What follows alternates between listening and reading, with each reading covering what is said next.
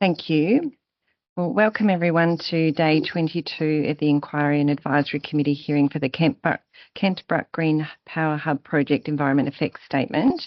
This hearing is being audio recorded and the recordings are available on the Engage Victoria website. My name is Lisa Kendall and I'm Chair of the Inquiry and Advisory Committee appointed to consider this matter, along with my colleagues Deputy Chair Member Michael Kirsch, Member Lachlan Wilkinson and Member Ken Joyner. So today we'll continue to hear submissions from a number of individual submitters, and we'll also be hearing closing submissions from DECA and Parks Victoria. So all parties will be presenting online today, apart from DECA, maybe DECA and Parks Victoria as well, as they're not here with us in the room, so it may be that all parties are presenting online. The proponent and the committee are located at Clifton's in Collins Street in Melbourne. I'd just like to thank everybody today for your flexibility with the slightly amended timetable that was issued last Friday. So we're working to timetable version 8. I'll just note some of the documents that we've received since we sat our last hearing day on Thursday last week. So we have received from Parks Victoria its comments on the Environmental Management Framework, it's document 458. We have hearing submissions from submitter 154 and submitter 190. We have also received DECA's comments on the proponent's Day 2 Environmental Management Framework and Incorporated Document. That's document 461, 462 and 463. We have also received, there was correspondence between Planning Panels Victoria and the Nature Glenelg Trust and also Miss Lenihan in relation to information that they were seeking to table or questions of clarification. We also have received an audio recording from submitter 145, who's scheduled to present this morning. We also have received a submission and attachments from Mr. Turner, who'll be presenting to the committee today. Just note that we don't have an attachment 11 from Mr. Turner. It does go up to attachment number 14, but there appears to be no attachment 11. So I'll just note that now. It might be something Mr. Turner can provide us with advice on. We will discuss one of the attachments provided by Mr. Turner that he's seeking to have tabled shortly. Before we do, if I can just ask if DECA are with us, and if so, if you're able to clarify if you're intending to present a written closing submission today.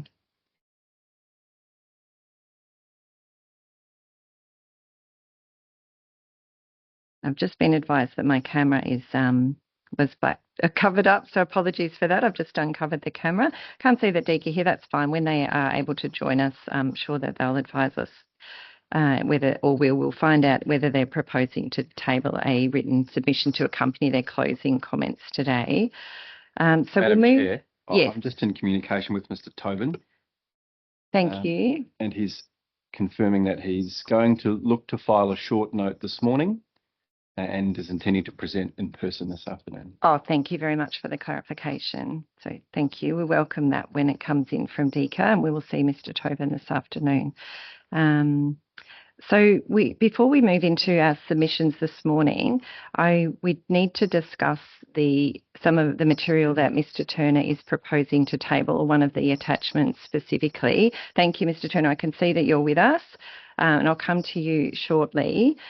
Before I do ask Mr. Turner and the proponent for their views, specifically in relation to attachment 1, that Mr. Turner is seeking to table, there's a few comments that I would like to make.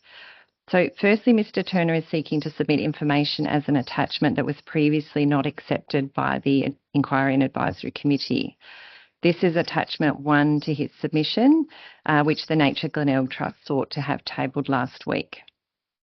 And the Inquiry and Advisory Committee at that time did not accept the material for reasons of procedural fairness. Mr. Turner circulated the information to parties on the distribution list last Friday, so those parties will be aware of its content. So on preliminary review from the Inquiry and Advisory Committee, the attachment contains information questioning the evidence relating to the southern bentwing bat. And the committee heard evidence on southern bentwing bat in the second week of its hearing, and parties had an opportunity to cross-examine experts at that time. The committee also notes that Mr Turner's original submission didn't raise matters relating to the southern bentwing bat, and the information provided in attachment 1 doesn't assist with expanding on the concerns documented in his original submission. Mr Turner also did not ask questions of the experts relating to southern bentwing bat. So the committee, before making a decision on whether it will accept and table the document, is interested to hear from Mr Turner. I'll come to you for your, to advise us, Mr Turner, why you consider the material should be accepted by the committee. And then I'll come to the proponent to get your views on whether your view is whether the committee should accept the material. And I just also, Mr Chessel, when I do come to you, that if you could advise that if the ISC does decide to accept the material, whether you could, the proponent does have adequate time to respond before closing, including if you consider that you would need to seek the views of your experts. So that's an if on the proviso that the committee, that the options are before the committee and we haven't made a decision yet on how we'll proceed. So firstly, Mr Turner, could you speak very briefly? I'm just conscious of the time. We don't have a lot of time for preliminary matters this morning. So very briefly, if you could please explain why you believe the committee should accept the attachment 1 that you're proposing to table. Thank you, Madam Chair, and good morning to the committee. I've provided it as an attachment to my presentation today.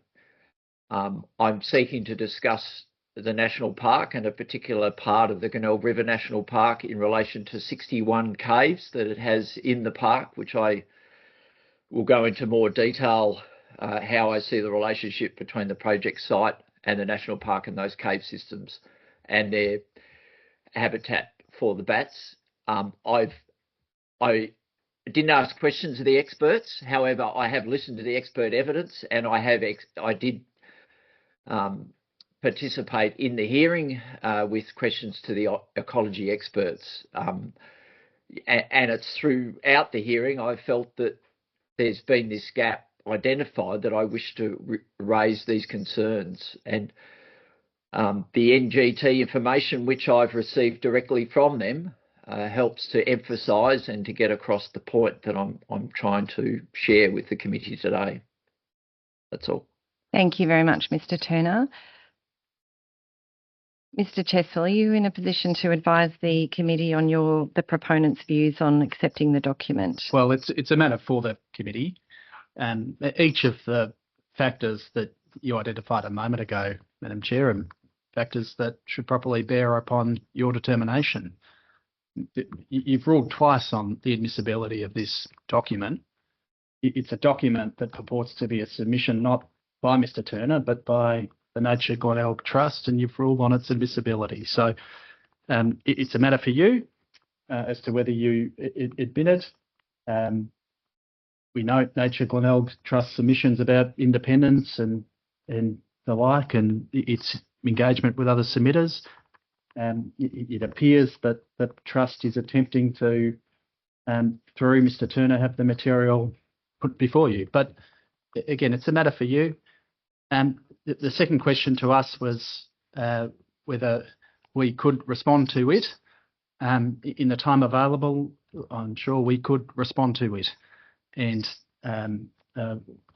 we'll seek input from our experts as needed if you admit it into evidence. But really, that's a threshold question for you to determine.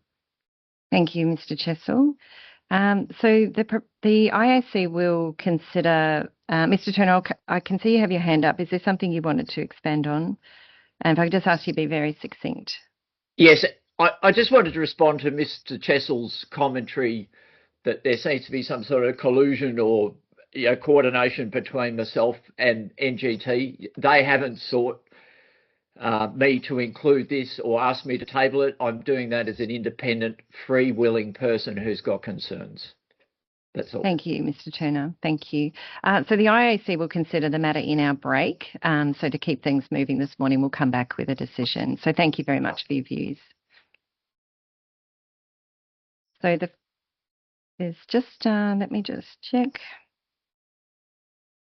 Mr. Chessel, I'll come to you for any other matters of preliminary matters that we need to discuss this morning. Yes, I'm happy to address them now, or just flag issues that we want to address at some point during the day. That might be, yes, that would be a good approach, Yeah. I think, given the time as well. Okay. So The two outstanding issues that I had on my list are Member Kirsch's query about the central option and the undergrounding of it and the technical investigations in respect of that. So that's number one.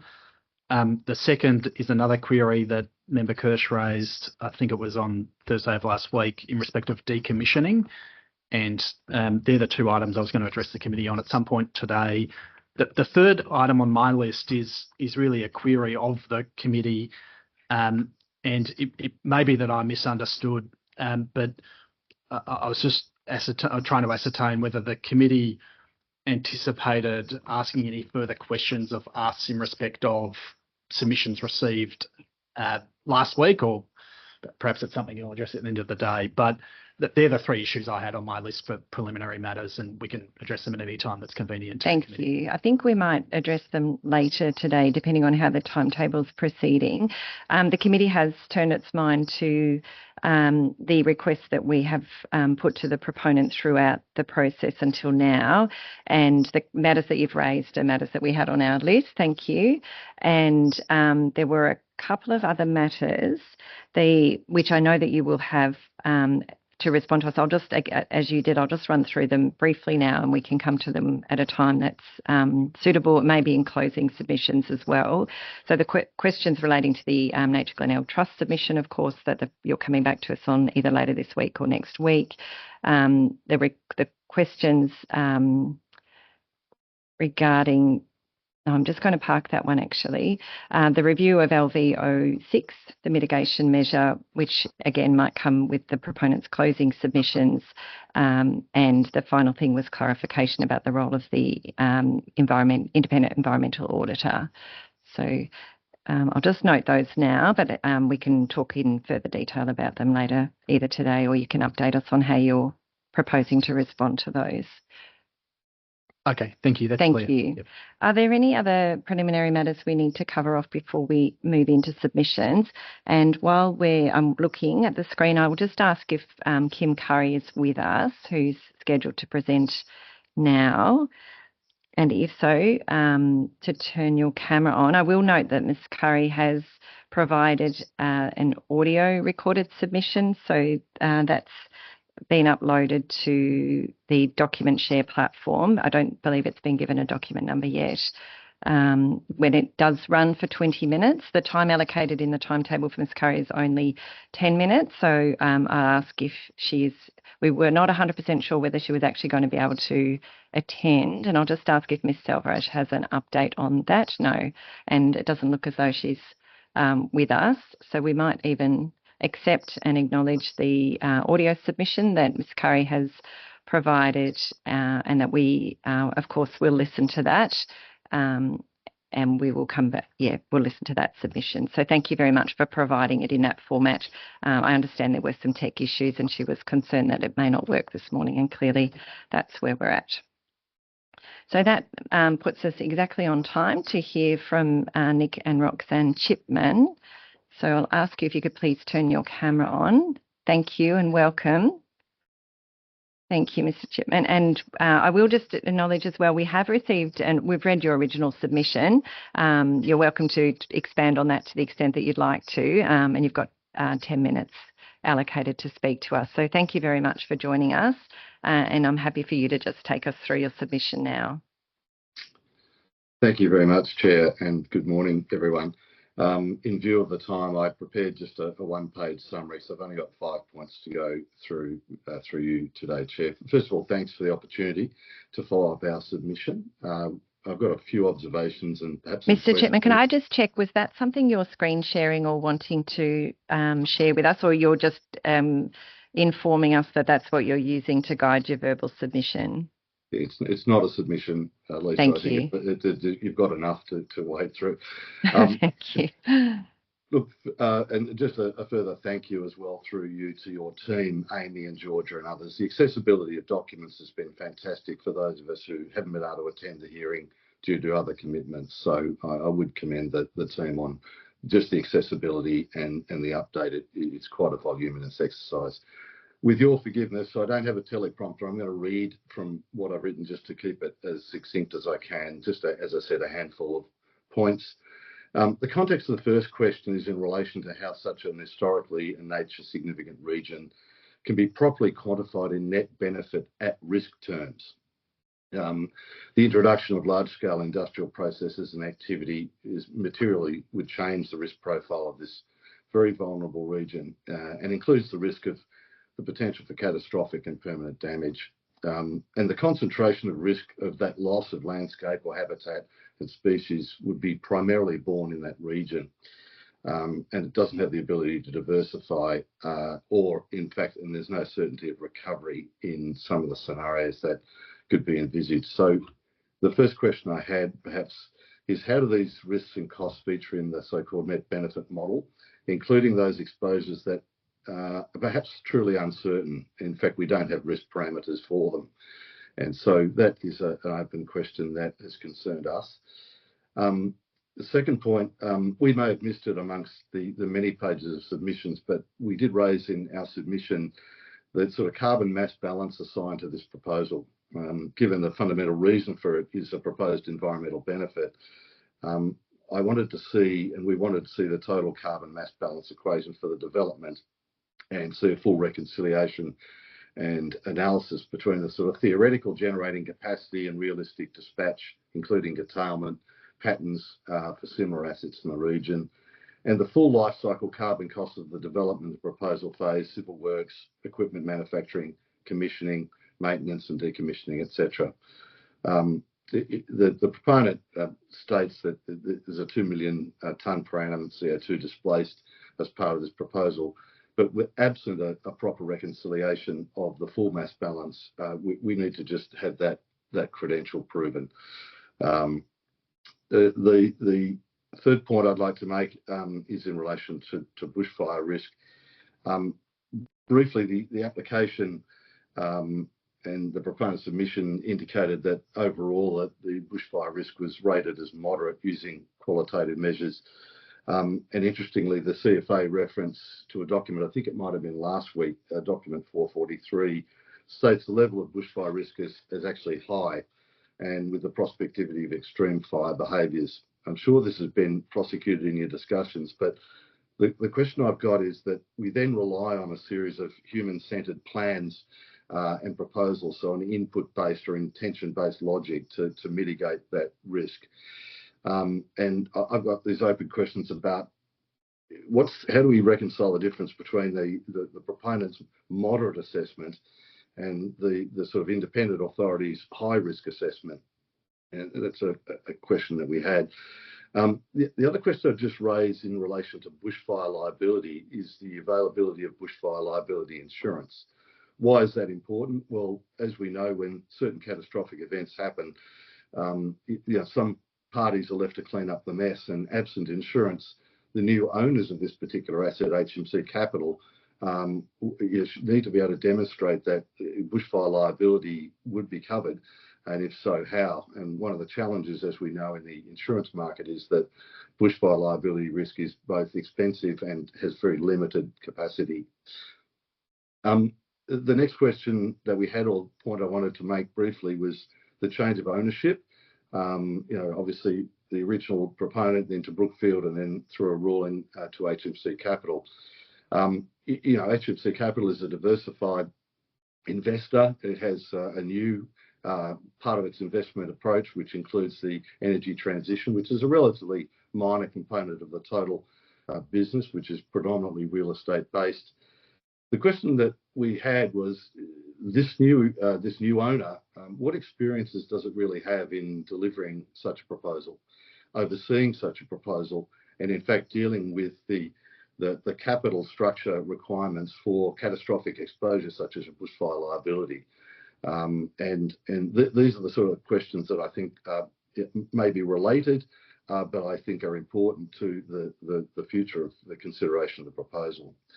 The final point I wanted to make, and I'm going to express this really poorly, Chair, but through you, the question I've got is, if the same claimed benefit can be achieved elsewhere at lower risk and greater certainty, why would we go ahead with this proposal in such a vulnerable area? It is a question that I have about the difference between an investor approach to this particular project and a responsible stewardship approach to such a thing. And so I'll stop there. I just wanted to make a few points and raise a few questions, and I'm happy to take any questions that you might have. Thank you very much, Mr. Chipman. No, thank you very much for coming on. Your submissions are clear and we understand your views and appreciate your time. So thank you very much for coming. Thank you. Take care. Thank you. So Catherine Borden is scheduled to present to us now, and I can see that you're with us. Welcome. Thank you. Thank you, Thank Chair, you. and thank you, committee. I'm going to read my submission, and I wanted to also thank you for the opportunity to speak. So I oppose this proposal for two key reasons. The first is that it will fundamentally undermine the natural untouched beauty of this wild and magnificent landscape, and it will also significantly compromise the security of habitat for birdlife in an important internationally recognised conservation zone. My ancestors came to this area from Ireland in the 1840s, and I live now in one of the houses built by them. So this is a very personal submission. They lie in a cemetery overlooking Discovery Bay, forever connected to this wild coast. And my family and friends and many others who come here share this connection today. Whether we live here, visit, walk, surf, camp, birdwatch, or any of the other experiences that this dramatic and natural coastline offers. I'd like to talk to each of my reasons for opposing the development. The first is, as I said, the preserving the beauty of the current landscape. Southwest Victoria's coast offers an increasingly rare opportunity to live or visit in a wild, accessible and stunningly beautiful landscape. Cape Bridgewater, Discovery Bay, the Glenelg River and Surround and the Great Southwest Walk are key elements of this. The area provides a critically important escape from the rapidly increasing role of technology, of urban development, and the often exhausting pace of city life in large and regional centres today. This is the theme evident from many visitors in the area. So when I walk the Great Southwest Walk, I've met many individuals who are escaping to nature to heal from a broken relationship and who find solace and strength in the wild. There are many school students who are excited at their first outdoor camping adventure and for the opportunity to learn about the rich biodiversity of the area and the geological formations. And international travellers are delighted by our wildlife. And groups of friends who are physically and mentally challenging themselves to walk through the wilderness and enjoy absolute elation and fulfilment at the end. They all have stories to tell, stories that will be part of their lives forever. The 2023 ABC Backroads edition with journalist Lisa Miller experiencing the Great Southwest Walk talked about it not only being a chance to connect with nature, but also life-changing for many of those who walk it. And the Lonely Planet included the Great Southwest Walk in an edition of its 20 best hikes in the world. Losing one of the precious few remaining places in Victoria to a massive man-made development that will dominate the landscape should never be allowed to happen. And there are 5 impacts of this proposal that I'd like to briefly talk about. As noted above, the coastal lookouts and walks are a major attraction in the area. The stunning scenery of Cape Bridgewater is still beautiful, but it is impacted by the existing turbines. Views towards the north and the proposed development site are often the most spectacular from the cliffs and Discovery Bay, yet this is where the proposed turbines will be clearly visible. I've included a quote from Julie Adam. which says, "I've been coming to Cape Bridgewater since I was a child and have owned property here for the past 22 years. I've always been drawn to the unspoiled, rugged beauty of the area and have spent a lot of time walking the tracks of the Great Southwest Walk. I've met many people, including overseas visitors, walking the tracks, and invariably the comments relate to the beauty of the area and how fortunate we are to have such a magnificent walk which has not been spoiled by man-made developments. The size of the proposed development will seriously impact what the Great Southwest Walk and this area has to offer to people from all over the world. I would urge those considering this issue to reject it." Returning to my comments and the second impact that I see, the proposed build zone is relatively flat and low with few hills aside from Mount Richmond at 224 metres. At 270 metres high, on top of a landscape at 130 metres high, there will be a shocking intrusion to both the immediate vicinity and key scenic places around Cape Bridgewater, Bridgewater Lakes and surrounds. The proponent has sought input from those within a 10-kilometre radius. However, the visual impact will be dramatically felt further afield by a far larger and broader community. Number 3 of impacts, there is significant experience in our area of other wind farms, particularly those at Cape Bridgewater and Cape Nelson, where the turbines are half the size of the Kentbruck proposal.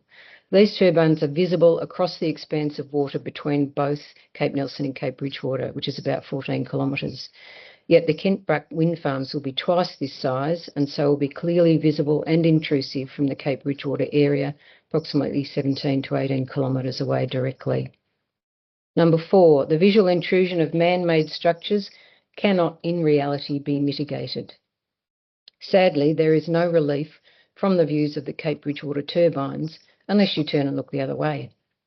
The other way now is the proposed new wind farm. The proponents' comments that the tourism impact would be low and may even increase with the installation of wind turbines appears to me to be patently lacking credibility. There are many wind farms more easily accessible than these and on major highways. There is very little unimpacted wild coastline left in Victoria, which is more likely to draw tourism. A quote from Rhys Borden, who resides in County Cork in Ireland. "Whilst I don't live in the Kentbruck or Bridgewater area, my family has strong connections and my ancestors have lived in the region since the mid-1800s. When I visit the area, which I do regularly, I'm often struck by the stunning natural beauty and the remote wild land and seascapes that make this part of the world so special. Discovery Bay, a wild and spectacular stretch of coastline comprising over 50 kilometres of pristine and unspoilt views, must surely have changed little since Major Mitchell discovered it in 1836.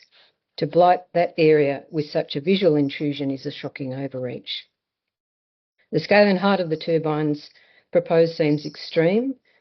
At 270 metres high, I understand that they will be significantly higher than the wind farm development at Cape Bridgewater. The entire area at Cape Bridgewater and Cape Nelson already has substantial turbine infrastructure, so to approve another colossal installation, in my view, is unfair and unjustified. I also note that the developers claim that this project may boost tourism. I find this claim to be quite astonishing.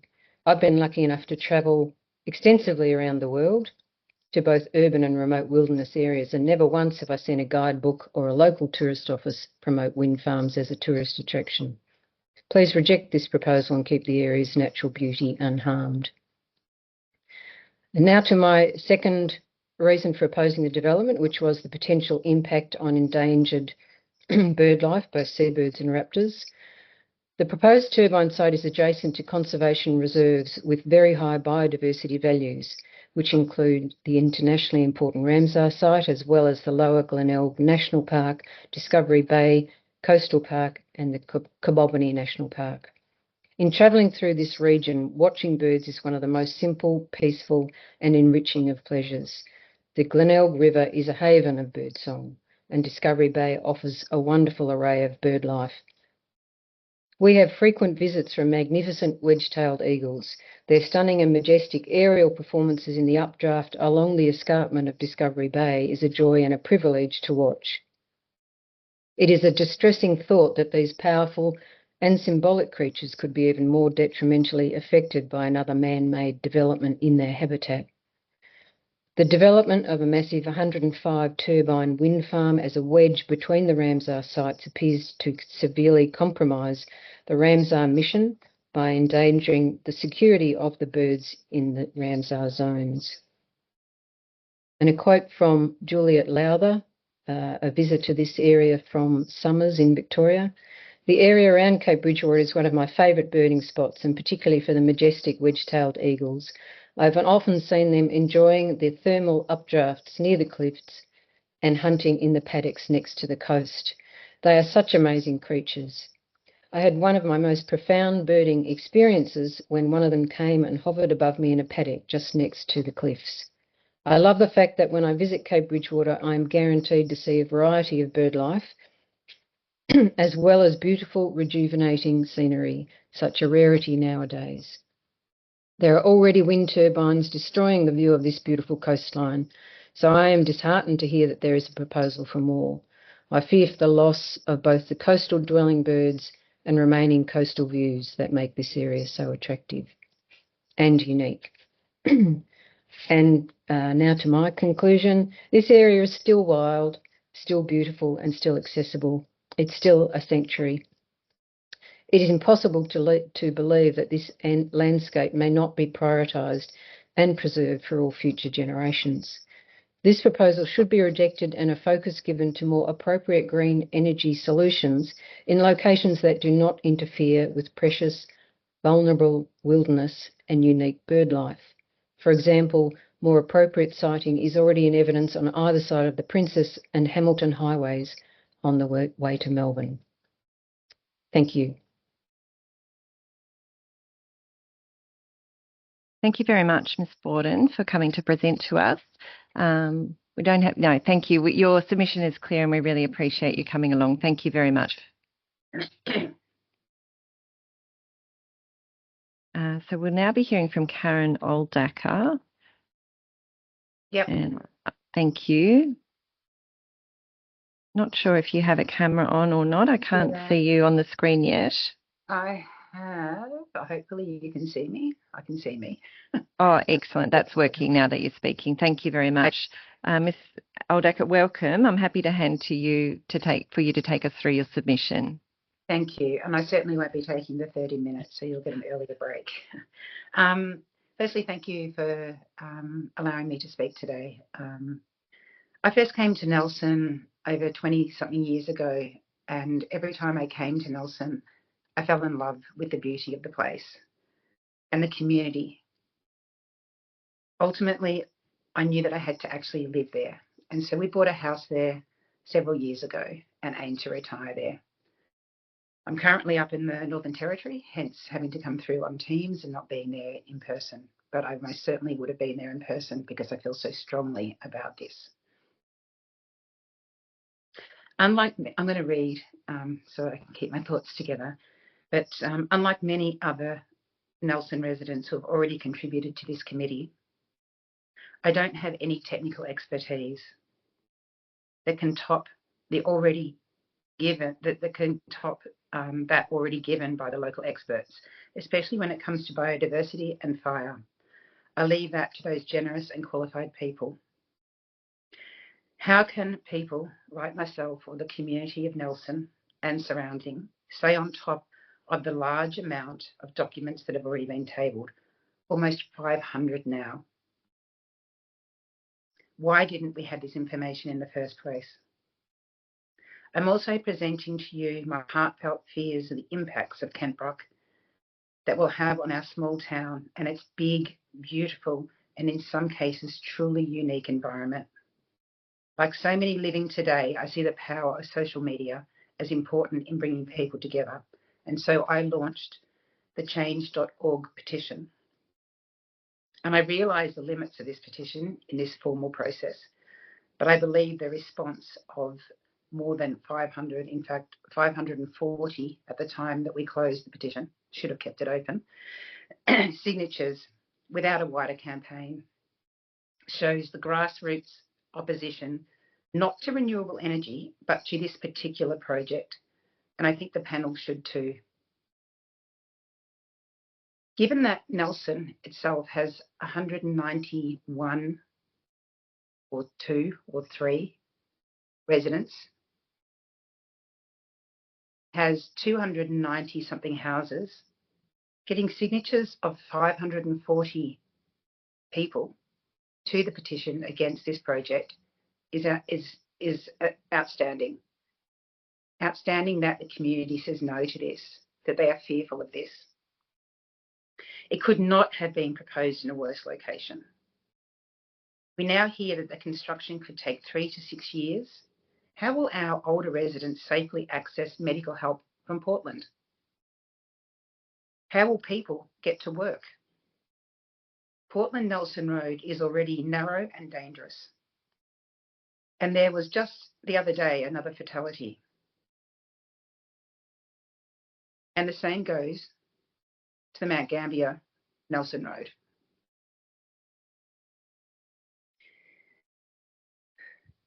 How will this affect our tourism operators and the reputation if people can't get here and can't get accommodation, or if they don't want to come here at all?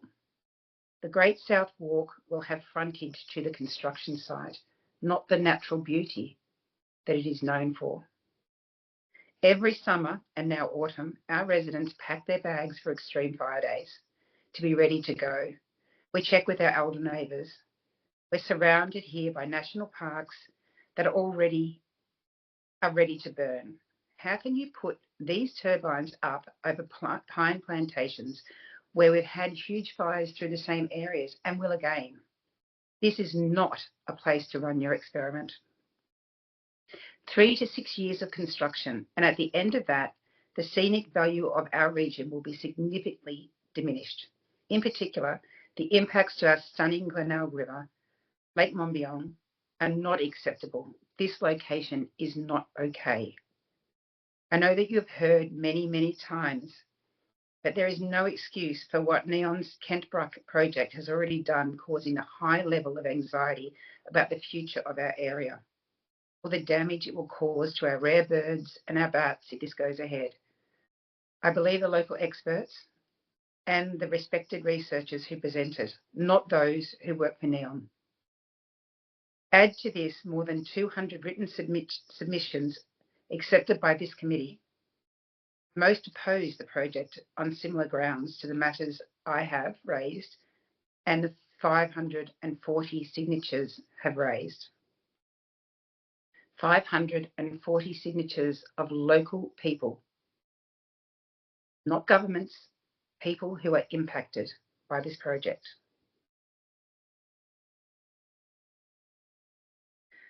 It is so bad I struggle to understand how it has got this far. I believe you have all the technical information before you to not recommend Kentbruck be approved. Please use your power. Please use your power you have to advise the Victorian government to refuse this proposal. Again, we're not objecting to renewable energy. We're objecting to this proposal in our beautiful, untouched environment. Thank you for the opportunity to speak. Thank you very much, Ms. Solducker, for coming along. I don't believe we do have any questions. Your submission is very clear. Thank you for taking the time. Thank you. Thank you. And we are running ahead of schedule. But I'm going to ask, I know we have a couple of the submitters with us who will be presenting next. So I'm going to ask if they're in a position to present now, any of them. We've got some 10-minute presentations and a 5-minute. So representing Serge Zingle and also Sandra Fairhorn. So Mr. Meredith, you've just put your hand up. I'll come to you.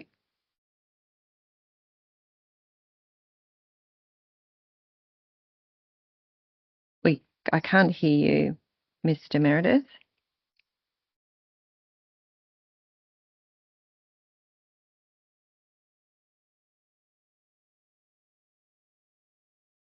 And I can see someone whose name is Auntie Sand as well.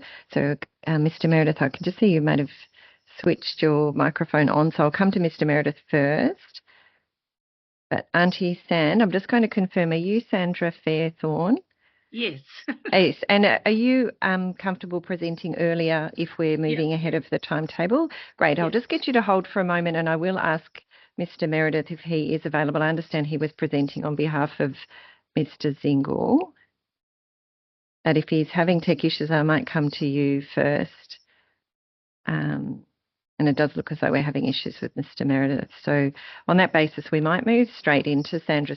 Oh, there you are, Mr. Meredith. I can see that you have your camera on now, but could you speak and let me know whether your camera's working? Sorry, your microphone's working? Yes, no, we can't hear you.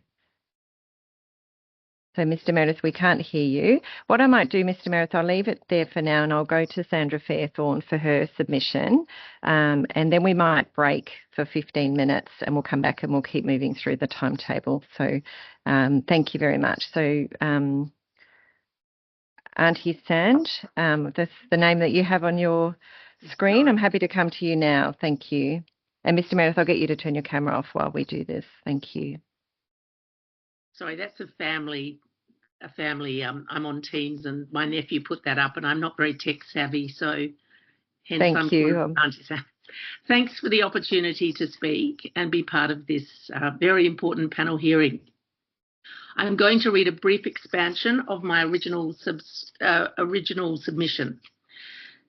The basic attitude of those consultants hired and paid by Kentbruck to give evidence is that of yes, a few animals will be affected, but not in a way that makes any difference to the survival of the species overall. As a member of a family who has owned a farm at Cape Bridgewater since the 1960s, I would like to counter that argument. In 2008, after much resistance from locals, Pacific Blue Hydro wind farms won the day and became a huge visual addition to our landscape and that of the walkers of the Great Southwest Walk. There was much debate in our family at the time, with many grieving for the country below, now resembling something in miniature, a toy town underneath dozens of huge white monoliths. With their enormous blades thrumming rhythmically day and night, much of the local wildlife rapidly disappeared.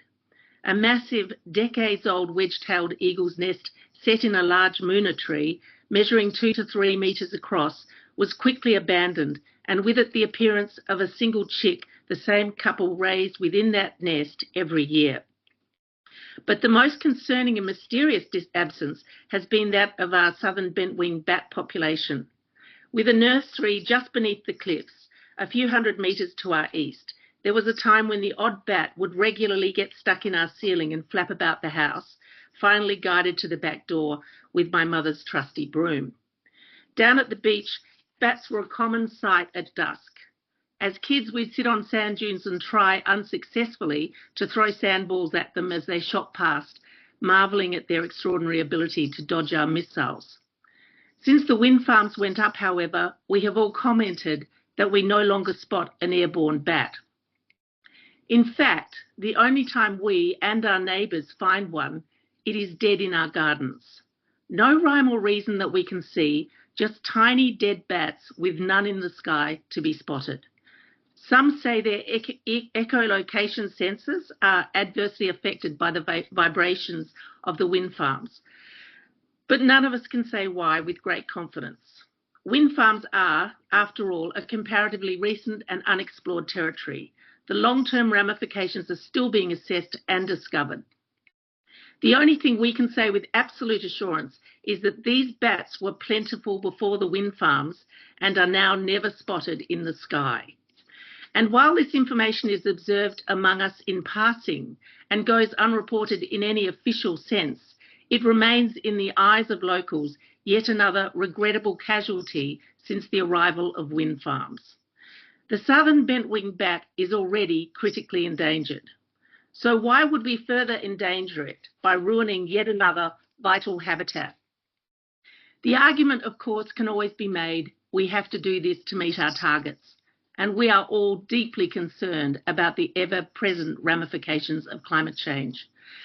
But if meeting the targets was the main aim and purely for the sake of saving the planet, why would we place a wind farm over one of the last remaining natural wetlands in the state.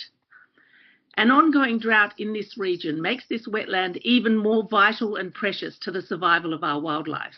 It should therefore be of top priority that the government leaves it intact as a fully functioning wetland. There are other less precious, equally accessible spots where the wind blows, both along the coast and inland, where the same benefits of this proposal could be realised, but with far less impact. The people of this shire have already done their bit towards supporting wind farms, to the point where the area surrounding the town of Portland now resembles an industrial zone with wind farms and pylons in all directions. Surely, if the conservation of critically endangered species is a major reason for these wind farms, that same focus on conservation should be a vital consideration throughout the entire process, not only at the end, but as an all-encompassing goal from start to finish. Deciding to decimate a rare and unique piece of natural wilderness in order to meet a target, allegedly for its ultimate preservation, is a contradictory mindset. No accountability for our future generations is being truly considered when we continue the folly of destroying yet another of our precious natural habitats, supposedly and ironically, in order to save it. Put simply, this proposal simply absolutely makes no sense. Thank you. Thank you very much, Ms Fairthorne, for your submission. We really appreciate you coming along. Thank you. Thank you. Thank you. So we will break now. Actually, I'm just going to check, Mr Meredith, have you had any luck with your audio working? Because if you have, we might come to you now. That's okay. I'm happy for us to break now. When we come back, we will hear from Mr Meredith, who's speaking on behalf of Surge Single. We have scheduled also to hear from Jules Malseed Harris, and I'm not sure that they are with us yet or if they're able to attend, so we'll get confirmation of that. If they're not able to present to us today, we'll move straight into the submissions of Mr Turner, and we'll cover the ground that we can before we break for lunch with Mr Turner, who has 2 hours scheduled. So we'll break now for 15 minutes. Everybody back at 11:15. Thank you.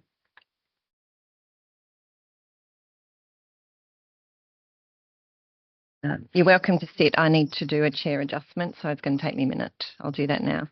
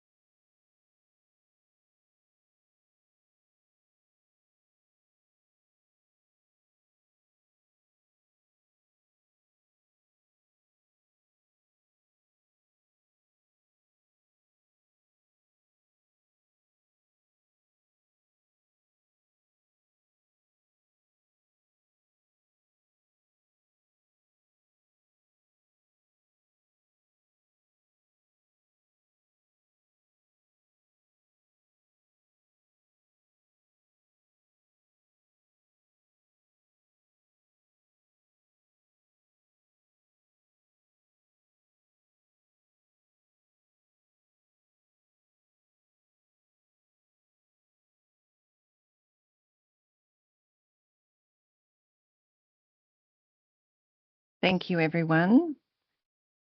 So I believe we may still be having issues with Mr. Meredith's audio. I'm just going to check and confirm before we make a decision about how to proceed. Yes, we are still having issues. So on that basis, we do have scheduled next to hear from Jules Malseed Harris, who was also not with us. Is that correct? Yes, thank you. So that, Mr. Meredith, just given the issues that you're having with tech, I understand there may be a further written submission that was accompanying the verbal submission that you were planning to present to the committee. We can still accept that submission. And we certainly can look to slot you in for 10 minutes later today if needed. So, yeah, on that basis, we certainly won't be able to proceed with your hearing from you right now. So that will mean that Mr. Turner will be coming to you now rather than later this morning. Before we do, obviously, I need to report back to parties in relation to the issue that we discussed this morning. So the ISC has considered the matter relating to Mr. Turner's attachment 1 and has decided not to accept and table this document. Doesn't consider that it's reasonable for the information to be introduced at this stage of the process. But I note that as parties will all be aware, the committee will consider all of the information before it, including the original submissions, the hearing submissions and evidence, and of course will apply its own expertise in assessing the matters before us. Mr. Turner, I note that in your presentation you will make some comment about that issues, and you're welcome to do that, but I just note that the attachment 1 will not be tabled. Great. So, Mr. Turner, are you able to commence your presentation now? Yes, I can do that. Thank you. Caught me by surprise, and I am disappointed that I can't share information that I've gathered from the community, but hopefully I'll demonstrate its value. So, Mr. Turner, are you planning to share your screen? Yes, I've shared a PDF viewer. Yes, that's thank you. now shared, if you can see that. Thank you. We do have that. It's Great. not taking up the full screen, so I don't know if it does or whether that's actually the way that it will look. Yeah, look, I'm comfortable as long as you can see everything. Most Yes. of the text is quite large. It should be visible. Yes, that's fine. Thank you. Yeah, and we have a copy of that ourselves as well. So yeah, sure. And given the time, I know you have 2 hours allocated. Yeah. Depending on how you're travelling, we'll reassess closer to 1 o'clock to see whether you will need the full amount of time. Yeah, sure. So we're running ahead of schedule. We're running ahead of schedule, and Right. if possible, it may be beneficial to hear your full submission before we break for lunch, but we'll do a time check around 1 o'clock. Yeah, happy to do that. I haven't done a practice run through my submission, so it could take a little bit longer. I've got 76 slides, so there's a few photos in there to demonstrate the scenic beauty of the area, being a local and a keen photographer. So I hope about 2 minutes each. So thank you for the opportunity to present, both to the proponent and to the committee. For the benefit of those listening in who don't know who I am, my name is George Turner and I'm submitter 212, and of course I'm presenting for the proposed wind energy project. The first image there I've got as a background is on the Glenelg River, canoeing, which is one of my pastimes. Just to overview my presentation, it's in 5 parts. Some background to myself, information about my concerns about the constructability in the Kembruck National Park and Forest Park with respect to the transmission line, and then moving on to the Lower Glenelg National Park and the Nelson Estuary, and then some mention of the Cape Bridgewater brolga breeding, which I brought up, and our family association with a private wetland restoration there, and then moving on to Portland aluminium smelter and the energy policy around this project and the link to the smelter and the transition, energy transition and energy policy, which I attended the first day in Portland and heard Mr. Bolt's submission and didn't realise that I needed to inform the committee up front that I could ask questions. So I've got a few comments around that. I'll just run through the presentation attachments. You've received those. The first one we've already spoken about. You identified in preliminary matters this morning that attachment 11 is missing. I've inadvertently duplicated an attachment, so attachment 12 and 11 are the same. So I apologise for that error on my part. Thank you for the clarification. Certainly. Okay, so I'll move on there. I've also been quite active, as you know, in the committee, and I've heard a lot of evidence and arising out of the participation in cross-examination and listening to evidence. I've sought further clarification. So I've put together a list of those document numbers for the committee's benefit. I will read from some of those submissions that I've made and where I've sought additional information. So I've listed them in these slides here. And where I do refer to them, I'll identify that as I move through the presentation. A little bit about me. As you might be able to see from this photo, I'm in the business of measuring. I graduated from Melbourne University with a degree in geomatics.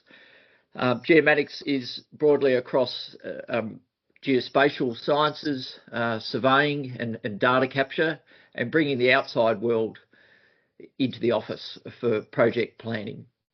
I'm a licensed surveyor in both South Australia and Victoria, and I'm also a member of the Institution of Surveyors South Australia Division, and with that comes my adherence to a code of ethics. And my participation with this process has certainly tried to uphold those code of ethics. I've had 30 years of working across mainly in consulting, but also for construction companies and mining and resource companies, working across design for linear infrastructure, roads, pipelines and transmission, right from project inception, building up a feasibility case, costing, going through approvals, through to capturing all the data for that detailed analysis and then putting that on the ground. So this project is in my backyard. I care for my backyard and feel like if people don't care for their own backyard, then who will? But also have taken a professional interest in this project and the aspects about the infrastructure because of my familiarity around that. I've worked a lot done a lot of travel, worked a lot in remote areas, but also in regional areas and urban areas, both through greenfields, brownfields, pre-feasibility, through to detailed design. And quite often I've been involved in projects where there'll be modifications later on. So there's a full life cycle where there's reinvestment. And also I've tried to maybe by economic pressures, but sort of stay connected to actually being in the field and getting on the ground with construction or data capture and not move into purely management. So that's given me a unique perspectives and trying to stay contemporary with different aspects of projects. And and I've also had involvement with both solar and wind in recent times, and was moved to do that. One of my areas of expertise, mainly with the petroleum industry, has been with route selection for pipelines, liquids and gas. I've surveyed the 640 kilometre pipeline from Port Campbell to Adelaide, and also more recently a duplication of a liquids pipeline over in Gippsland for ExxonMobil. So the transmission line route selection and the multi-criteria analysis has been of some interest to me. I'm a Nelson resident. My parents were great naturalists and environmentalists. I've had an association with the national parks in the area right through my life and continue to do so with my children. My son is studying ecology. They're both outdoor enthusiasts studying outdoor at school. We've got various conservation initiatives within our family from a private sense, one at Cape Bridgewater, which I've raised and I'll talk to later on, and quite keen with fishing, canoeing, cycling, bushwalking, a little bit of self-promotion there if you want to see that I'm on social media with my activities in the outdoors. And I'm also a member of the Hamilton Field Naturalists, and I would like to advocate their submission from Dr. Rod Bird, submission number 56. I've knocked around the Hamilton Field Nats since I was a child, and they've taken a keen interest in this area, and have educated me about the importance of the southwest. Starting in the Cobbobany National Park, getting into the weeds. I guess there's two ways to look at this project. There's the big picture, and there's also getting into the detail that's been presented in some of the EES documentation by the proponent. I'll start, I guess, getting into some of the detail and finish with a big picture thought for consideration by the committee. This is a photo of holidays with my sons, gravel cycling through the Cobbobany and camping. It's a lovely area. It's got lovely roads for cycling, and we appreciate the quiet nature of them. And my interest is how this is going to be worked out with construction, with locals participating in for recreation in national parks, but also tourists that come to the area.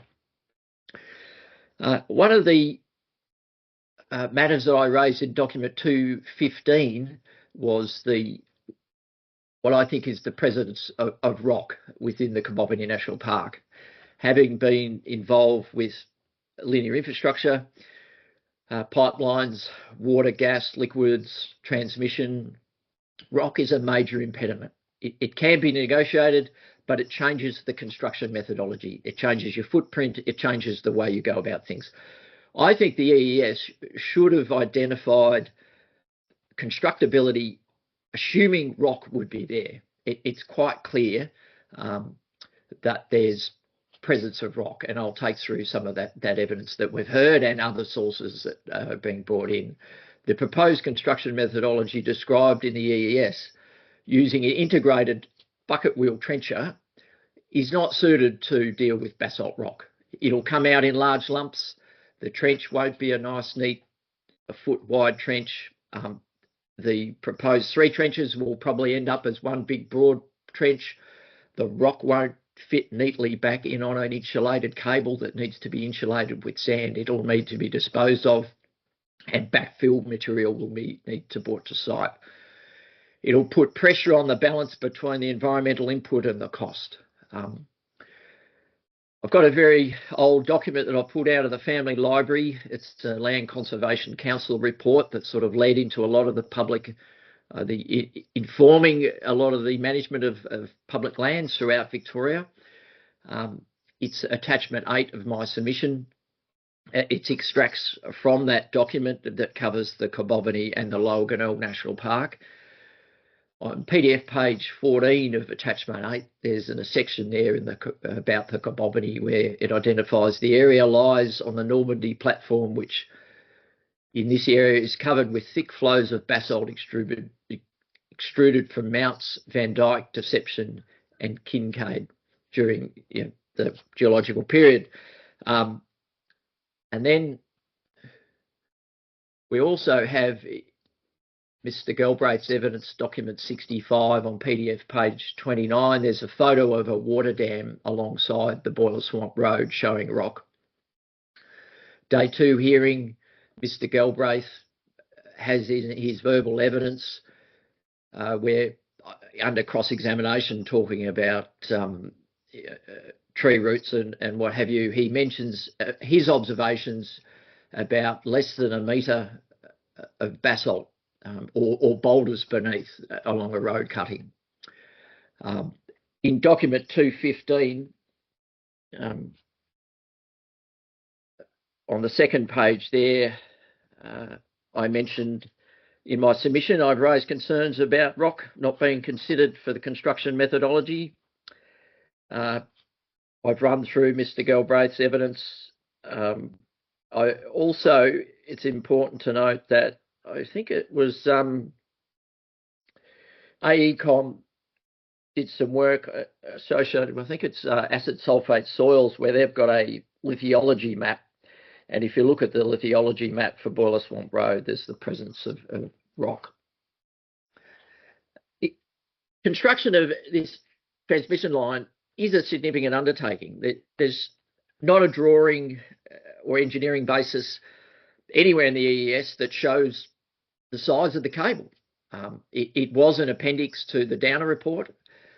It would have been helpful, I think, for the committee and the community to see, how big is this cable and what will the trench look like, to understand the construction. It's a key element of the scoping requirements to describe construction. I think that needs to be real and something that's linked to what will happen.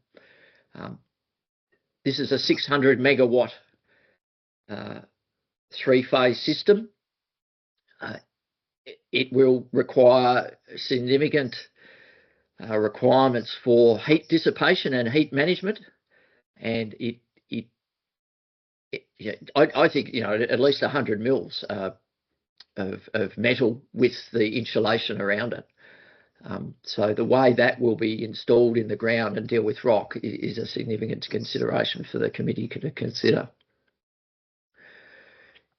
I feel they'll have a greater environmental footprint, or if constraints are put on the project to constrain the footprint, then it will increase the cost. And that is a balance I'll talk about later. The next item I'd like to talk about is the tree protection zones, and in particular the Tree Protection Australian Standard. Now, I've provided this to the committee as an attachment 6 to my presentation. I think it's an important addition. This was identified that a new revision of the tree protection was made aware to the proponent throughout the hearing after Mr. Galbraith gave his evidence. There's a move from the TPZ being defined around the root zone, but now including the crown. On my submission or document 331, I've got some information there about tree lopping. I think it's important to recognise that this road, the Boiler Swamp Road, is maintained to a particular class, and therefore the tree branches are trimmed up to a certain level. To go beyond that is a major cost and an unnecessary cost. With the construction equipment that's required here, a large envelope will be required to move equipment through and to do the various stages and interfaces of the construction. So with the new requirement of crown protection within the TPZ, I think it's important that the committee add that to the environmental management controls, recognising that crown needs to be protected and that the construction has a real potential of impacting on overhanging trees. I provided photos in document 331 of the nature of Boiler Swamp Road, with the vegetation overhanging and encroaching within the construction envelope. And here's on the screen a snip from the Tree Protection Australian Standard, the 2025 version, showing how the tree protection zone now incorporates the crown, not only the root area or the root. The TPZ in the old standard has moved on to incorporate the crown, and the old TPZ is the NRZ, the notional root zone. In Mr. Galbraith's addendum addressing the new standard, I've got highlighted red here. He feels that canopy protection isn't relevant for the proposal. I think that is a very incorrect statement, and it's unsubstantiated. We've already addressed hollows and the necessity for the environmental management controls to identify hollows, but I would encourage the committee to update the environmental management framework to include crown protection, where each tree is surveyed and the Crown is surveyed and a clash analysis with the envelope that's required for construction is analysed and identified, and trees are protected. One of those ways to do that is through survey.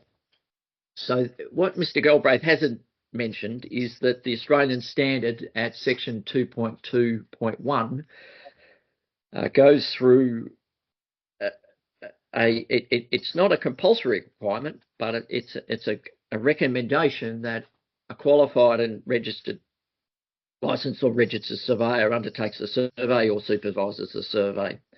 I think understanding or including that requirement in an environmental framework will have a better outcome for Boiler Swamp Road and certainly a better outcome for the threatened species. And that's for the work that's proposed to go on under the ground with the ground penetrating radar and the hydro excavation. You know, when that occurs, it's very important that those routes are located and mapped and put into a geospatial database, and likewise with above ground crown structures.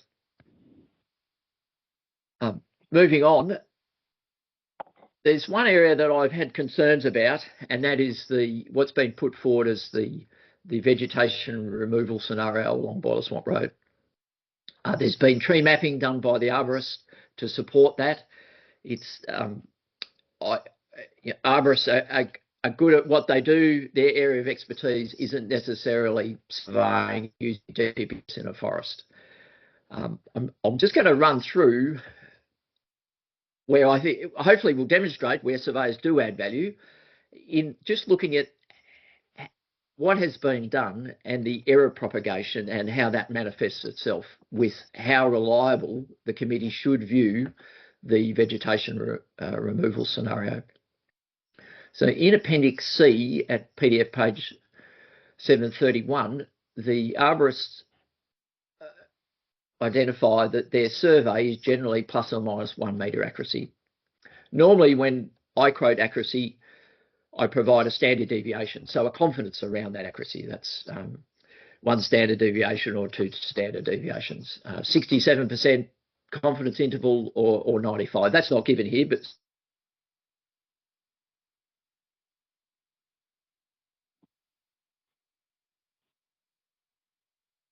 Mr. Turner, just letting you know that you've frozen at our end, and the audio has been slightly glitchy, but okay up until now. So I'm just going to let you know that we can't hear you and that you're not moving.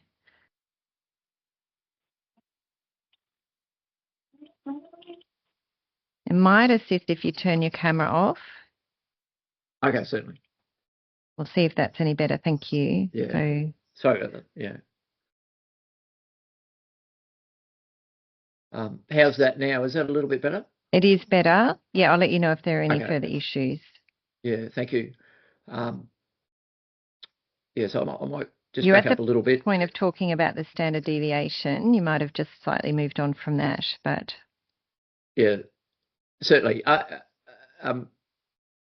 Then the arborists in that highlighted statement in the middle of the screen there from the Appendix Z, they mention that they've aligned their survey to another or a surveyor feature survey. So I'm assuming there's a second survey that's being used in conjunction with the GPS survey, and that may be the survey that's been talked about by Mr. Wright, being the aerial LiDAR survey.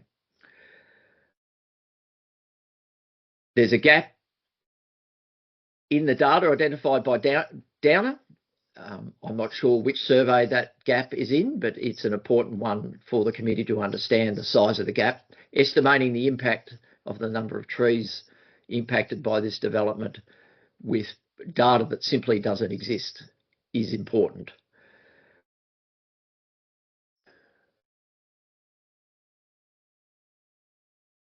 On PDF page 736 of Appendix P, there's also mention of the accuracy of the road survey, which is plus or minus 1 metre. So we've got 2 features that are mapped with respect to each other, the road and the trees, in the context of a 6 metre wide road with 2 metre wide verges.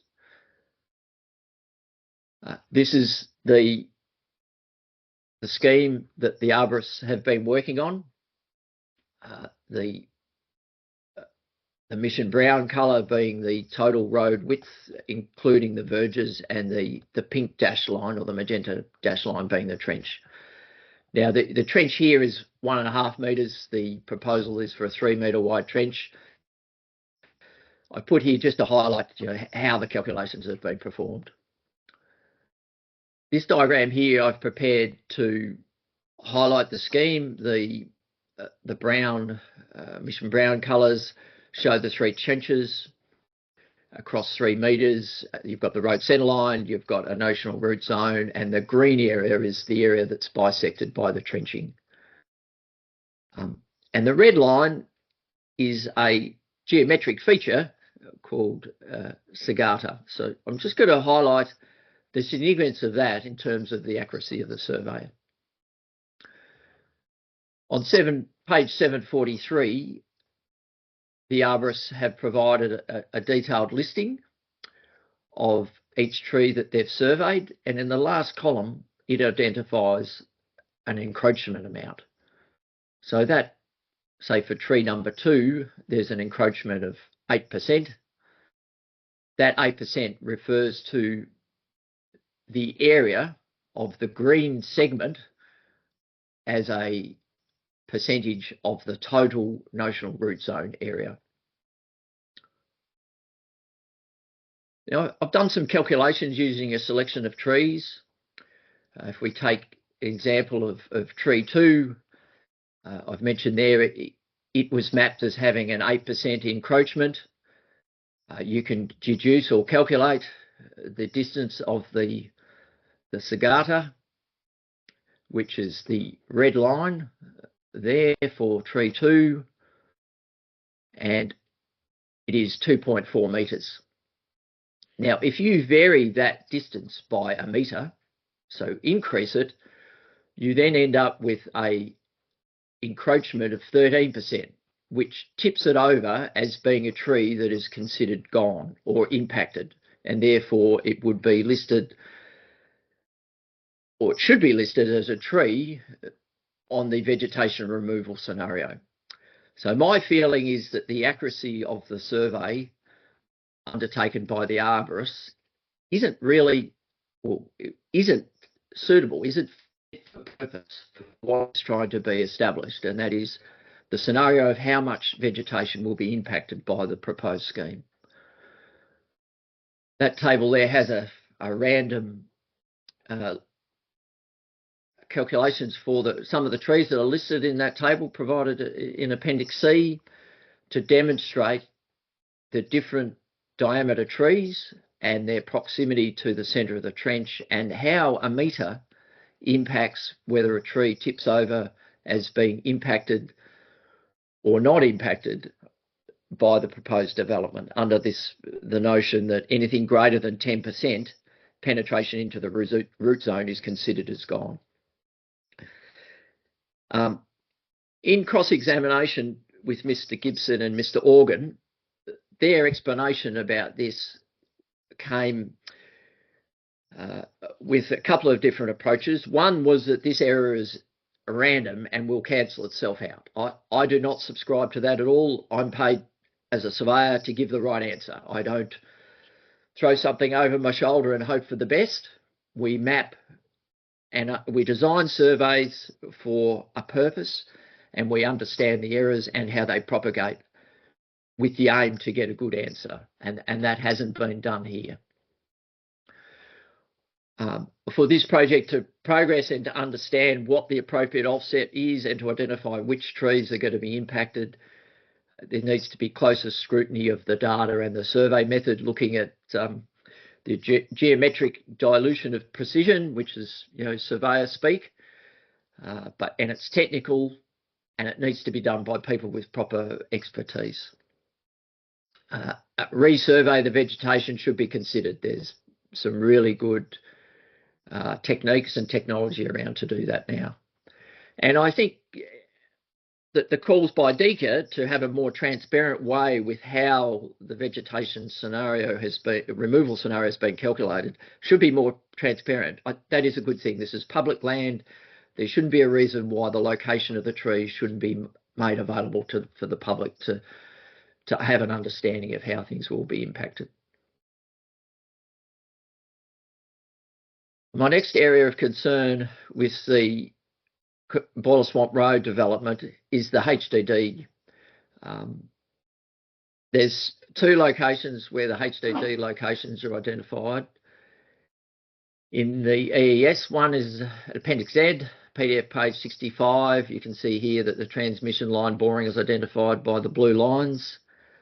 Again, in Appendix C of the EES, PDF page 1007, we have the maps from Biosis identifying where the proposed HDD is going to be used. Now, that it's not directly stated, it's inferred where the HDD is, and that is where the black lines aren't, we've got HDD.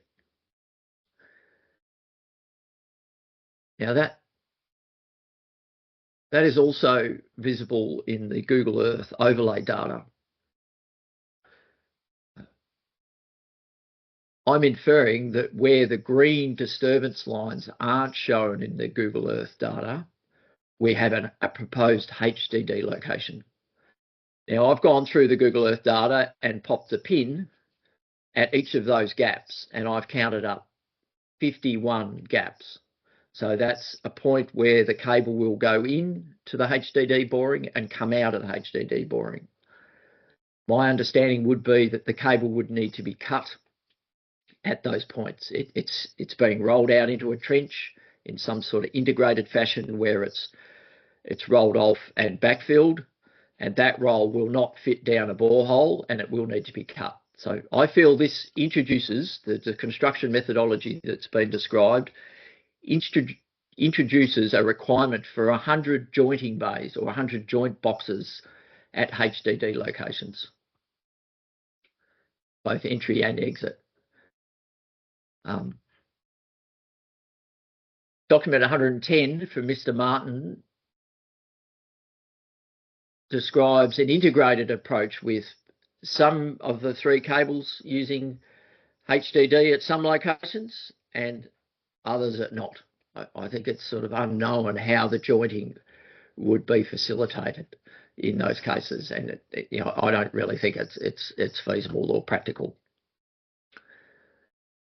I've included these snips from the EES just to demonstrate the size and the practicality of how you get the proposed construction trenching method to interface with HDD. There has to be a compromise or with this approach, and the disturbance and the impact I think has significant potential to be larger, or there's more time on the road over a longer period of time. Now, one of the key things I'm trying to get across here is that the vegetation removal scenario assumes that HDD will be done wherever there's applejacks, hence why we've got 51 locations for HDD. But there's no assessment of the impact of the jointing bays. There's been a lot of questions from DECA about the jointing and the potential additional width that's required, but it seems to me that this project has been modified to minimise the impact on paper, but without doing the full engineering and the full assessment of the constructability. Now, Mr. Galbraith puts forward a proposal that the whole project be trenched through the Forest Park and then through the National Park.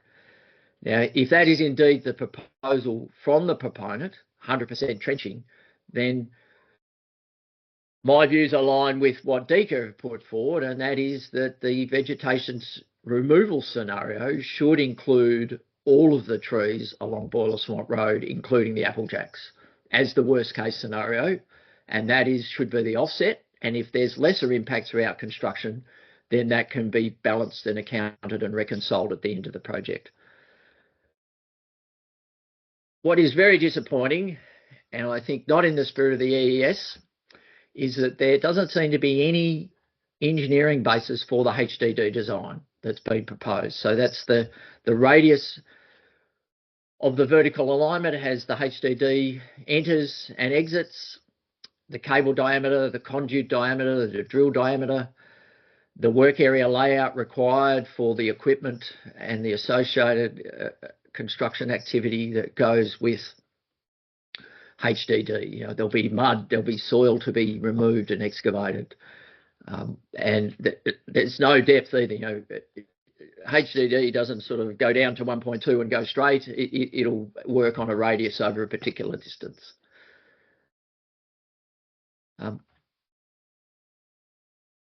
the EES Chapter 3, 3.7, it addresses decommissioning. Now, I note in this that it only deals with removal of above ground infrastructure and installations and cables and power lines, pylons and what have you. Underground equipment appears to be excluded. Underground infrastructure is excluded.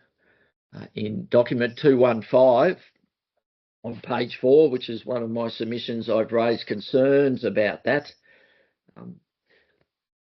You know, if at end of life, if equipment is still in the ground and it's not used, it has the potential to pollute and to interfere with subsequent land use. You know, I think the permit approval here should facilitate removal and require removal of underground infrastructure.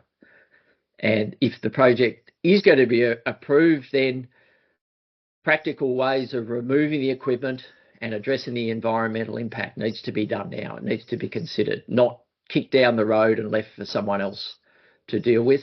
And in particular, in the national park, there's a clear choice here of putting the transmission line in the national park or putting it through cleared land to the south on the Portland alignment option. Decommissioning would be easier to occur in the southern option. In document 215, I've talked about the width of the SEO. It took a little while to seek this information from the proponent. We now know that the proposed control overlay associated with the planning permit that you're considering is 12 metres wide along Boiler Swamp Road. Mr. Wright addressed the committee about the justification for the width being a requirement for prune and lopping trees. That doesn't sit well with the fact that no assessment of the impact of trees above ground has been put before the committee.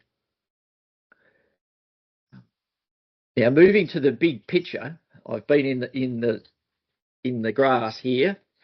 My experience of working on and marking out and uploading data into equipment and looking at the planning is that there's a clear choice that happens with the commercial imperatives around projects.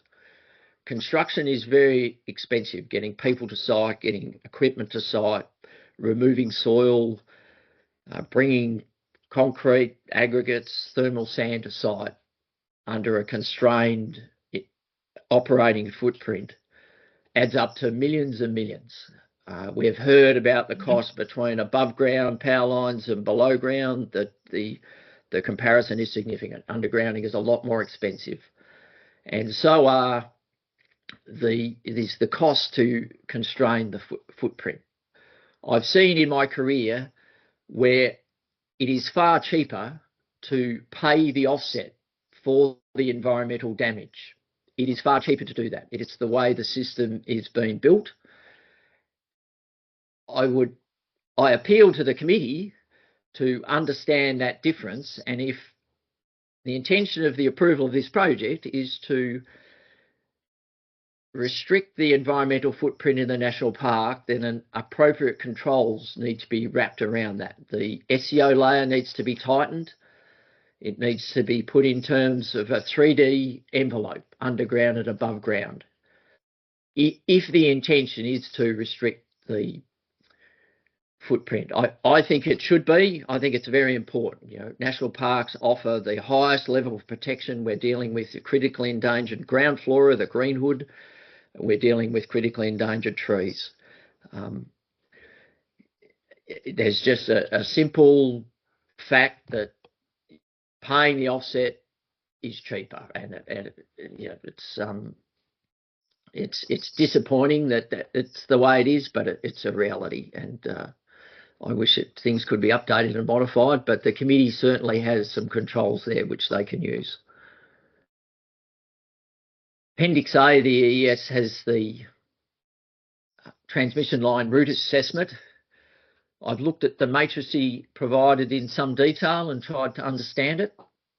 I think it's been disappointing that DECA have asked on numerous occasions of experts about the transmission line route options assessment, being the Portland and the Haywood options 2A, 2B, 1A, 1B. I think there's really only the two options that are worth considering, and that's the undergrounding options. The proponent hasn't provided an expert for the parties to ask questions of. I think that is very disappointing and compromises the trust in what's occurring here. In Appendix A, there's 140 million versus 180 million for the Haywood underground option and the Portland underground option. That's 140 million or 41 million to go through the national park and 188 million to go through the Portland. I think it's a money well spent to keep it out of the national park, and it's a small price to pay.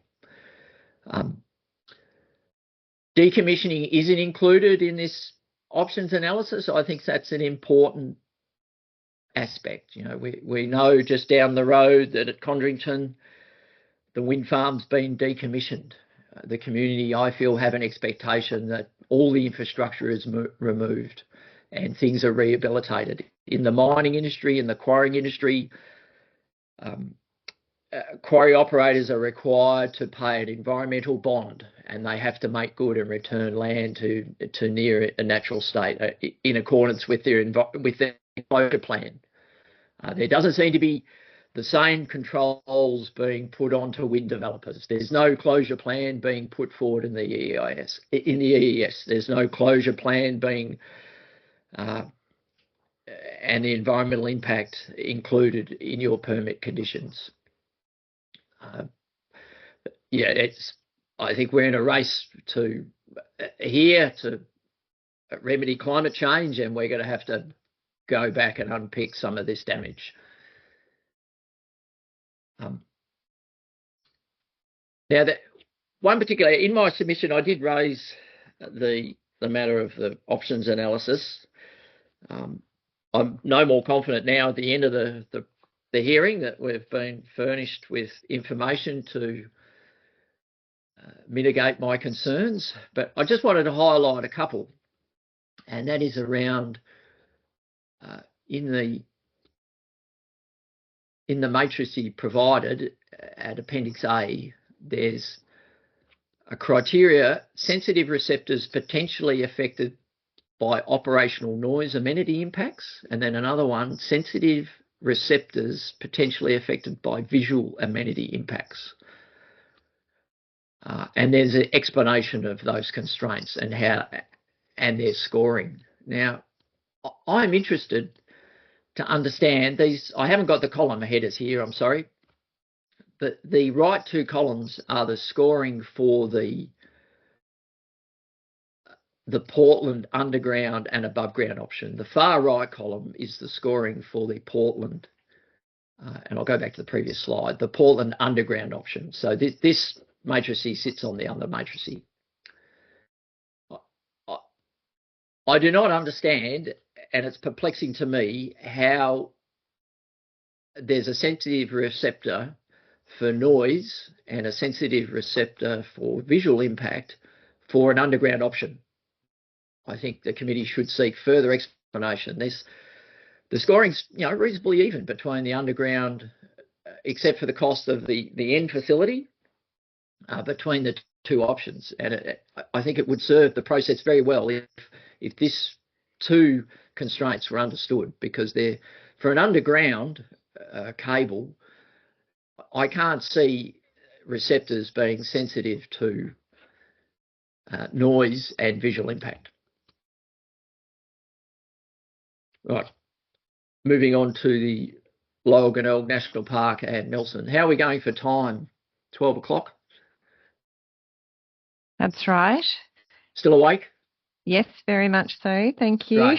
You're welcome. Good. Now here we have a photo of Nelson and the river shacks. It's a lovely photo on a afternoon paddling with my son, doing a little bit of fishing. In my cross-examination of Mr. Hark, I brought up the Heritage River Act, and I want to talk to that today. It's for the protection of scenic values and visual amenity. Now, I feel it's really important. This is an area that's protected by at the top of the hierarchy. If you want to do something in our society, you create an act of parliament, then we've got legislative rules, we've got planning ordinances, we've got regulations, but the river is protected at Act level. In the hierarchy of our schemes of protection, this is right at the top. Now, I've provided to the committee with document 353 a map that shows the area of the protected area for the Glenelg River under the Heritage Rivers Act. There's some snips here which I did bring up in my cross-examination of Mr. Hark. I've included them here in this presentation because I know there'll be people who didn't hear that cross-examination. So I'm up to slide 37.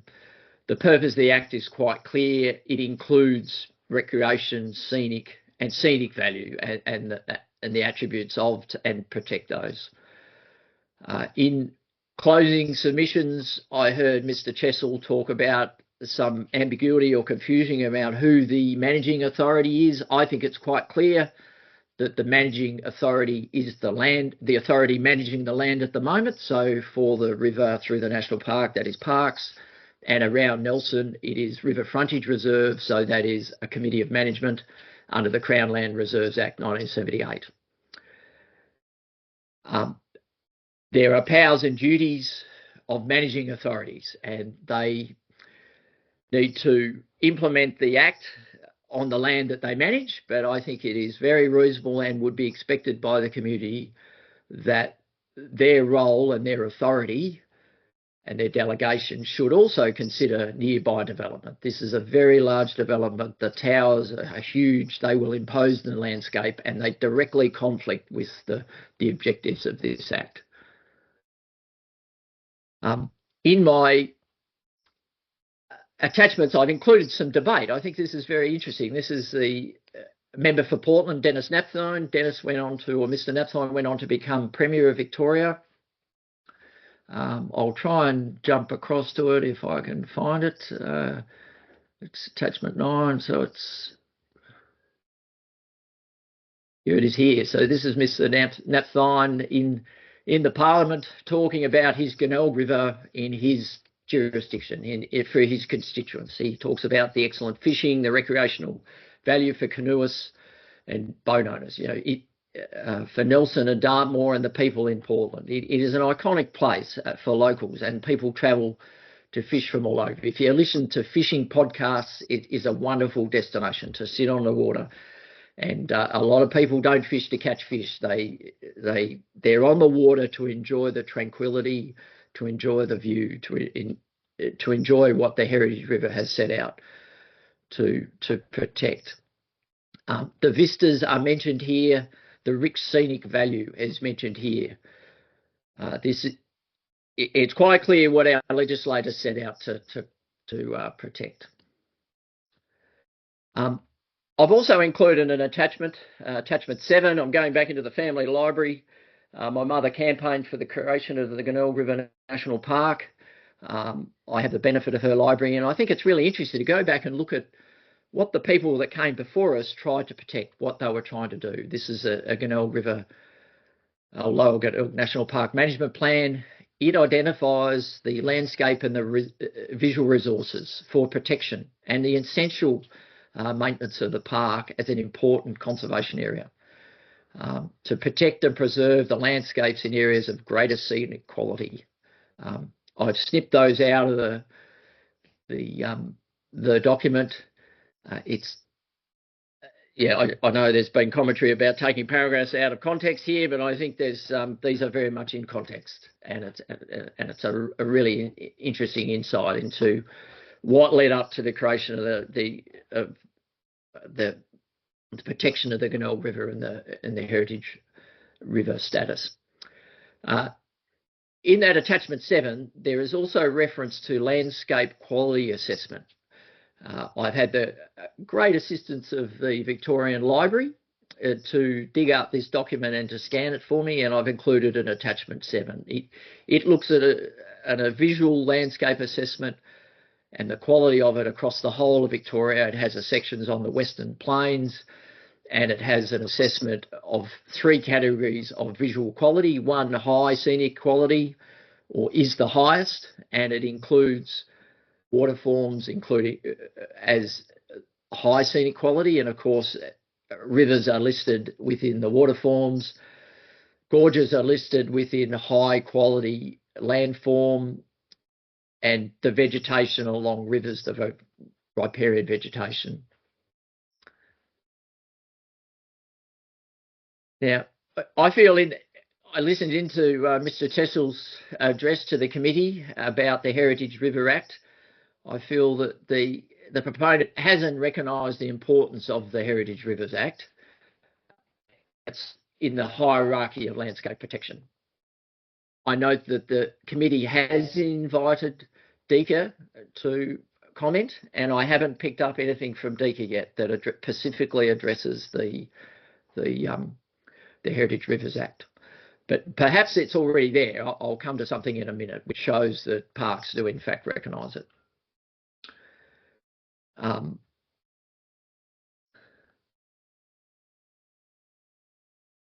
Now, an important part of my original submission was raising what I think the popularity and the wonderful recreation resource that the Glenelg River Canoe Trail is. And it comes from the heart because I love canoeing. I first canoed the Glenelg at school through a school in Hamilton, and I fell in love with it, and I brought so many people to it, and I brought my children to it. And I think here that the size of this development will impose into that river landscape.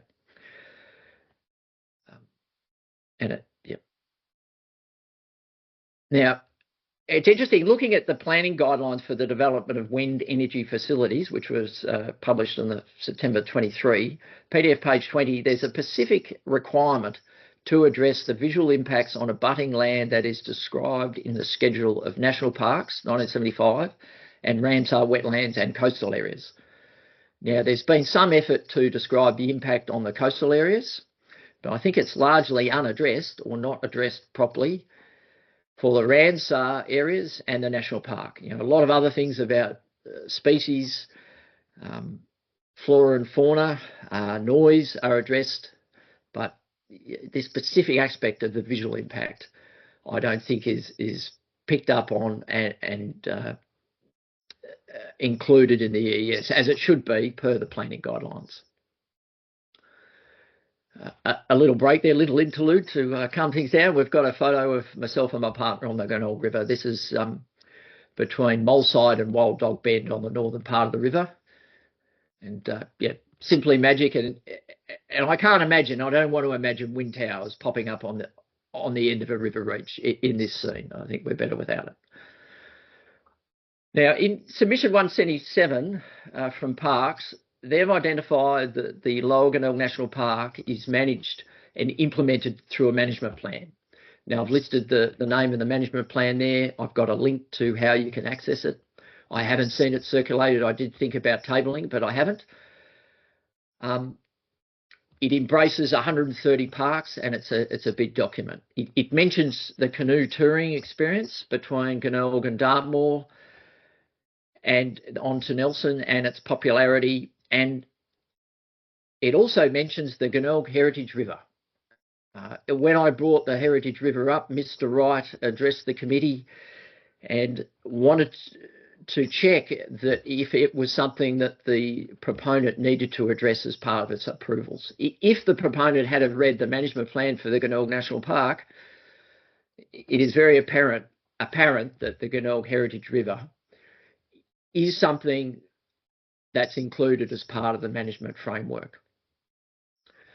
The management plan also identifies the recreation is important. The recreation on the river is an important part of supporting local businesses currently and also future opportunities to do that. There's another snip there from the management plan about the Glenelg River Canoe Trail. Mr. Hark's work in visual assessment has very much been around site assessment. You go to Jones Lookout, you go to Headitch Hill, you go to the car park at Nelson. The way the landscape in the southwest is experienced by so many people, it's from a canoe moving through the landscape. It's by walkers starting in Portland, moving through the forest landscape, through the heathlands of Kentbruck, and then down the river. There will be a cumulative impact of those people that experience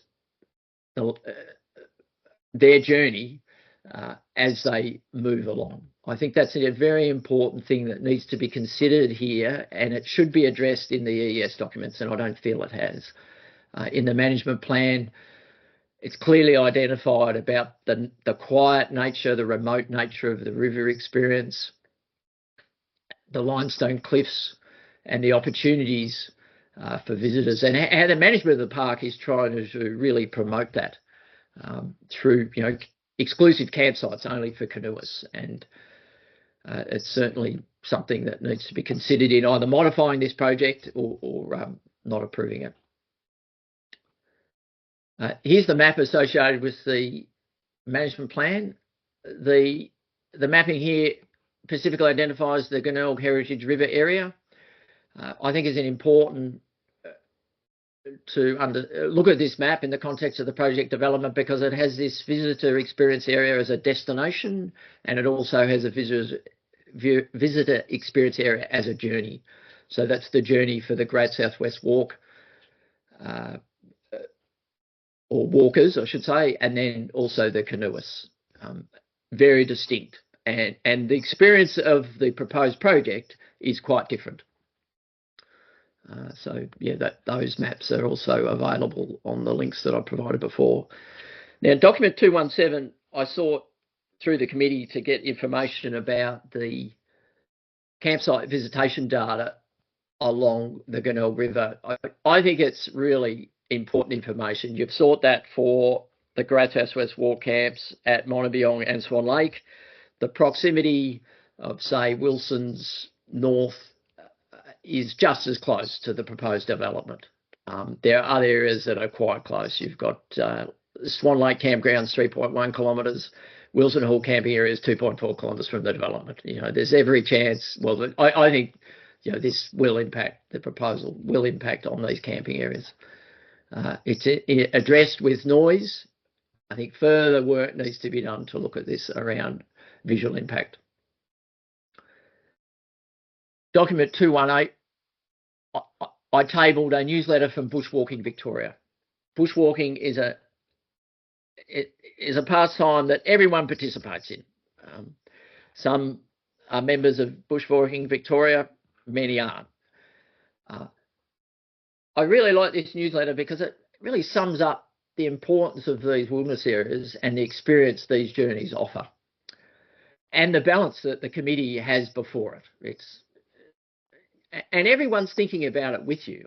I think we all want to save the planet. We understand the impacts of climate change, but we also realise the restorative power of nature and wilderness, and what this area offers. And as a resident who spends so much time in this environment, we really understand that. And I appeal you today to to feel that, and I do recognise that two of the committee members have been down the river in a canoe, and I think that's wonderful. You know, this project is a choice. We need to properly assess the scenic impact and site wind farm turbines appropriately so they do not diminish the heritage river area. It is a vital resource for ecotourism. Yeah, if the smelter shuts tomorrow, there's not a lot of jobs in Portland, but there is something we do have in this area, and that is natural assets. We don't want to be left without a smelter and with a huge amount of wind farms a long way away from the load. I've included as attachment 14 the Cape Bridgewater wind farm precedence case from VCAT. I would encourage you to look at that. It is very interesting how they made the balance with setting this decision aside to put wind farms at Cape Bridgewater. It runs through the full breadth of things that we're considering with this wind farm and the impact on the coastline.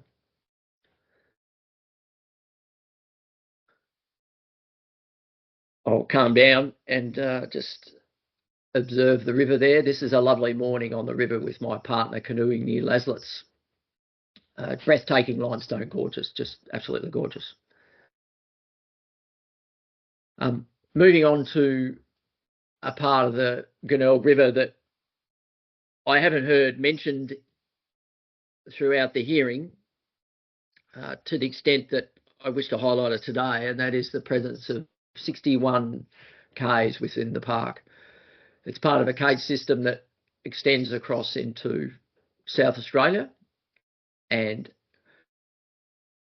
I note that the Australian Speleological Federation or Society have put in a submission identifying the cave systems and the relationship to the bats and their use for roosting.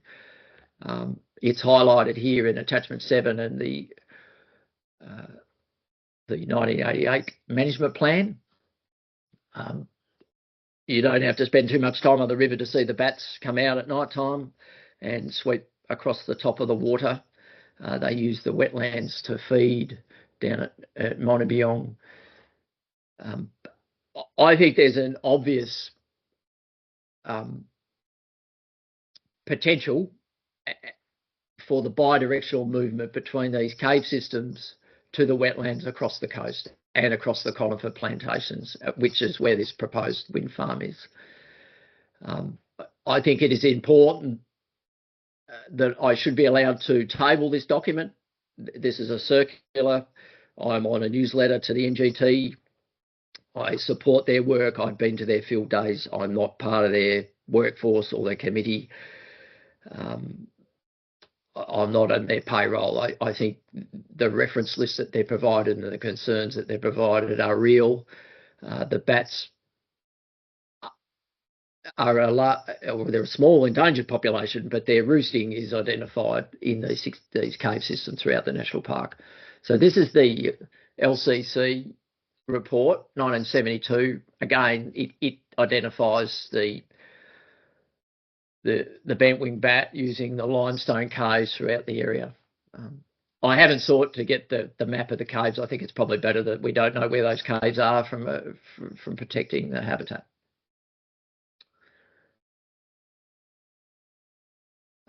This is a photo here of a gang drinking from the river. They're a lovely bird. They're becoming increasingly threatened with the bushfires that have occurred recently on the east coast.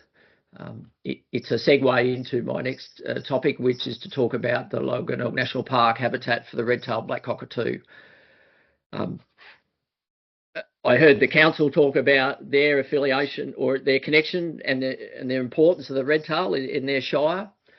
I heard the planning expert identify the different STO layers or the different planning overlays, if you like, and one is for the red-tailed black cockatoo. You know, it's clearly an important bird that the people in the southwest have got an affinity to. We see them in Nelson. They land in the stringy bark at my front gate. If you're camping at Wild Dog Bend, they'll land on the water tank and drink. Now, the attachment 7, the 1988 management plan, has got some really useful maps, which is in the back of it, and one of them is this one here, which shows the vegetation types. So you can see here we've got the hatching here, both vertical and horizontal, and then the cross hatching here showing the brown stringy bark, brown stringy bark, brown stringy bark, brown stringy bark. Yeah, it is a significant species within the forests within the Lower National Park. So you can see this vertical hatching here, that's all brown stringy bark. I did listen into the bird, the submitters who presented on the birds. One of them brought up this Bully Ranges area here. This map certainly identifies the brown stringy bark within Bully Ranges, and that is but the habitat, the food source for the red-tailed black cockatoo. The stringy bark extends right around down to the side of the national park next to the northern Kentbruck conifer plantations. So there's potential, and I'm sure they do. I haven't tracked them, but the birds are going to move between the food and the water, and they're around the edge here. I can see them interacting with proposed wind turbine locations. So I've given some numbers there. That's turbine 103, 45, and 44, which are the turbines up in this corner here. So I can certainly see significant potential for birds to be moving across the stringy bark habitat here into the Bully Ranges. This is an elevated area, and it does show a picnic area. And there was a lookout in the Bully Ranges next to the picnic area, but it was burnt out quite a few years ago, and I can see potential for that being reinstalled one day. Yeah.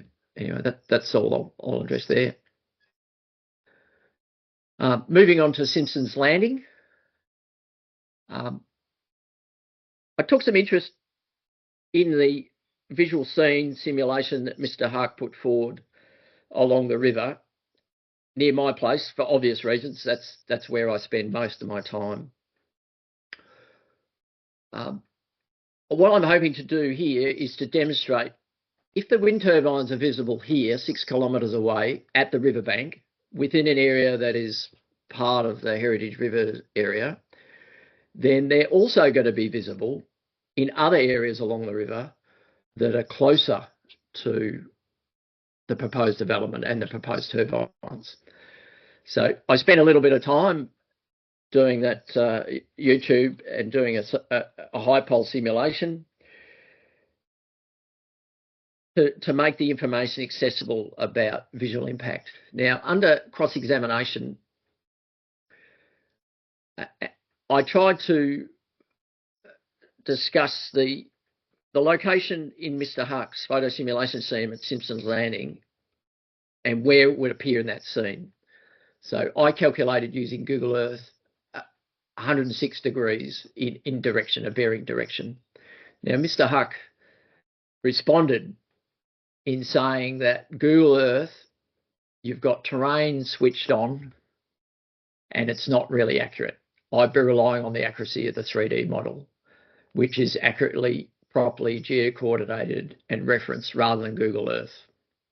Now, I rebut that quite strongly. In document 304,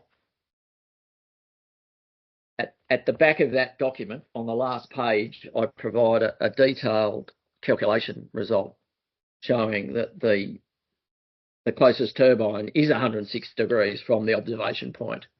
And I think Mr. Huck is quite ill-informed about that. Google Earth the terrain doesn't have any impact of consequence in the bearing calculation. And I think I'll highlight, I feel there's a misalignment between what Mr. Huck has put forward between the proposed turbine locations and the photograph features. This is using Google Earth just to depict what we're trying to visualise. You've got the turbines there on the horizon, and you've got the red line is the closest turbine, and the magenta lines are the full extremity of what will be visual. So that's the turbine furthest to the left and the turbine furthest to the right. And I might bring up Google Earth and show that. But so what I wish to highlight today is that the yellow line is 106 degrees on the coordinate or the direction graticule that's been provided on the scene. The purple line here I've got my cursor on is the line where I erected a height pole at 106 degrees. And what appears to be the closest turbine is where my mouse is at the moment. So neither of these line up. I'm not sure whether this is intended to be an artistic impression, but it's certainly not an accurate impression. What I do agree with Mr. Huck is their turbines will be visible at this location. What I don't agree on is how many and where they will appear. I think if this scene was properly aligned, the turbines will be further to the right and that vegetation level is lower as you go to the right, so they'll be more visible. But I'm not going to make it my job today to provide a scene of, or an accurate scene, so to speak. Now,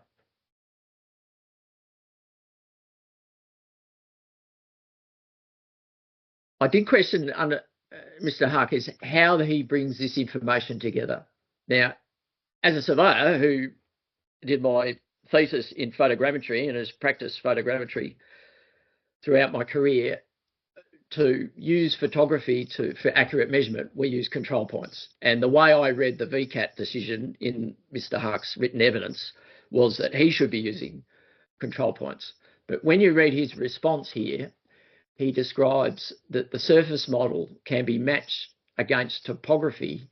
So in this case, the particular view, that rock outcrop on the right-hand side of the image is a very distinctive feature, which allows accurate placement of the image.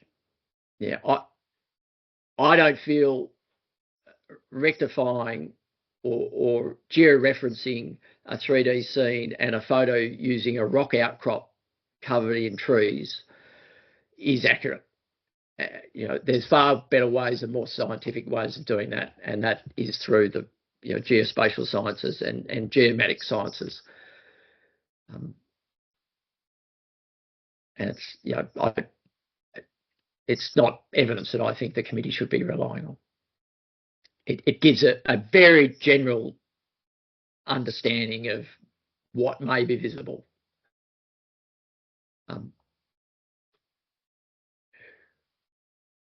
Now, in document 69, Mr. Huck provided two scenes which aim to demonstrate visibility of the proposed development from people who experience the river water level. Now, in a follow-up document, in a follow-up document after cross-examination, I did seek the committee to try and get some more information about these scenes. I think it would be really helpful to understand where these scenes are taken from, where their location, their latitude, longitude, X and Y, the direction that they're taken, but also the size of this point rendering. So we know that from Mr. Huck, he's used LiDAR image or LiDAR data on vegetation. So that's laser return information, discrete data points, mapping where vegetation is, and then a rendering has been applied. So the larger the rendering, the more obtrusive it is and the more that it screens out the visibility of the turbines. It's a really important nuance with how data is used and whether it is fit for purpose for the objective that is trying to be demonstrated. In this case, these large circles, I think they over-represent the impact of vegetation. The LiDAR data is being misused and isn't depicting what will be what the visual simulation should be. And for this project to go ahead with the heritage river status, with the importance with tourism, the importance of the Glenelg River Canoe Trail, there needs to be more assessment done, proper assessment done of the visual impact along the river. And that, so I've already covered those points there, getting ahead of myself on the slide deck. So I've already mentioned this, but if anything, the Simpsons Landing simulation, and I thank the committee, you have let me discuss this location quite a lot, but I think what I really want to highlight is that you are on the riverbank at Simpsons Landing.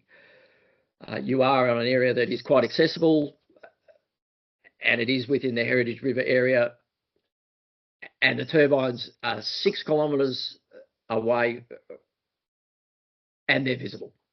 And there are many other parts right within the national park where people are seeking that real nature, remote experience, and the turbines are going to be there.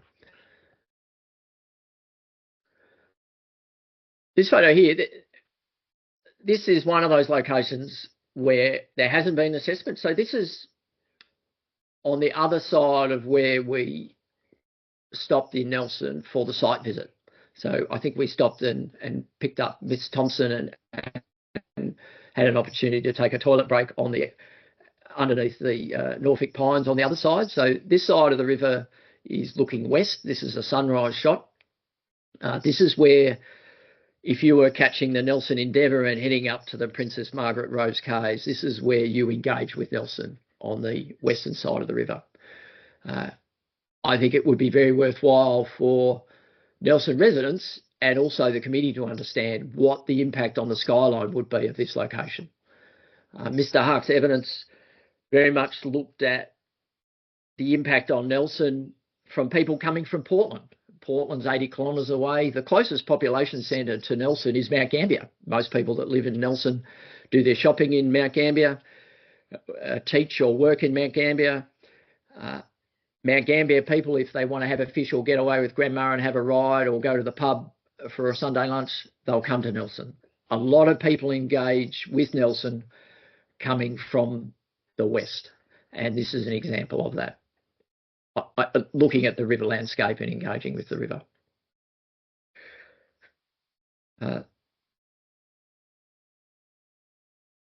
Part 4. This photo here is a photo of the wetland that our family owns and manages as a corporation. We've gone through a restoration process where this was a farm once time, and now we've sought to remove all livestock and return it to nature. There's a cost that goes with that, and there's not a lot of return on it. And when a project like this crops up, our motivation is to see that the habitat and the bird life that use that aren't impacted. So I thought I'd share this photo because you can see on the horizon there, we've got wind towers. Can the committee see those wind towers? Yes, thank you. Right, yeah. So they're the Cape Bridgewater wind turbines. I've already talked about the VCAT decision that set aside the application to have those built. They were built by an overruling of the they're about 3 kilometres away. Mr. Turney, you just dropped out in the last few seconds. I'll get you to repeat the last couple of sentences. Yeah, certainly. Sorry about that. Am I back online? Yes, all clear. Yeah, great. I shared with the committee the planning decision for the Cape Bridgewater wind farms. There's a lot of information in that decision about the wind project that you're looking at. Why I'm bringing this up is because of a project I participated in with DECA or Arthur Riley to look at the brolgas that have decided to make this their breeding site and their home range. And under cross-examination, the proponents, experts weren't aware of this work. It appears to be very secretive work. You can see that email thread that I provided, part 301. I think it's disappointing that we've got some neighbours on this block who really enjoy the Brolgas and keep an eye on them, and we all do. They're like our family. It would be wonderful if the research could be published and made available to the committee, and it could inform the appropriate siting of wind farms in this area. Now, the Brolgas. Now,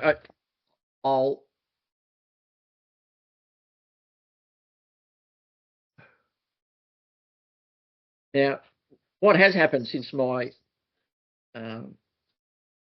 cross-examination and tabling the email thread about the Brolgas is that Submitter 82 has obtained the GNS tracking data.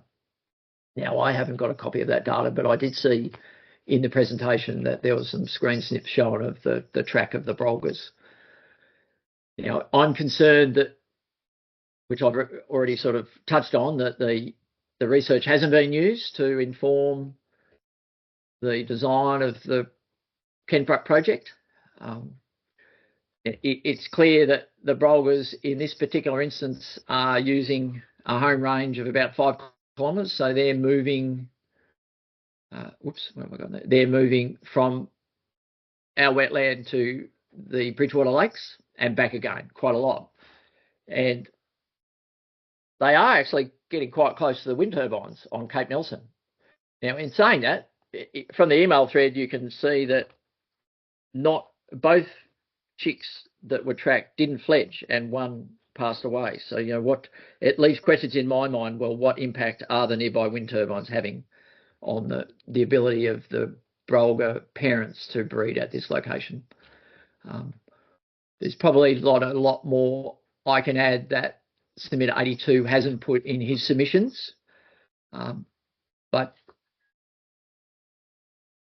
I would like to see this sort of research on the Brolga be carried out to this level for the wetland, for the Brolgas that are using the Garay wetlands, which is these wetlands here that we've spoken about, where the power line will go around those wetlands and they're in close proximity to proposed turbines.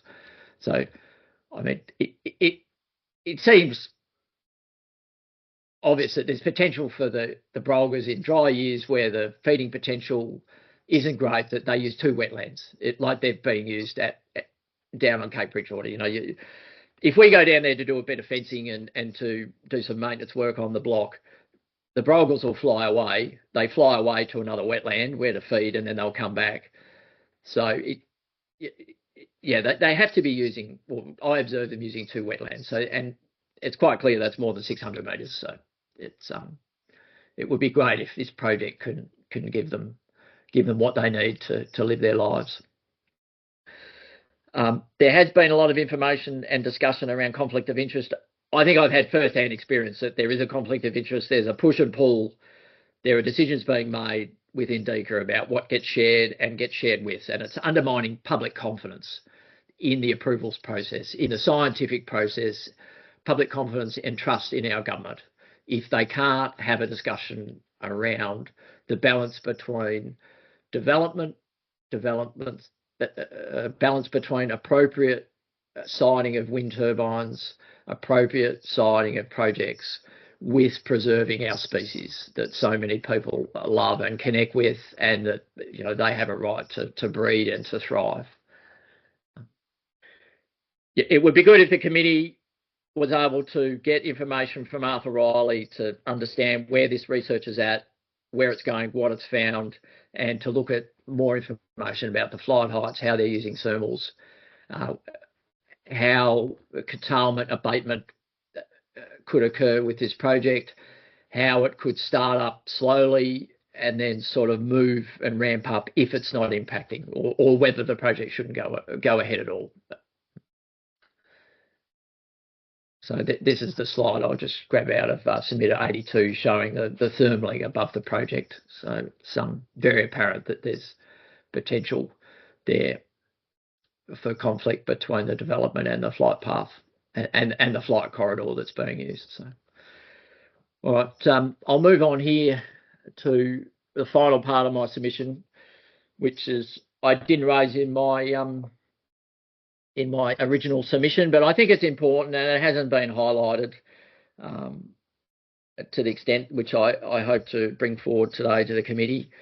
As we've gone through, we've heard from the Committee for Portland how the exports from the Alcoa smelter amount to 30% of value for Victoria's exports. We've heard about the Portland being the largest electricity consumer. We've heard about Kentbruck project, the generation facility being geographically located to load. It doesn't make sense for this project to be providing power to Melbourne. There's a huge transmission loss across the 500 kilovolt line. It's an interesting project. I've provided some information there about its project evolution through newspaper articles. It's a long way from bauxite, but I acknowledge that Western Australia is one of, if not the largest bauxite deposit of anywhere in the world. The alumina processing and production and refinement is done in Western Australia, and it's my understanding that Alumina Proprietary Limited do that, which is now owned by Alcoa through a recent acquisition, and that comes to Portland. The justification for the original smelter development was ground coal from the Latrobe Valley. It's clear that that's not a very good idea at the moment.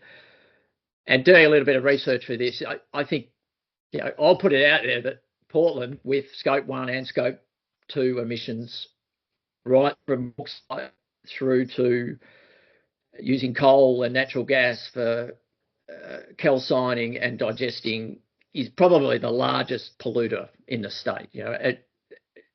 A 1 tonne of Portland cement concrete equates to 1 tonne of CO2. I've heard figures of 1 tonne of steel equates to 2 tonnes of CO2.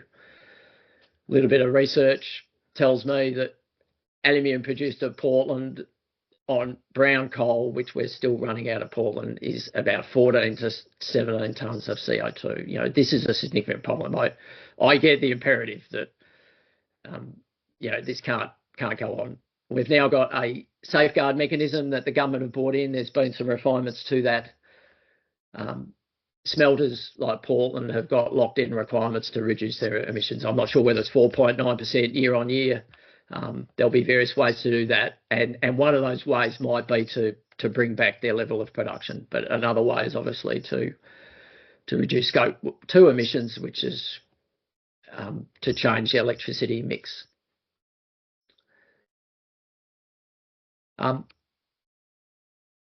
There's in the ES Chapter 2, there's some wind resource claims or statements. I've copied them out there.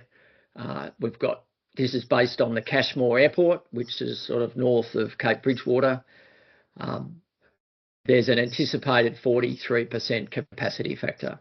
I've included a slide here from DECA's resource online mapping. You can see down there, it's from DECA.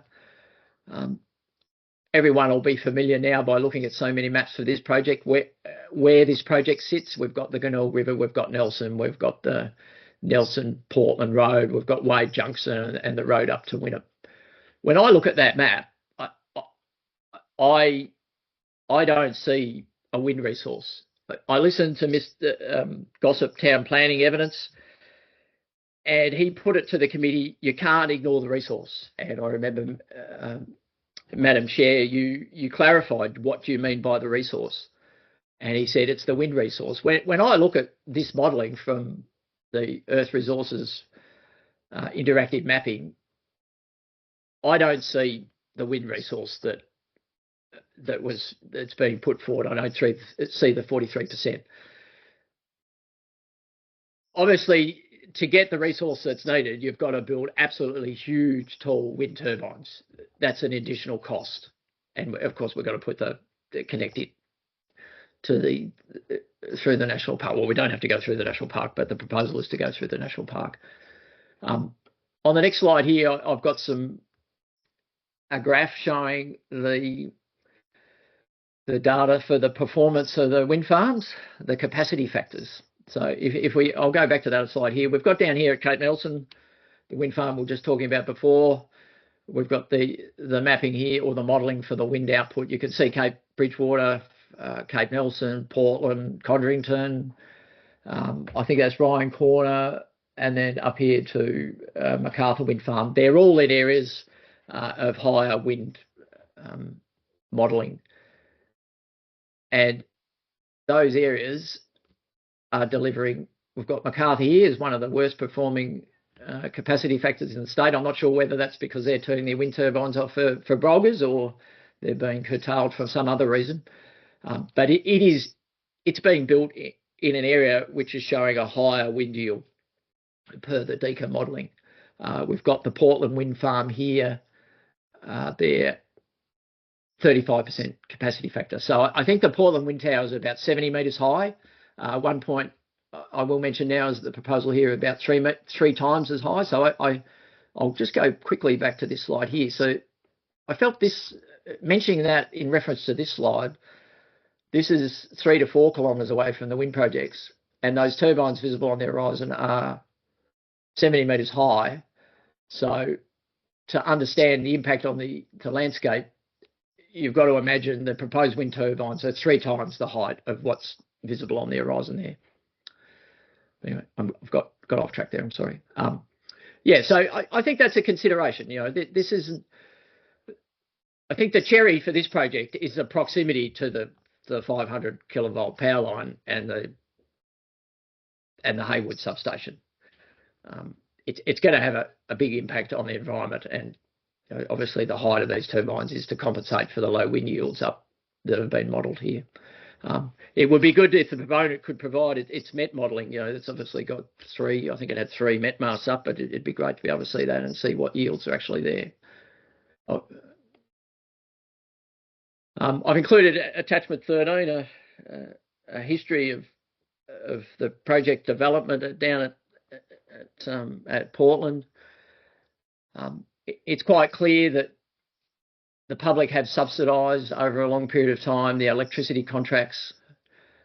There's plenty of mention that those electricity prices that the smelter owners enjoyed were connected contractually to the global aluminium price, and the public in Victoria have had to pay for that.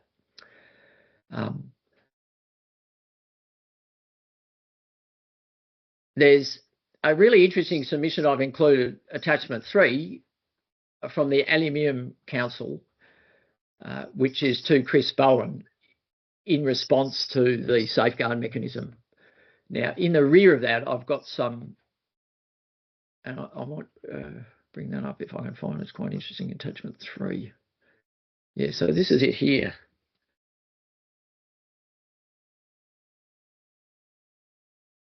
So it talks about the future and the sustainability about for aluminium to be produced in Australia, that there's internationally competitive prices for electricity. So it's left me thinking, does that mean that Alcoa, that this proposal is part of Alcoa being internationally competitive for its products using electricity we can produce in Victoria at competitive prices, or are we indeed on a trajectory for this project through the capacity investment scheme to continually subsidise the Portland aluminium smelter? Now, I'm bringing these issues up because there is a consideration for this planning panel to think about net community benefit. And I think where we're going, the long-term picture of the sustainability for Portland needs to be considered. It's a very large polluter. It is a significant undertaking to get to zero carbon aluminium production. And there's an expectation from the aluminium industry, including the CEO of Alcoa, that cheap electricity is part of the deal. There's a very good YouTube you can tune into. I've included the transcript as an attachment. That's attachment 4, where Mr. Olplinger clearly states the future at Portland is around cheap aluminium.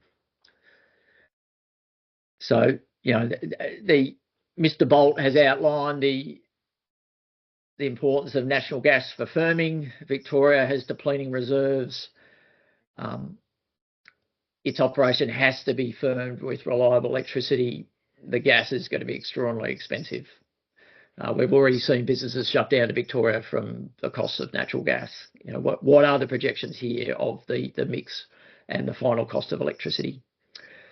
The gas industry are very cautious to reinvest in Victoria, and very recently Meg O'Neill highlighted that Victoria is going to pay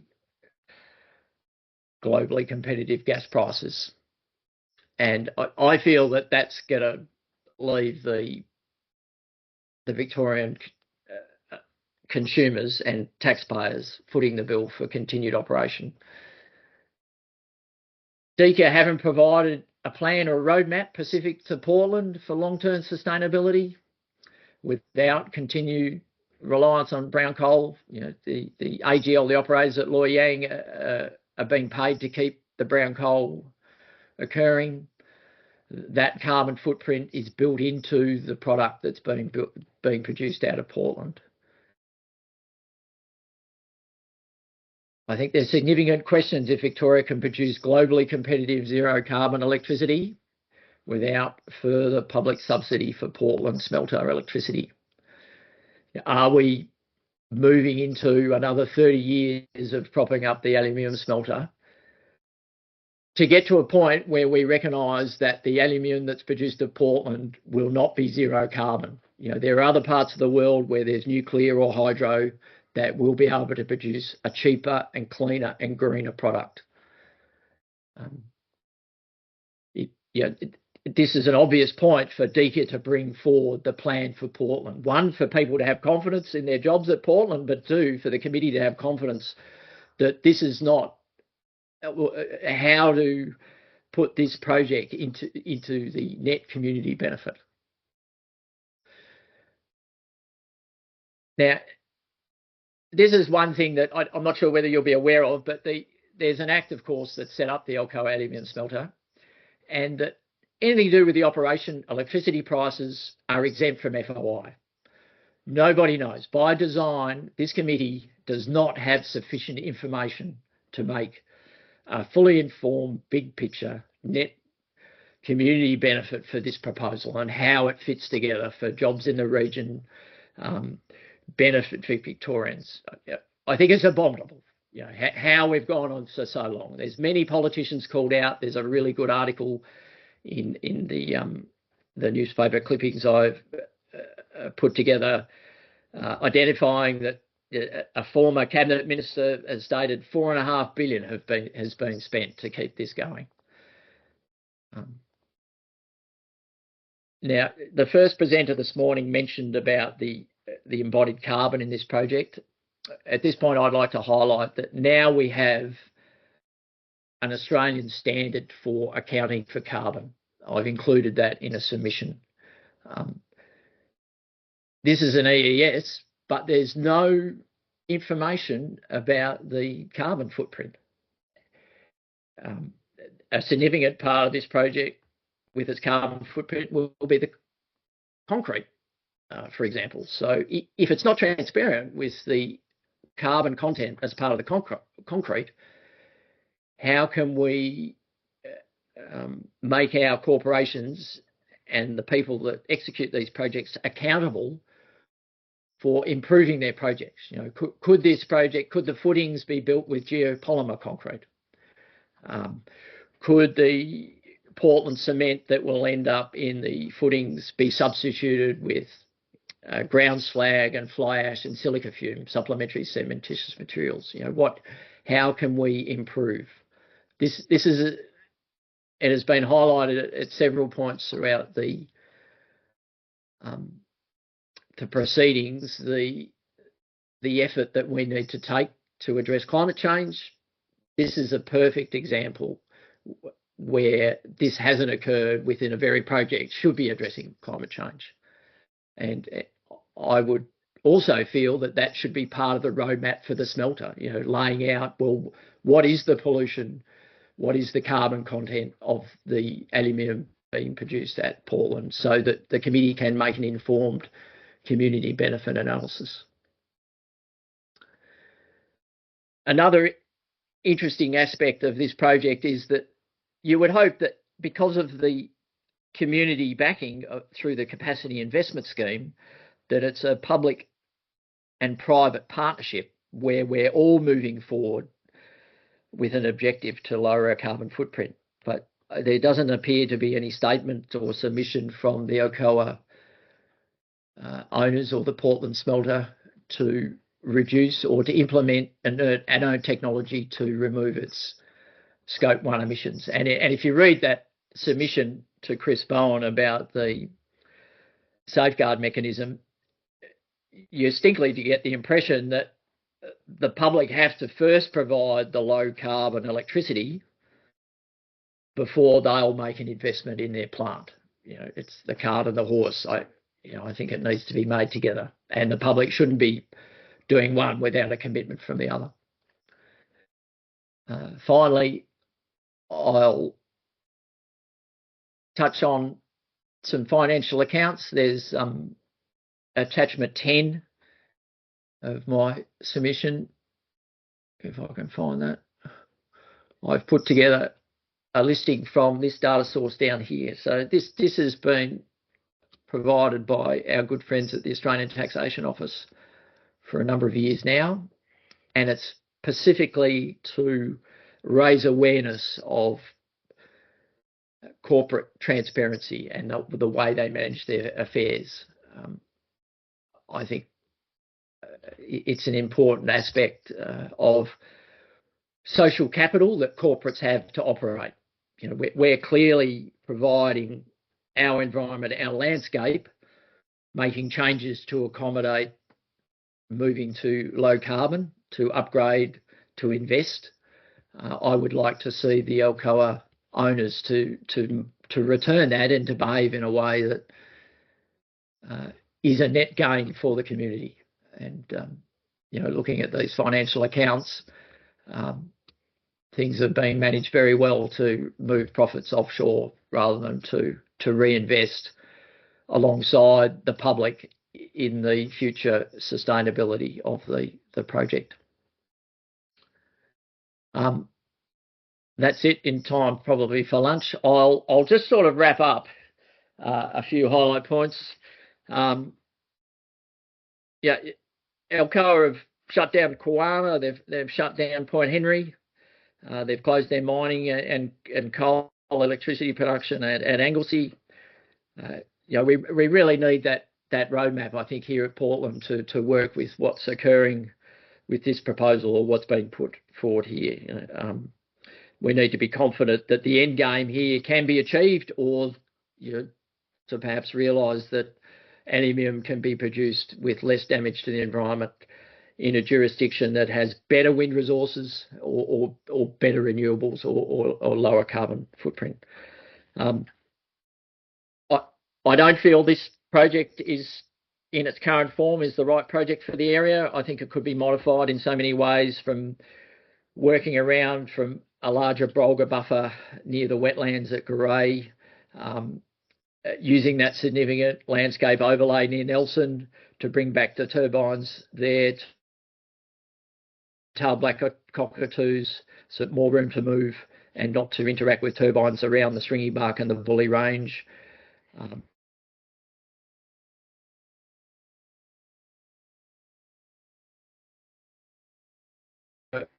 Mr. Turner, we've just lost your audio. So the last thing we heard was your comment regarding the red-tailed black cockatoo.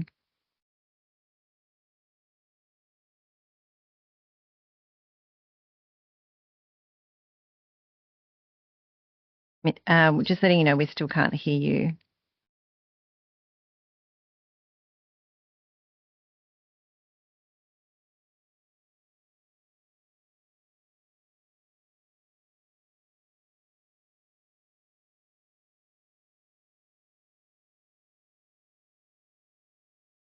I'm interested in finishing to this stage of our hearing before we do break for lunch. So we'll just give Mr. Turner a moment to sort out, if he can, the audio issue that he's having.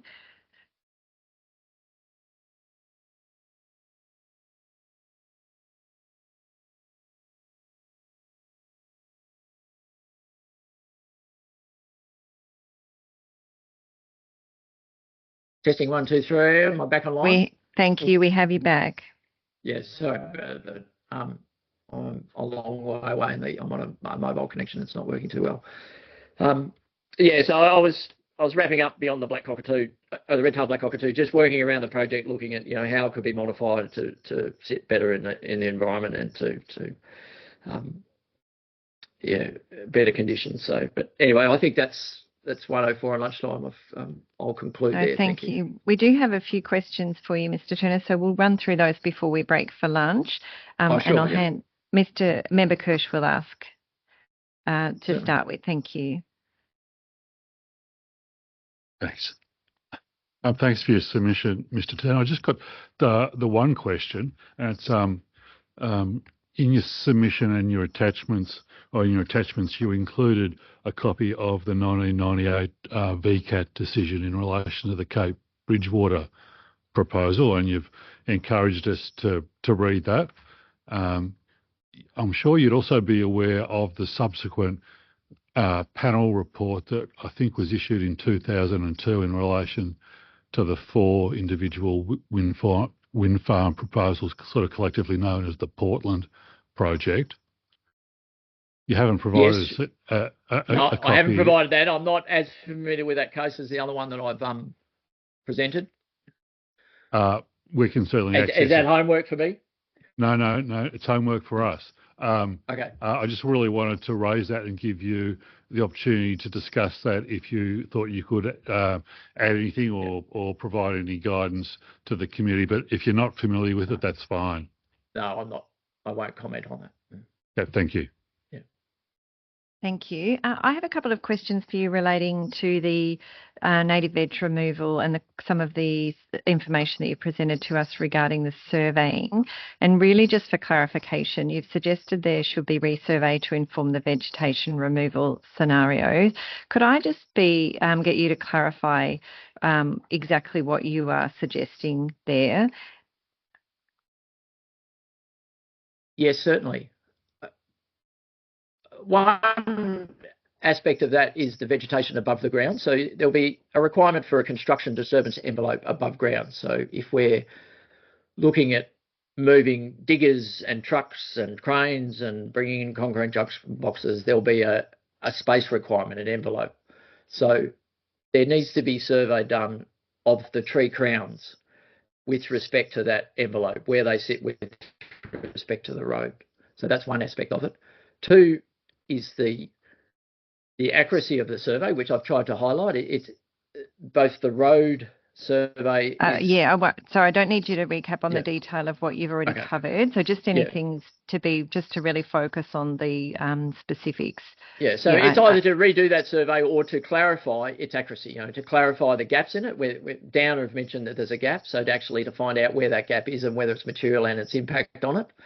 And the other area would be to get the raw data from the arboriculturalists that did the tree survey and to really understand what does that plus or minus 1 metre mean, and can it be improved with using the LiDAR survey. So LiDAR, aerial LiDAR is looking at from the top down, so it's sometimes not that good for mapping leaning trees. You only get one side of the tree. So how is that understanding if that original survey has been improved, the LiDAR survey, and to what extent has the accuracy been improved?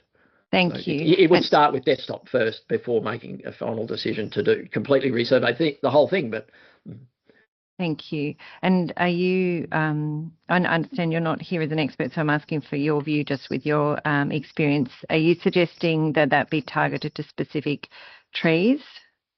Or Well, you got to do the whole thing. Yeah. Yeah, every tree is important. Every bit of habitat's important. Thank you. Yeah. The final question I have relates to your comments about decommissioning the ES Chapter 3 and the requirements of that, or what that proposes. Could I ask you to just talk through what you see as the risks of not removing the underground infrastructure in a decommissioning phase?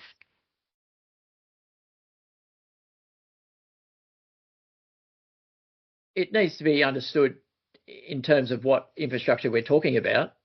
My concern about leaving cables buried in the national park is that they eventually will break down and pollute. You know, there's no mention here about what cables and what they'll be made of. You know, plastics do eventually break down. What will be added in the concrete? What will be in the conductor? So I think it should be, it should be understood that the responsibility of whoever puts in the ground has the responsibility to make good. Thank you, Mr. Turner. That's clear. Thank you very much for your presentation today, and also for accommodating the timetable change. I appreciate that's put you under a little bit of pressure to present in a 2-hour block rather than with a break in the middle as well. So thank you. We really appreciate being able to keep things moving. You're welcome. Thank you. Bye. So we will break for lunch. Before we do, I'd just like to confirm, I expect that we still will be able to hear from the two submitters, Hayne Meredith and Jules Malset Harris. I just wanted to confirm if they are with us, if they're able to indicate that. Otherwise, I'll ask the team just to contact them, and we'll kick off when we have had a two. The other thing I wanted to ask about was with DECA's submission. I know that DECA's written submission has arrived. I don't know whether there is a further submission coming on behalf of Parks Victoria. If it does, I'm sure it will be coming shortly, but I might ask the team as well to see whether DECA and Parks Victoria will be in a position to present earlier than scheduled. Currently, they're scheduled for 10 minutes past 3. And in that context, I was going to propose that we hear from the two brief submitters, the 10-minute submitters, and then move back to the proponent to talk about the matters that were touched on this morning before we do go to DECA, but we'll try to keep things moving. Yes, Member Kirsch has something else he needs to raise, which I'll ask him to do now. Sure. Thanks. Just briefly, Mr. Chessel, you'll recall I just asked Mr. Turner about the panel report for, I think it was Amendment C2, which was the precursor or the lead into the approval for the various Portland wind farms, and he felt he wasn't in a position to comment. I'm not going to ask you anything specifically about it other than to note that we've asked Mr. Turner about that, if there's something that the proponent felt it needed to say in closing about that approval or that approval process and whether that's relevant or a consideration for us, then obviously you should be able to do that. Thank you. Okay, thank you. We'll take that on notice. Obviously, it's a very early example or very early assessment of a wind farm project. In the vicinity of this project, some of the issues that arise in this project arose in that project and were assessed in particular ways. I'm certainly familiar with that report, which is broken into a number of parts, not just in this case, but in other cases that I've been involved in, and we'll review that in light of your observation, Member Kirsch, and address it to the extent we think is appropriate in the closing submission. Look, I should have added in framing the question, and I stand to be corrected, but I don't recall reading a lot about it in the EES, and I don't recall it being mentioned in any detail in any of the submissions the proponents put forward. I think that's fair. None of that's fatal. Yeah. It wasn't something that I suppose was front of mind for us, so hence one of the reasons for raising it with you now. Yeah, we'll revisit it. One observation we would make is that it's to some extent dated in that it was a very early assessment, but that said, we will look at it again, particularly in light of the matters that have been raised in submission, and consider its relevance in that context. obviously a number of similar issues were raised in respect of that project, as were ultimately, or as have been raised in respect of this project. And we would note again that the ultimate approval of that project differs in certain respects from the relevant recommendations that were made by that committee. And so, again, to the extent that one has regard to that report, it need be in the context of a decision that departed in certain respects from the recommendations of the panel or committee. Thank you. Thanks.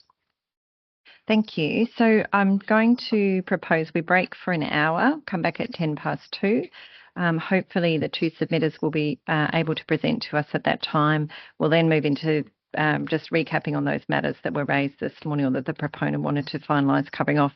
And then depending on whether Kentbruck Victoria are ready to go, we'll move straight into their submissions and we will adapt as needed this afternoon. So we'll see everybody back at 2:10. Thank you.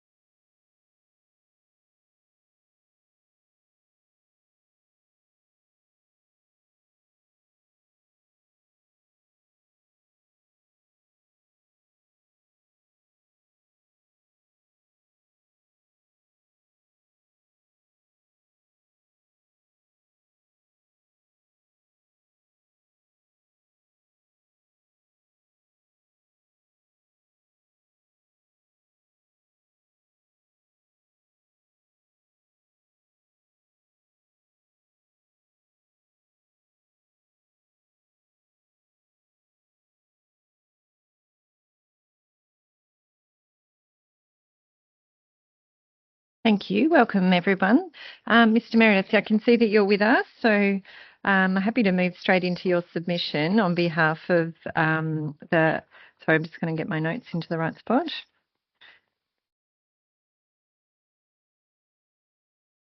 Serge Zingle. So thank you. Thank you, Madam Chair, and I'm glad to see Plan C seems to be working. First of all, I thank the panel and all parties for your patience and adaptability, and of course the support staff for their ever-present help. And I'm sure if Robin and Serge knew just how much supporting, adapting and running around there was involved in their simple submission, they'd be very, very grateful too. Now, Robin and Serge own land at Cape Bridgewater and at Mount Richmond, where they're restoring a church, and they're currently overseas. So I'm here to present their words. It's one submission, but there are two very distinct voices here, and I'll start with Robin's voice. Robin starts with, "Thank you for the opportunity to speak. To quote the old song, it's not easy being green. Kermit the Frog encourages us to find beauty and pride within ourselves and not to be overshadowed by the need to impress or stand out from the crowd. Ironic then that in an ecological sense, being green has morphed into a race to overshadow and stand out in the crowd. Yes, renewable energy is essential to preserve and honour our exceptional environment. No, renewable energy is not a free pass to construct, control, dominate and irreversibly change the environment in the name of saving it. Why do I care so much about Discovery Bay and the Lower Glenelg National Park? Because for 47 years, it has claimed me. And 3 generations later, my grandchildren have this place in their blood. Awed by its rugged beauty, rinsed clean by its storms, salted by its power. To be salted by nature here renders one less human, less banal. And yet at the same time, one is totally insignificant, a rare and privileged experience. In essence, I believe this Power Hub project is fraught with contradictions. As we have heard, it poses a very real threat to the bird life of the nearby Ramsar Sanctuary. The Kentbruck site is not a wasteland of pine plantations. As a local who has lived and worked here, commuting each day along the Kentbruck Road, I've observed a multitude of wildlife: eagles, emus, koalas, wallabies, and the magnificent and endangered brolga. To witness a courting pair of brolgas is a rare privilege. There is nothing green about such a blatant intrusion upon their habitat. Why are we not investing in more solar, much less intrusive upon the environment? More cost efficient. I myself live off-grid using solar. We could all benefit from a much more autonomous approach towards generating our own electricity. The visually dominant nature of this massive wind turbine construction is totally out of proportion to the insignificant amount of energy it will supply, let alone the kilometres of power lines to feed into the grid. How dare we mute this rare land by pummelling her with concrete and overpowering her with looming towers? And then Serge's voice. Thank you for this opportunity to present my sincere opposition to this gigantesque project. I am a French national married to an Australian woman, and together we have fallen in love with this remote and largely untouched region of southwest Victoria. We are uniformly in favour of renewable energy and in fact have made our property entirely off-grid, as we believe it's the right and responsibility of individual households to generate their own electricity. In my role as a builder and electrician in France, I cannot support this mammoth and intrusive construction of wind turbines so close to the sensitive sanctuaries of endangered wildlife. The colossal amount of concrete and steel needed to underpin these structures is absolutely contrary to any environmental advantage they may eventually bring. Concrete is not a renewable resource, and neither is steel. Therefore, I question the validity of these structures as renewable. They are simply not. Whereas the building of solar farms is far less invasive and intrusive. Does the panel fully understand the permanent visual damage these towers will inflict? The Lower Glenelg National Park, Discovery Bay National Park, Mount Richmond National Park, these are all sensitive areas of great natural beauty. The Great Southwest Walk, the local hero of the tourism trade and a great asset to our off-the-beaten-track Wild West, will suffer irreparable damage from these giant blades. Why not consider solar farms instead? Solar farms offer less visual and audible pollution. Solar panels, even en masse, do not endanger bird life. Nowhere are we told what might be the afterlife of these overbearing structures. What is the timeline for their eventual failure?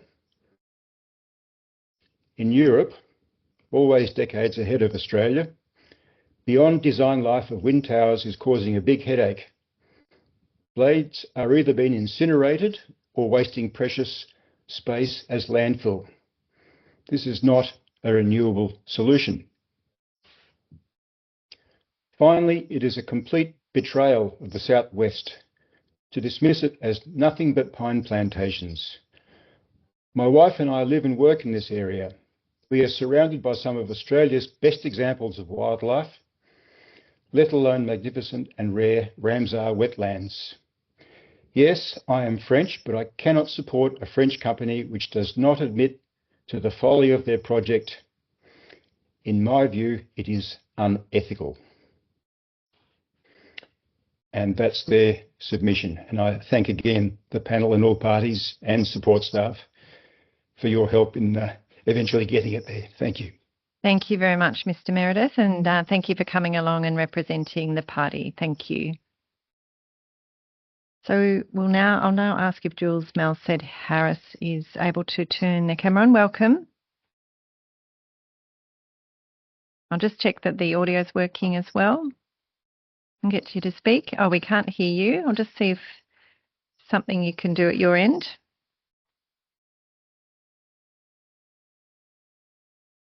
And we're still not getting any audio. Do you have a headset that you could try plugging in?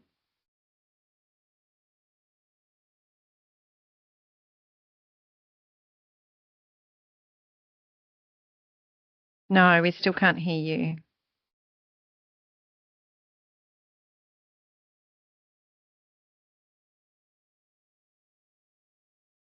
We'll just give you a minute to sort that out, and I might take this opportunity to ask the proponent if there are other things that you would like to update us on with the preliminary matters, and we'll come back to you in a few minutes. Thank you. Thank you. You're happy for me to... I am. I think we'll just do that now. Thank you. The matters I wish to address can be addressed relatively quickly. Member Kirsch asked a question in respect of the central power line option, and in particular whether investigations have been undertaken that bore upon the capacity for that line to be provided underground in the event that the proponent's preferred option of an above ground power line in that location was not preferred or endorsed by the committee. My instructions are that my client's not aware of any technical impediments that would preclude the power line being provided below ground. It's not aware of any attributes of that particular location that would result in there being any material difficulty in implementing the power line below ground or in resulting in a materially different environmental profile or environmental impact profile. And so the short answer to the question is that my client does not anticipate there being a difficulty or something that would preclude the delivery of the power line below ground along the central alignment, but it wants to make clear that its preference remains for it to be above ground in that location. The second query then was a query concerning decommissioning. And the committee has no doubt reviewed these parts of the EES, but I'll just note for present purposes that section 3.7 of chapter 3 of the EES addresses decommissioning. And I believe Mr. Turner made reference to this section earlier today in his submission. It's correct that key decommissioning activities would include the following: that is, removal of all above ground non-operational equipment, removal and cleanup of any residual contamination, rehabilitation of all storage areas, construction areas, access tracks and other areas affected by the project, if those areas are not otherwise useful to the ongoing use or decommissioning of the wind farm and pine plantation. And furthermore, that the site would be rehabilitated in consultation with the relevant landowners. And in the context of the particular query, it arose, from my recollection, in response to a submission made about below ground infrastructure and it being effectively left in the ground following decommissioning. The position is this, that to the extent that material associated with the project has a potential to give rise to contamination, or to the extent that the relevant landowner has directed in agreement with my client for it to be removed, it will be removed. But it's not proposed, as is the common case, that all below ground infrastructure would be removed. It would be assessed on a case-by-case basis, having regard to, in particular, risks of contamination and the relevant agreement with the landowner. My recollection is that the query was raised particularly in respect of the concrete footings for the relevant turbines. They're described in that part of, in section 3.1.1 of chapter 3, having a nominal diameter of 25 metres and a depth of approximately 4 metres. That material would not be expected to be or give rise to any risk of contamination, and so it would be addressed in the normal way by reference to agreement with landowners. It's commonly the case that below ground infrastructure is not proposed to be removed upon cessation of the operation of wind farms within Victoria. And in the proponent's submission, the correct position is for the relevant decommissioning plan to address above ground infrastructure and below ground infrastructure in the manner that I've described, that is, having regard to risk of contamination and agreements with the relevant landowners. We note that the Day 2 EMF makes provision for the preparation of a decommissioning management plan, and more particularly a decommissioning environmental management plan. And the terms of that plan are framed at admittedly relatively high levels, but those the way in which those requirements are framed is consistent with other approvals, and in our submission addresses the key matters that need be considered in formulating a plan in respect of the proposal. So I hope that answers the committee's queries in respect of that aspect of the proposal. Can I ask for clarification with the environmental management framework? The reference to the decommissioning environmental management plan is embedded in EMF 2 specifically in terms of the mitigation measures. Yes. Yes, that's the. There are a number of different references. If you have the Day 2 version to hand, yep, you'll see that there's a reference at PDF page 80 to the decommissioning environmental management plan and a requirement that one be prepared. And then when one looks through the various mitigation measures, there are different references to the operation and requirements in respect of that plan. So I think that you're right to cite that relevant mitigation measure, but there are multiple references, including the reference at PDF page 80 to the requirement to prepare that plan. So it's somewhat disaggregated in the way that it's presented in the EMF. Would that be a correct way to capture it? Yes, except that there is an overarching obligation read as a whole when you look at the description of the plan at PDF page 80 of the document. Thank you. So I'm just going to jump to that. So page 81, or the Word version I've got open's got it at the Word version's got page 81. So the scope of the decommissioning plan is captured in that more descriptive table. Yes, that's right. 19.4. Yes, at... Okay, yes, thank you. That's clear. table 19.4, that's correct. Thank you.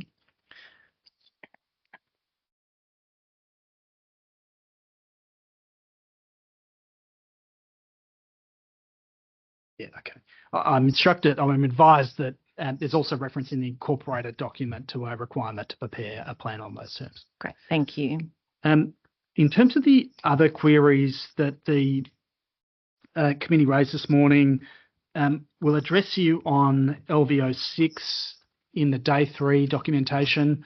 We're proposing some changes to address the particular queries raised by the committee in respect of shadow flicker as it concerns the operation of that mitigation measure, and we'll come to address you in that respect on in addressing the day 3 documents, and we'll adopt the same approach if acceptable in respect of clarification of the role and function of the independent environmental auditor. Then my notes this morning also made reference to Mr. Organ's, the material that Mr. Organ will prepare in response to the queries raised by the committee. That work is underway, and we'll look to file that with the committee in advance of our closing submissions when it's available. And the only other matter that I had on my list was confirmation that the committee didn't require us to address any other particular matters arising from the submissions that were heard last week. It might be that I misunderstood an exchange, Member Kendall, that we had at the end of Thursday when I'd anticipated that it might have been that the committee was proposing to ask us further questions, but I understand that's not the case. That's right. No, I was just checking. If we had further questions, we would post them today. So, okay. other than just going back through and confirming that we're on the same page with what we're expecting. There is one other matter but I'm just going to take a couple of minutes through the next submission to confirm my notes with it. I almost mentioned it this morning and I feel like I've still got to close off on that. So if there's something to raise as a final outstanding matter that's already been asked to the proponent, but we need to make sure we've got the response to, I'll bring that back to you once we've heard from the submitter. Okay, thank you. Yeah, thank you. Thank you. Thank you for the explanation of those. So I will now ask if we see if our audio is working for our next submitter. So Mr. Malseed Harris, we'll see if we can get everything to work. I've switched Excellent. across to my phone. I'm hoping that the audio works on my phone rather than my laptop. Yes, loud and clear we have you. So welcome and thank you very much for coming along to present to us. No, thank you for taking the time. I gave a very brief submission. It was only 4 sentences long and I won't take up much longer than that now. My connection to the area is that my family's been living in that area for many, many generations across numerous centuries now, like Hayne Meredith. And the most valuable thing for me in the area that we're really focused on, or at least I'm interested in, is the Glenelg River, because I think it is Victoria's most beautiful river in one of Victoria's most beautiful regions. So there's the 12 Apostles, Wilson's Prom, and the Cape Bridgewater and surrounding Discovery Bay area that I think are the 3 most wild and pristine pieces of landscape that we have in this state. And I think we do a relatively good job of protecting the other 2 in terms of 12 Apostles, given the tourism that brings, and also Wilson's Prom in terms of the number of campsites and camping options that provides for wilderness lovers throughout the state. And I think Victoria doesn't really know about Cape Bridgewater and the Discovery Bay and the Glenelg River as well as those other 2, partially because it's a little bit further away, but in many respects it's even more beautiful. And so it's unfortunate that we've already got over 130 wind turbines down in the area that were brought in about 20 years ago. And that has diminished the landscape of both Cape Nelson and Cape Bridgewater considerably. And those turbines are around about 130 metres or so high, whereas the ones that I understand are being proposed under this proponent are more than double that, if not getting close to triple that in height. So they're ginormous structures that are very difficult, I think, for most people to fathom how big they are in terms of perspective, or in terms of an analogy. I think they're roughly the same height as the Eureka Tower in the centre of Melbourne, which I believe is now the second tallest tower in Melbourne. So they're huge steel structures that are very out of place in such an environment. There are currently, I believe, 8 turbines that are proposed to be of the northern side of the road, very close to the Glenelg River. And I think they, in particular, will be most out of place. But the whole wind farm, I think, is out of place for this area, given the special nature of the environment within which it's settled. So I was talking to Hayne Meredith the other day, and he mentioned Mr. Chessel, and I was curious. I knew the name, and I didn't know where I knew the name from.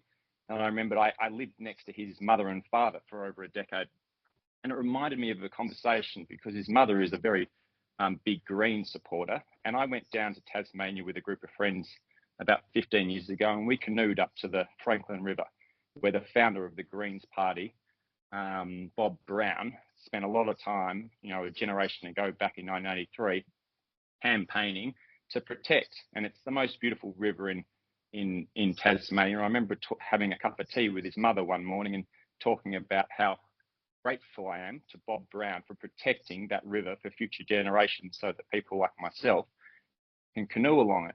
And I've been canoeing along the Glenelg River, which I think is just as beautiful. It's not quite as wild, but it's certainly Victoria's most beautiful river, and it's one of Australia's most beautiful rivers. And I've been canoeing along that river since I was a young child, and I now canoe along that every summer with my 3 daughters and with a whole lot of other kids that come on holiday down there.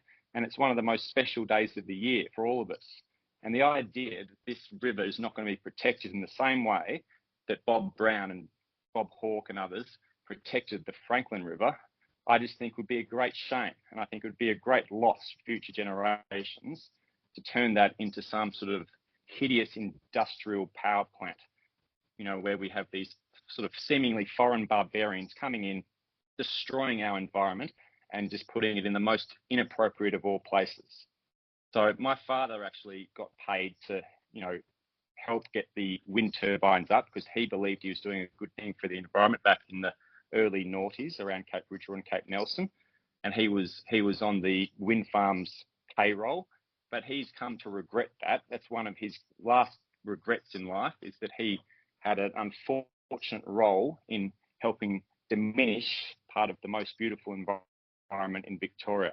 And I think that anyone who's paid to help get these up would also regret it in the future. The environment will never come back. I think the right side is to do what Bob Brown did 40 years ago, what Mr. Chessel's mother is proud to support, and what many other people are proud about their legacies, is getting rid of these inappropriate energy power plants in places like the Franklin River and the Glenelg River. So I'd simply say I look to the panel to protect our heritage, protect our environment, and to ensure that the future generations can enjoy it just as I have and many others have. So I thank you for your time, and I appreciate all the effort that's gone into it. Thank you very much, Mr. Malsid Harris. We appreciate you coming along and presenting to us. Great, thank you. Thank you. So we may need to break now, actually, for a while until DECA are able to join us. I think we're expecting that they may be here at the earliest by 2:45, but more realistically 3 o'clock. Just for the benefit of those joining us online, we might actually rise until 3, and also to take the pressure off Mr. Tobin, so when he does arrive, he's ready to go. So we'll break now, and the question I just mentioned, Mr. Chessel, I'll come back to you on. I'll check my notes in the break. Okay, thank you. Thank you. We'll see everybody back at 3.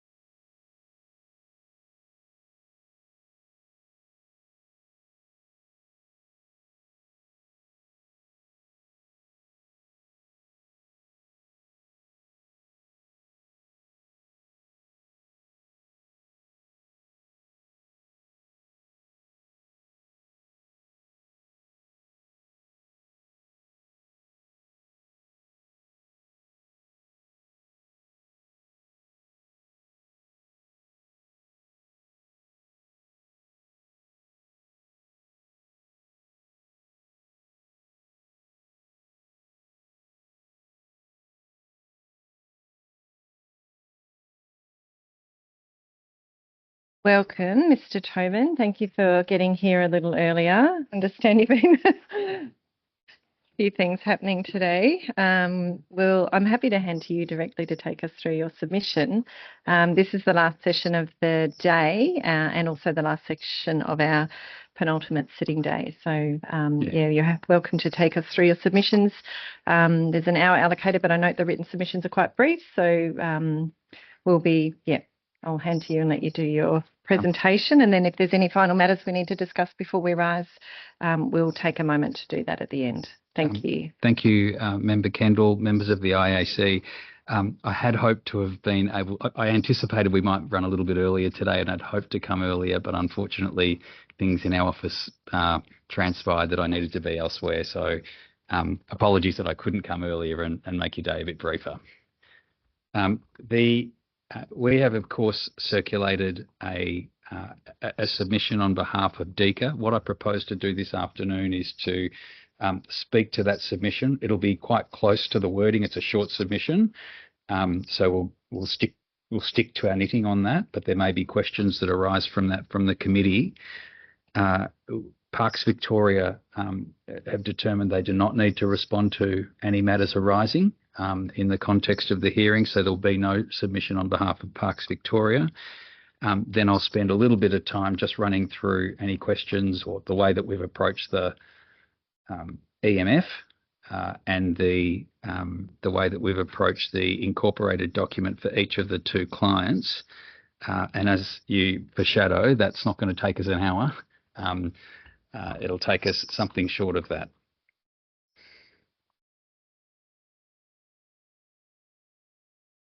So I don't think the submission has a submission number as yet. Or it does it? Oh, there you go, 481, it does. So we do have that as well, and we've got it open before us. Thank you. So paragraph 1 is simply introductory. We note at paragraph 2 that we delivered the primary submission on the 1st of July. We received your communication of 9 July seeking a response to 2 matters. The department foreshadowed that it would respond to those by Wednesday, but in effect, on the assumption that, at least at the time that the proponent would be closing on the on that day, we wanted to bring that forward, and in any event, we'll respond to that now.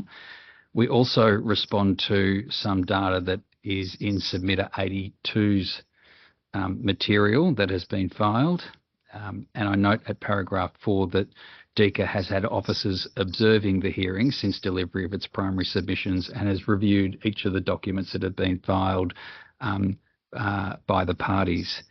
And DECA acknowledges the investment of the various submitters to the process and the careful submissions made by the parties. That said, the submissions do not alter the overarching position of DECA as described in the various documents it has filed and its oral submissions.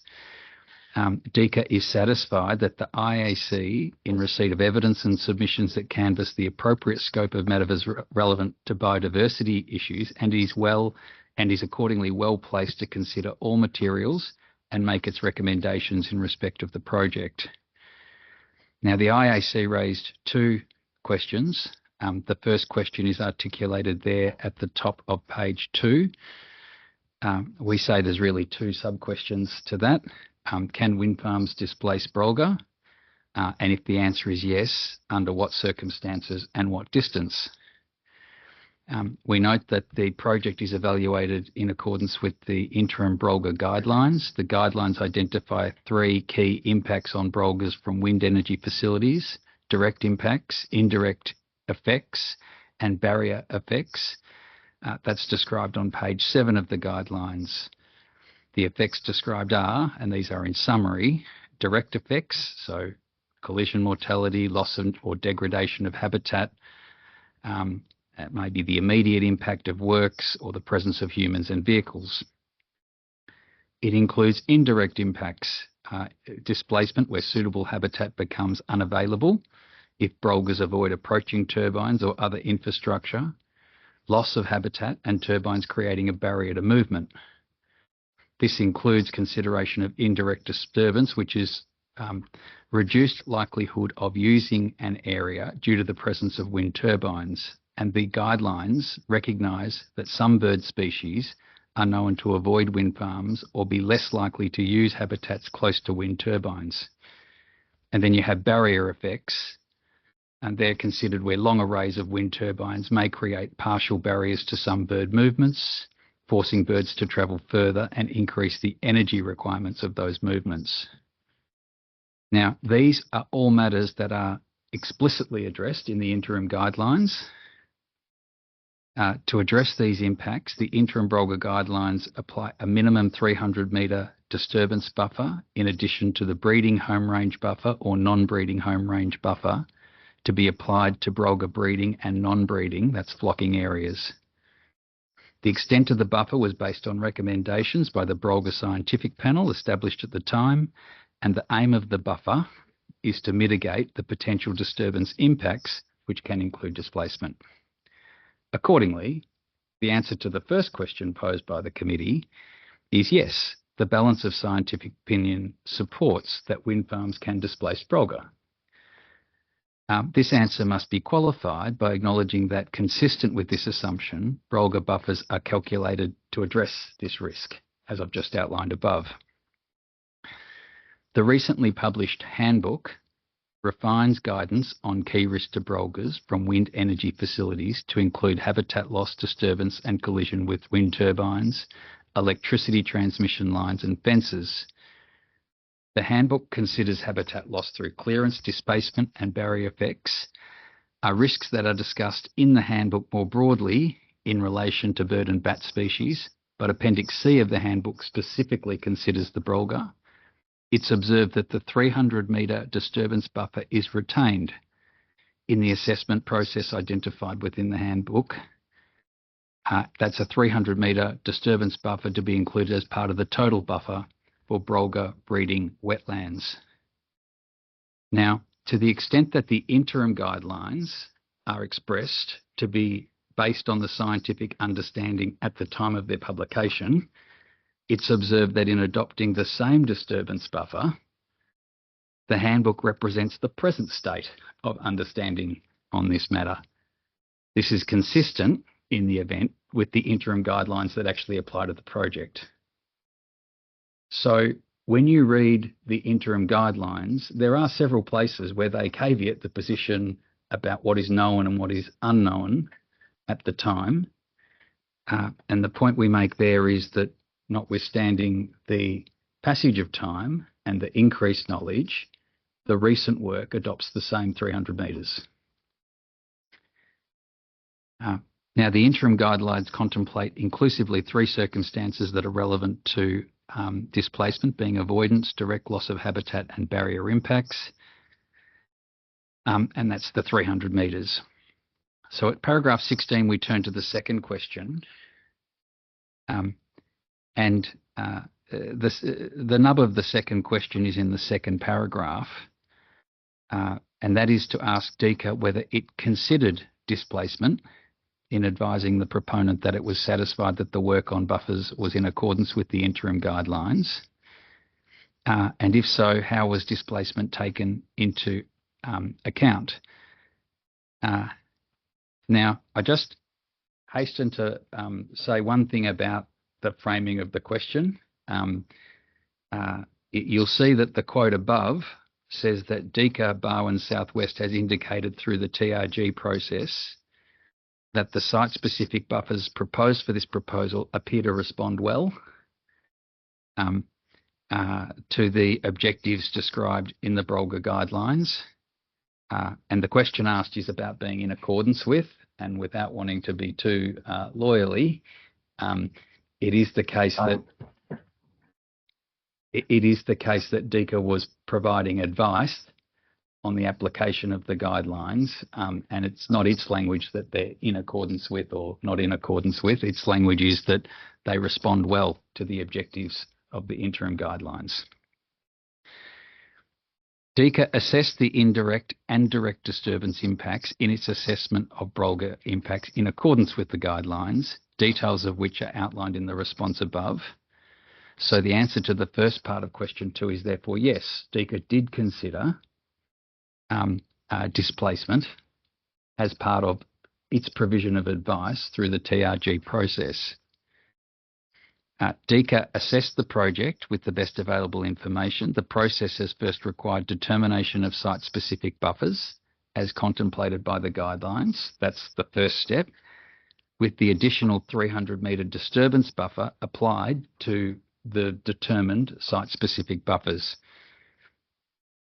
So, in answer to the IAC's question, disturbance was taken into account by applying the full 300-metre additional buffer contemplated in the interim guidelines.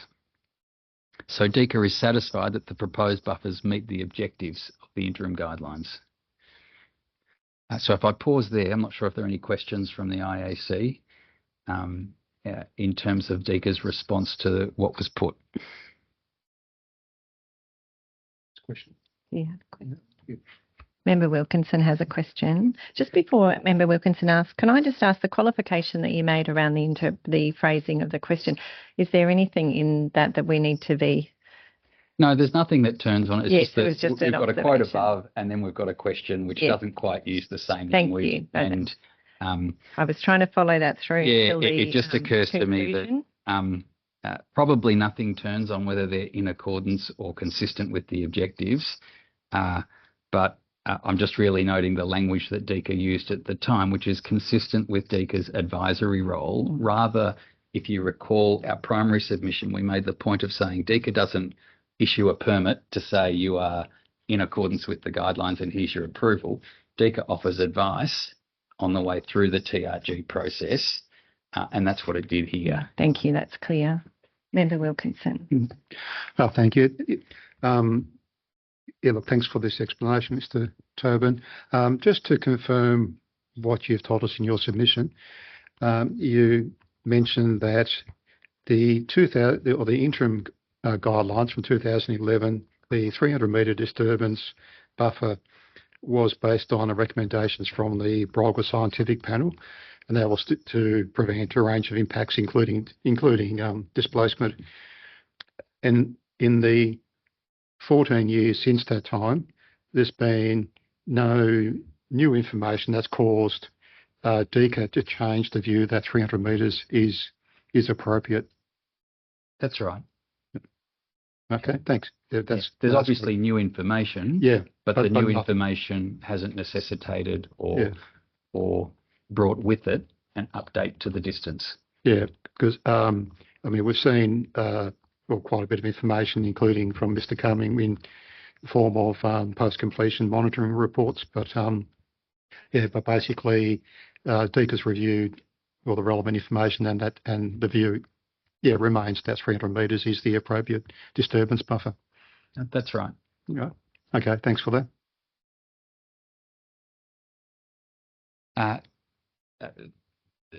Submitter 82 filed document 434, and it is in part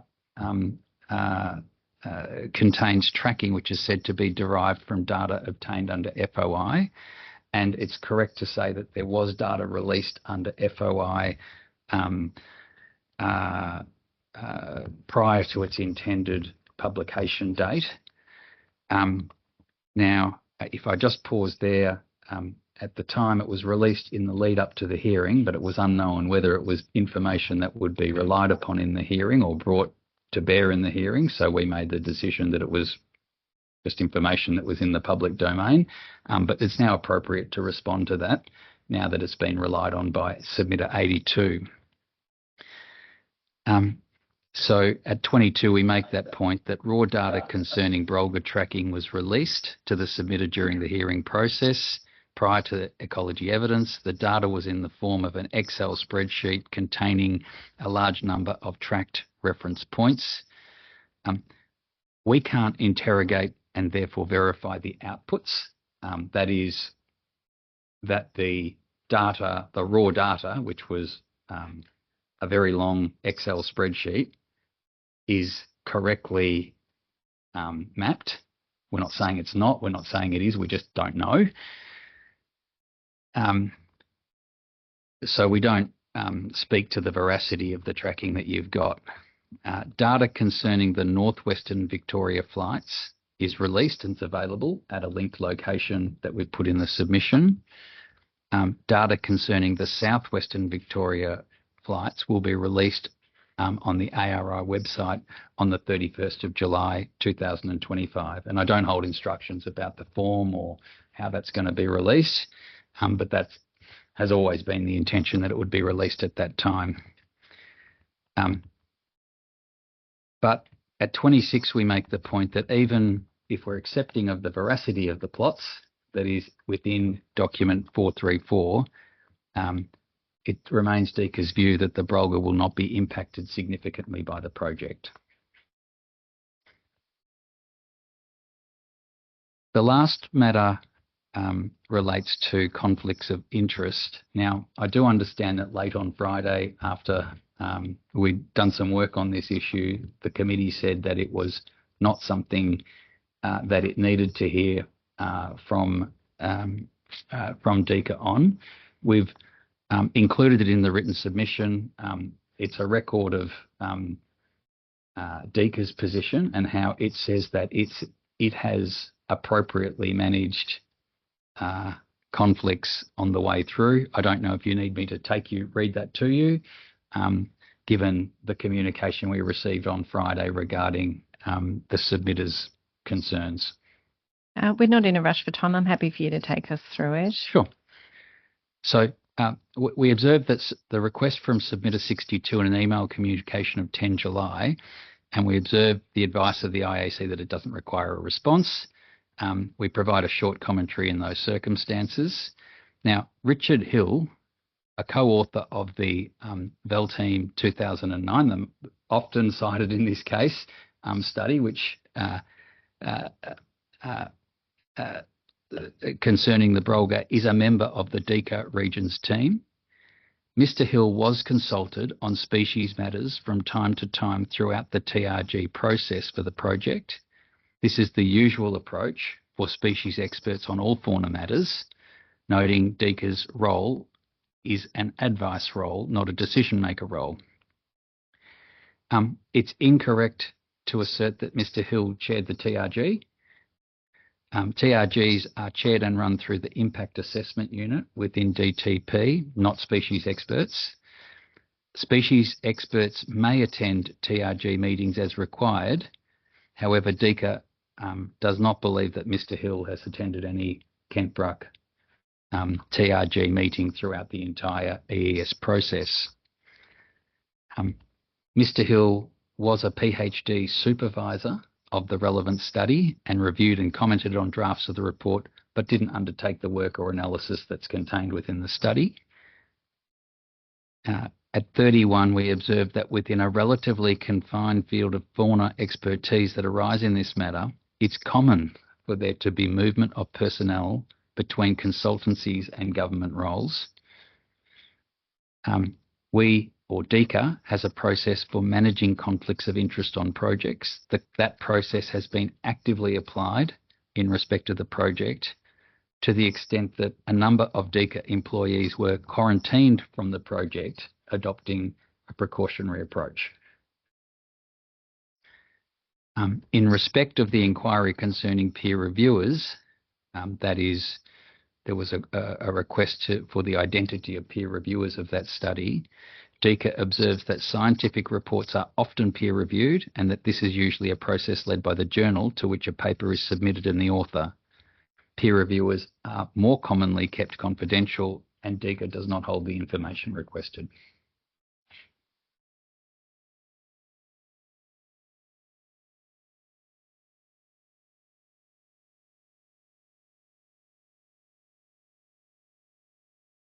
They are the written submissions on behalf of DECA. If there's no questions, I'll move to the EMF. Yes, thank you.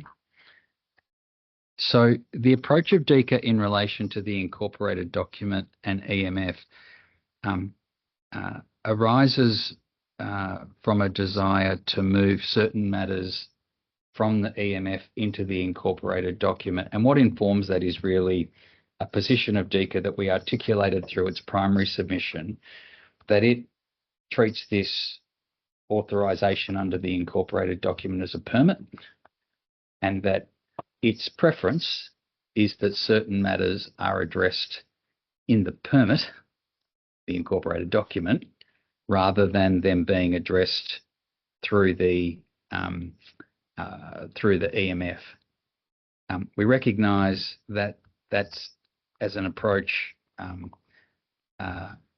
There's more than one way to divide the labour between the incorporated document and the EMF, and so we've sought in advancing the substantive changes of DECA to provide them in a way that if you adopt the approach that the exhibited EES and the approach of the proponent through its day 1 and day 2 versions to include those things in the EMF, you can do that with while still adopting DECA's language, should you elect to do so in your recommendations.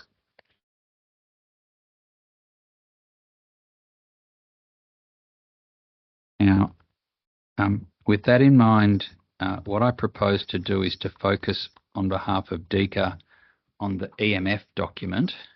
So that is document 462.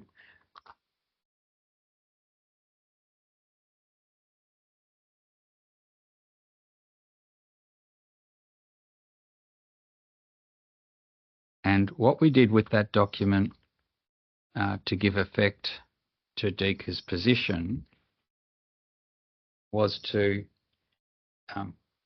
colour code things. It was getting tricky to find a colour by the end of it, but to colour code things in a way that might depict where things should go. And you'll see at the top of the first page that we've got changes that we've affected in green, and there are changes that we've affected in blue. And these the blue changes are the ones that are going to come across on DECA's construction to the incorporated document. We've carried those changes across to the incorporated document. And what I need to explain is that there are some parts where there are changes within a clause that are green, which are surrounded by blue, which are all caught together and when it's dragged across to the incorporated document. Mr. Tobin, I'll get you to make that a bit larger on the screen for those joining online. Thank you.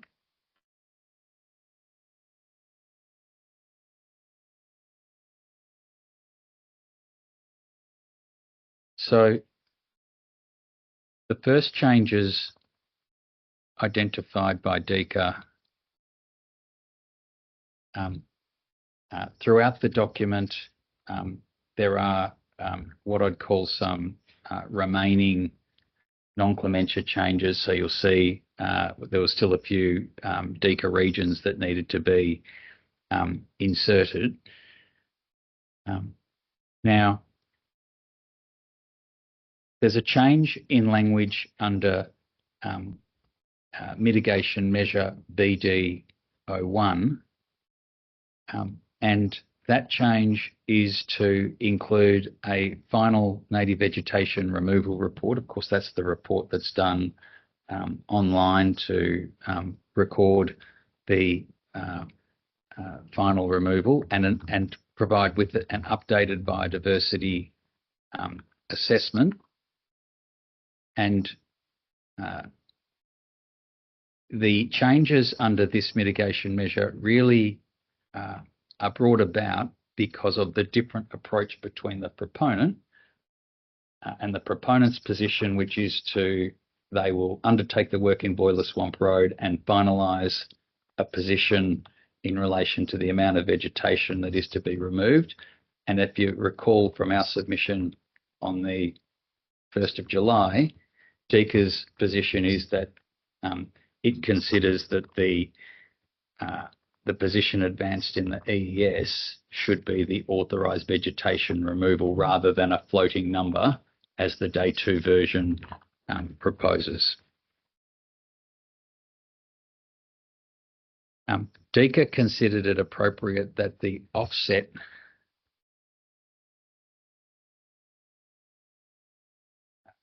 condition BDO2 or measure BDO2 be moved across into the incorporated document, and that's the substance of the change in this location.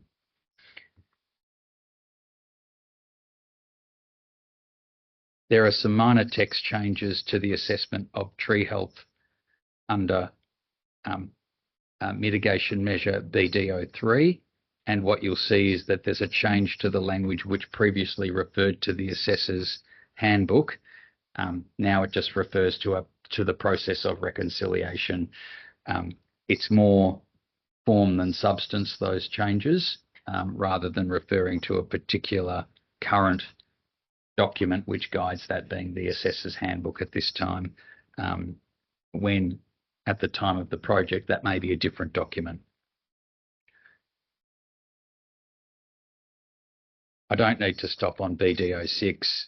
It's just a typographical or a nomenclature change. We do need to go to BDO7, which is the Boiler Swamp Road assessment. You'll see that elements of this are to be carried across into the incorporated document, but there are minimal changes to the text that was proposed by the proponent, save that one important change where my cursor is concerns the Applejack, and DECA has approached the way that the EES frames its treatment of the Applejack and the way the evidence has proceeded that there will not be an impact, and we've strengthened the language from that they're not expected to be. We think that's been very much the way in which the case had been advanced.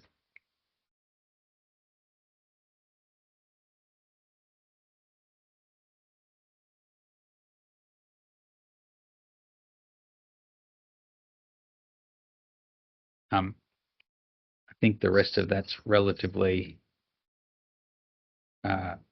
straightforward. There's that text is highlighted green, though in thinking substance there's very little difference between what's been advanced by DECA there and the proponent.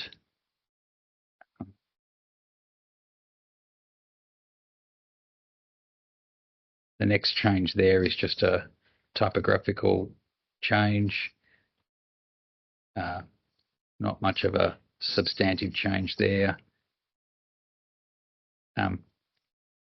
So under the BD11 being the Australasian bittern mitigation measure, consistent with the other offset strategy that is proposed to be lifted across into the incorporated document.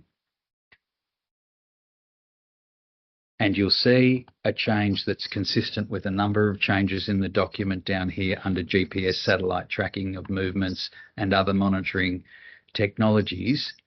There's a change there from being considered under the proponent's drafting to it being used in pre-commissioning monitoring. And the delineation that DECA has approached all of the material in respect of the use of technology, and we said that we were looking for presumptive use rather than possible use or consideration of use, however you might frame the position advanced by the proponent.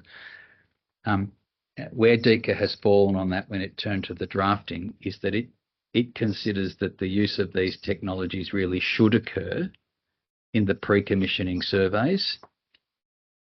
And of course, the pre-commissioning surveys might disclose a number of things. It might disclose that there is a very low level of utilisation. That means that the use of technologies is not warranted going into the future. It might disclose that there is utilisation, but it is species that are not going to be assisted by the use of technology. It might disclose that there are both species utilising the wind farm that are wind farm airspace that are amenable to technology, and where there is a benefit to be derived from the utilisation of technology. But we do turn to the text that I took you to in the Cattle Hill document about the level of disclosure and the level of survey or the level of information that was brought forward through a relatively short period when the identifier was used at Cattle Hill, and it far outweighed years and years of monitoring that had occurred previous to that. And that's why DEEC has fallen that way on the pre-commissioning, to learn more about the site versus the having an open mind in respect of the operational side of things. Now, there are changes to the BAMP document. The BAMP is proposed to be moved across into the incorporated document, and you'll see in this green text really the manifestation of the submissions that I just made to you about the use of technology for the pre-commissioning work that is proposed to occur. And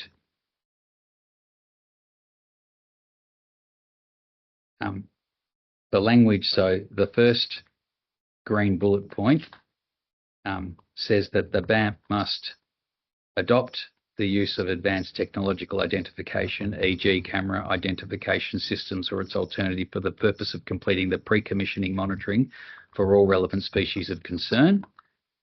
Then secondly,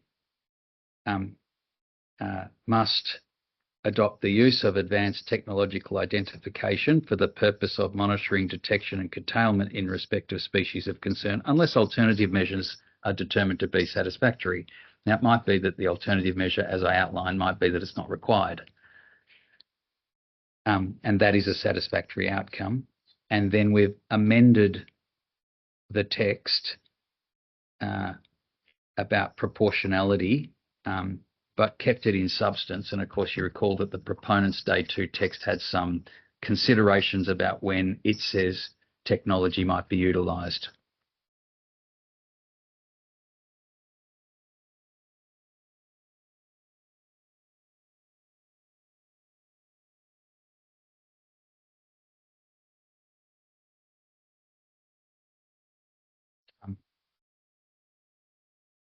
Just a secondary or a potential modification available under the southern bent wing bat position. The change to BD14 I seek to highlight is that there have been the various curtailment measures that have been identified for the southern bent wing bat as proposed by the proponent. They may well be what's adopted ultimately, but given what we know today and what we don't know today and what we might know at the time when this project is constructed, we're putting them as a floor rather than as a ceiling, which was the way that it was previously drafted. There's some restructuring of the Ecology Fund material that's now being considered in some detail by DECA. We don't think in substance, or we hope that in substance it's not controversial, but it may be that we'll see what's advanced in the final day version next week. We then get to move forward the Brolga noise and monitoring and compensation plan is also lifted across, with some minor changes to the text.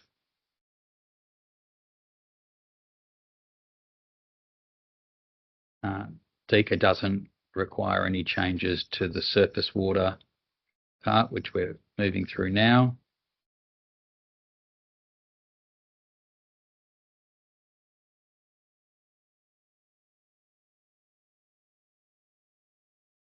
Groundwater, neither.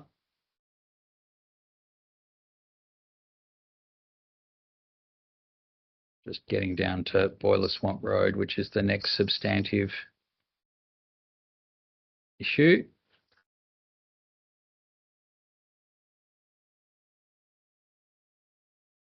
A little bit further down than I thought, sorry.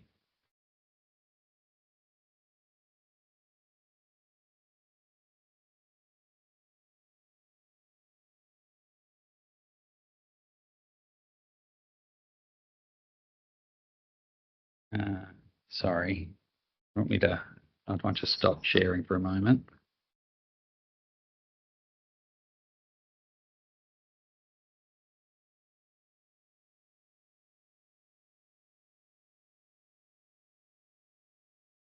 So one of the changes that DECA has sought to make now is in relation to a new construction environment management plan for Boiler Swamp Road. There is, of course, already a construction environment management plan for the project and other transport elements already. DECA's position is that, and as indicated, it didn't seek to come along and ask questions of Ms Dunstan about these things, is that it really doesn't have an interest in a lot of the other material, all of the other material, and that Boiler Swamp Road is can be appropriately confined to its own process. Its treatment's a little bit different to elsewhere in the project, and so all this new measure is aimed at is to include its own part in the incorporated document that will deal with Boiler Swamp Road. Now,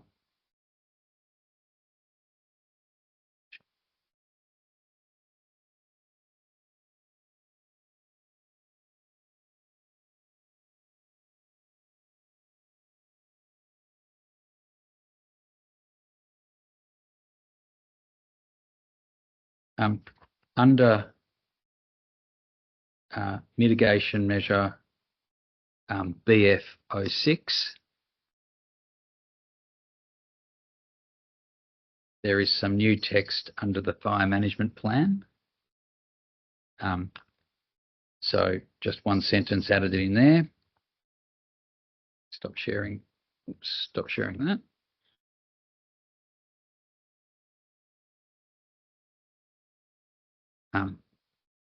The role of the independent auditor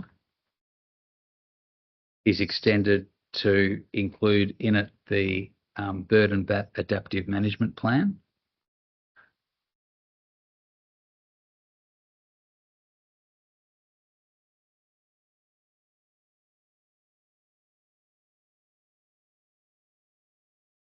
Just want to double check on that.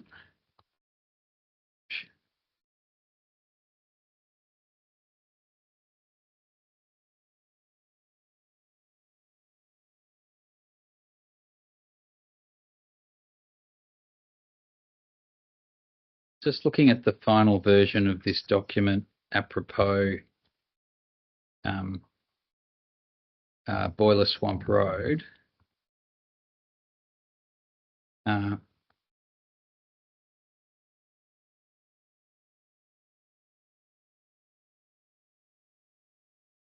Yeah, I just need to take you back to the new construction management plan condition just to pick up a couple of things in there that have been added in substance.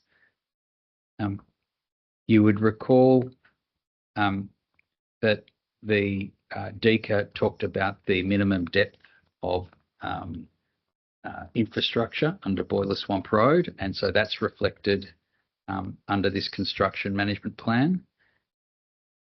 There are various maintenance requirements, a bonding requirement for those works, and you'll see in this point here the emergency access provided for the entirety of Boiler Swamp Road during the months of January and February inclusive, and on days declared as having extreme or catastrophic fire danger rating.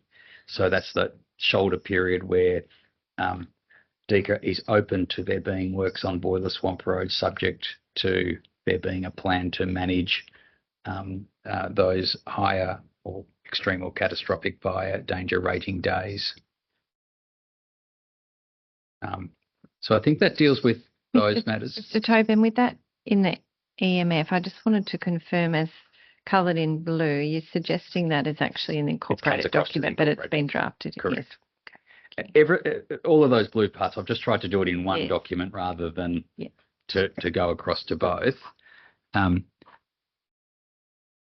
just stop sharing that document for a moment and then go across to the incorporated document.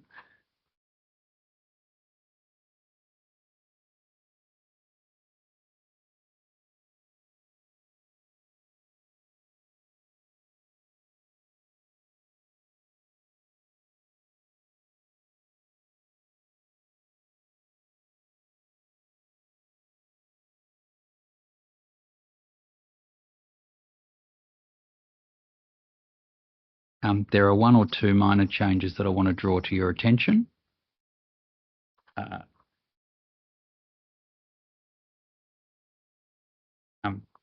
Under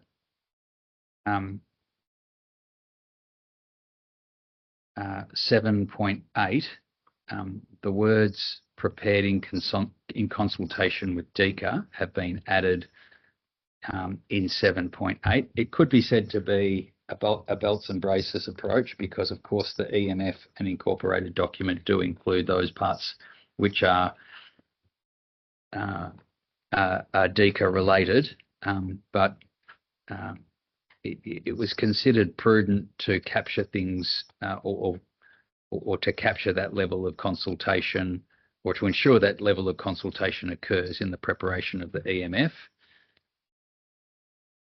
And then you'll see that under native vegetation, consistent with the written submission, there is a reference to the specific removal that is permitted, and that's of course a divergence between DECA and the proponent about the use of a specific number versus the use of the process to define the loss that is permitted, or to refine the loss that is permitted.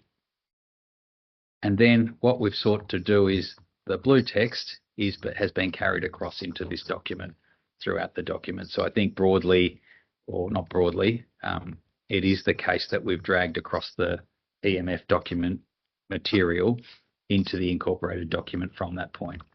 That's not coming up terrifically well on the screen, is it? All right. So that's the DECA material in relation to the EMF and incorporated document. Of course, hopefully we're in a process of moving in diminishing circles, and we look forward to seeing the final day version from the proponent in due course next week. And we note the committee's directions in relation to further comments, I think, by a week later on that.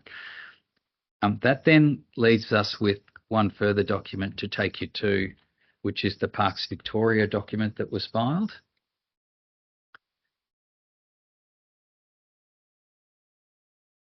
Now, it's worth noting that during the proponent's main submissions, the invitation was extended to Parks Victoria. During Parks Victoria's submissions, it indicated that it would accept the invitation to meet with the proponent. So there has been some discussions ongoing between the parties.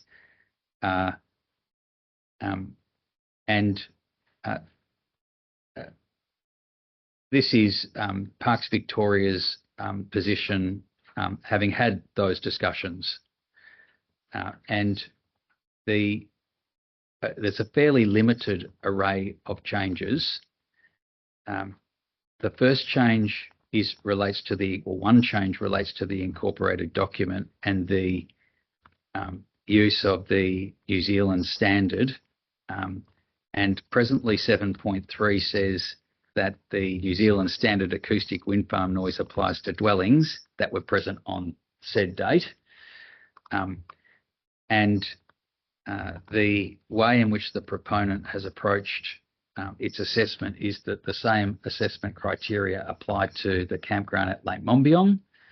And we were just anxious to ensure that that being the case, that Lake Mombiong didn't fall out of that drafting because it's not a dwelling, so to speak. It's just something that can be considered under the clauses of the New Zealand standard that we took you to. Now, in respect of the EMF and public viewing locations, there's a little bit to talk to in this. Previously, the EMF identified the Traditional Owners Corporation and the Friends of the Great Southwest Walk. On our instructions, what occurs when a project is proposed to occur on Parks Victoria or land which forms part of the Parks Victoria estate is that Parks Victoria, if it wants to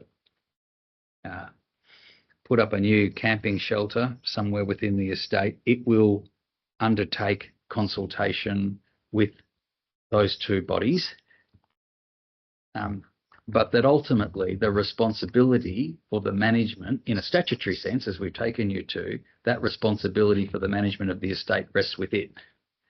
So rather than identifying a range of bodies to be consulted with, if you like, directly by the proponent, it's more appropriate in Parks Victoria's submission that the consultation is with it, and that will bring with it the other parties. It's ultimately, and that reflects its statutory responsibility rather than really the absence of a statutory responsibility, in particular for a body like the Friends of the Great Southwest Walk.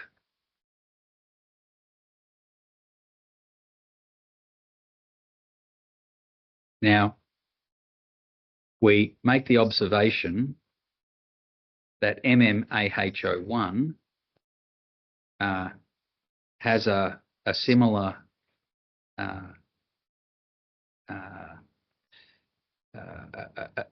item in relation to the Traditional Owners Corporation, in relation to landscape views.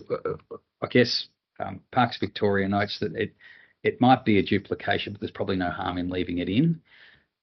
But we'll leave that to the... while Parks Victoria thinks it can be deleted, it's not going to be concerned if the committee thinks there's an abundance of caution that should remain within that particular measure. So the substantive changes occur in respect of the public view locations. Now, you'd recall, or the committee would recall, that these are the location that has been in the visual assessment was, if not the area, but one of the areas most significantly affected. It's also been the subject of Mr. Hark's addendum paper in respect of potential works.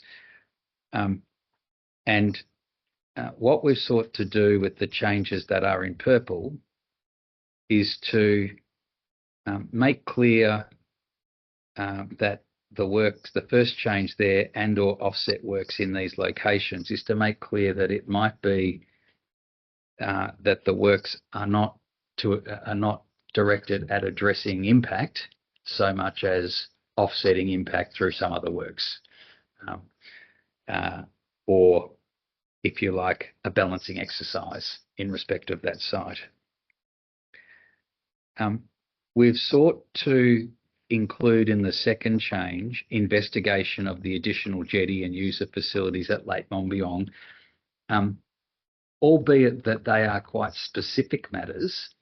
They are matters that were specifically addressed by Mr. Hark's addendum work, and we didn't want that to be lost in the transit of time with a more general position, but we also didn't want to make them the sole focus. So it's an inclusive thing to, if you like, a reminder back to the evidence that was before the committee and the material that was before the committee that would be there for the user if they came to pick up this EMF. In the spirit of offset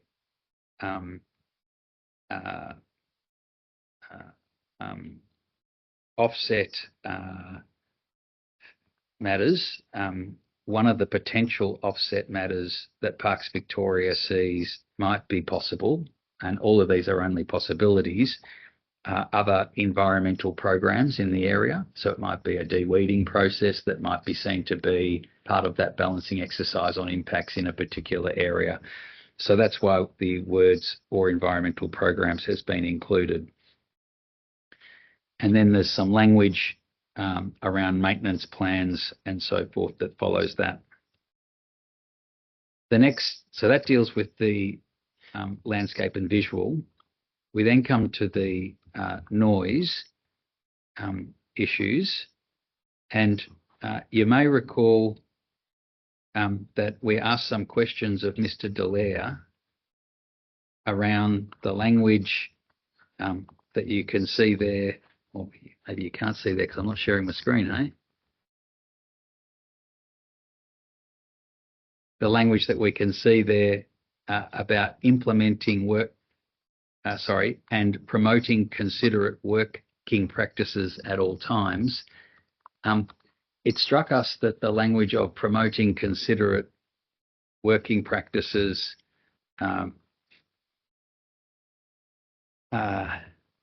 seemed potentially a bit aspirational rather than definitive.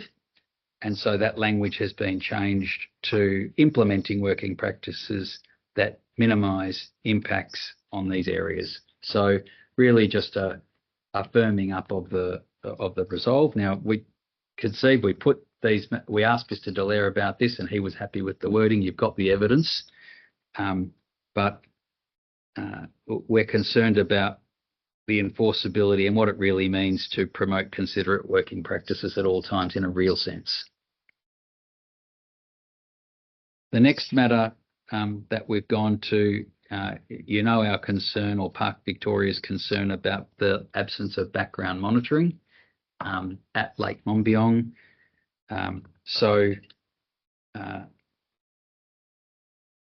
We've added in language around undertaking background monitoring at Lake Mombiong campground, and we've made it subject to the consent of Parks Victoria. I think that's self-explanatory. You've got our submissions on the issue.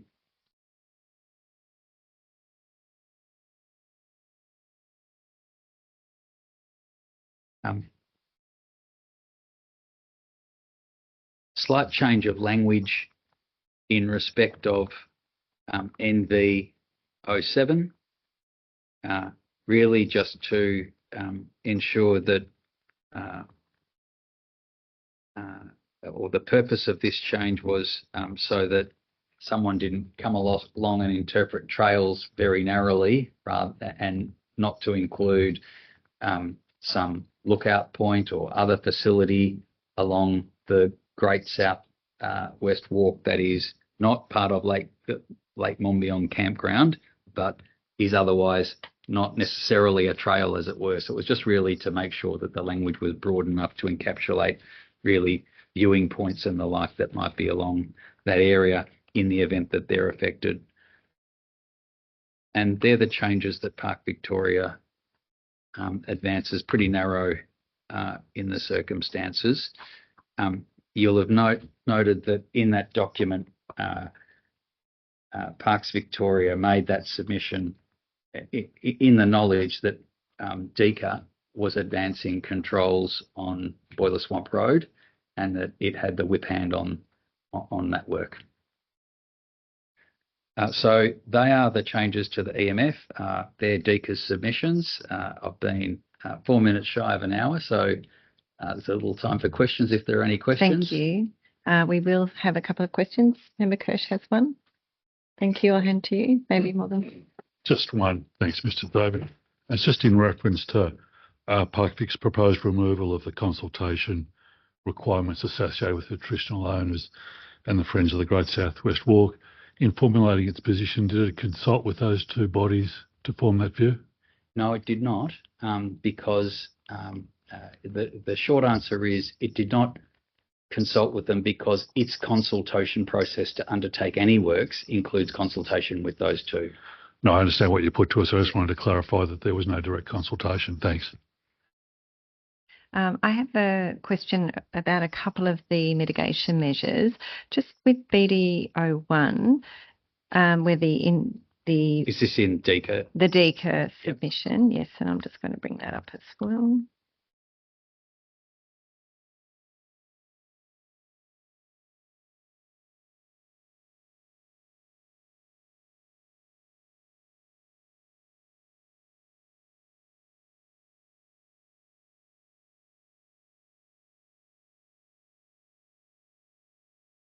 Too many documents open. I'm just going to find my way to the correct one.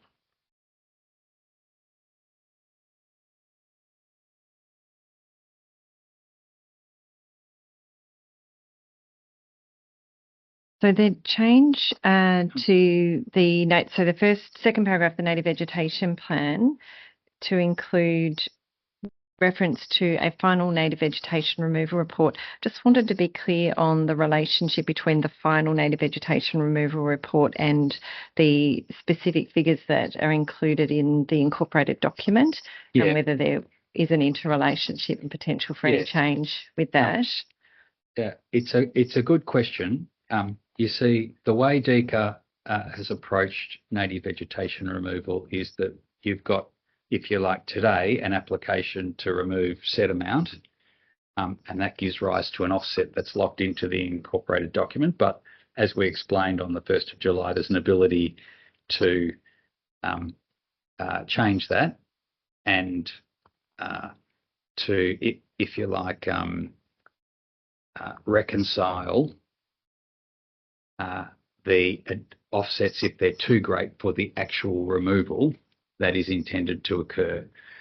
And so this native vegetation removal report that's filed under this measure would dictate or would describe native vegetation removal if it was ultimately narrower than the approval which is granted under the incorporated document. Thank you. That's clear. So the worst case scenario being captured in the incorporated document. Correct. As it's currently, as it's proposed to be drafted. Thank you. And then the other component of change in that dot point relates to, so it's been split from being final biodiversity assessment report to final native vegetation removal report and updated biodiversity assessment report. With the reference to updated biodiversity assessment report, I just wanted to be clear the document that that's referring to. Is it it is in the EES document, is that correct? Yeah, I might just, I don't want to mislead you on that. I just want to make sure I get the right reference. Can I come back to you on that? I'll Yes. get some instructions. Thank you. And my next question relates to BD03, where the change is proposed to remove reference to the handbook and just to have reference to the approval of DECA regions or agreement of DECA regions with the reconciliation. And my question is just the rationale for removing any reference to the handbook. The handbook obviously establishes the framework within which that assessment would be done, understanding that may change over time or the documents may change. I'm just conscious that without any reference to that guidance, that the parameters around which that reconciliation assessment aren't evident. So I'm not questioning, there's no assessment here, it's just a question as to whether there is a reason that removing that when it does also obviously remove the subsequent guidance or the associated guidance that comes with the reference to that document. It's simply a drafting distinction. There's nothing patently incorrect with including reference, it's not been included because of the possibility that the home of reconciliation guidance might not be the assessor's handbook at the time that the project advances.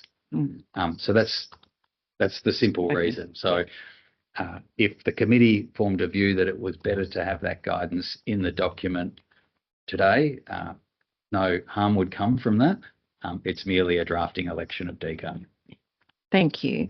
And just to confirm, you did mention earlier that you note the dates for comment on the proponent's final day version, and you may not be in a position to answer this, but do you anticipate that DCO and/or Parks Victoria may take that opportunity?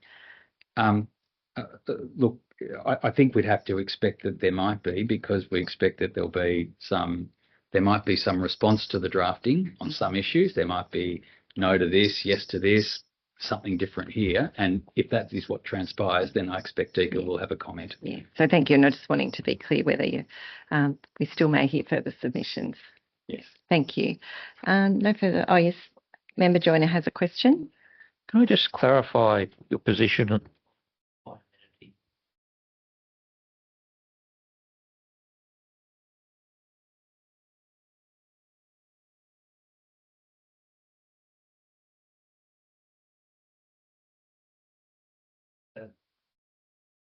mitigation as only requiring background knowledge? Yeah, it's NV, is it NV01? Just pop it up on the screen.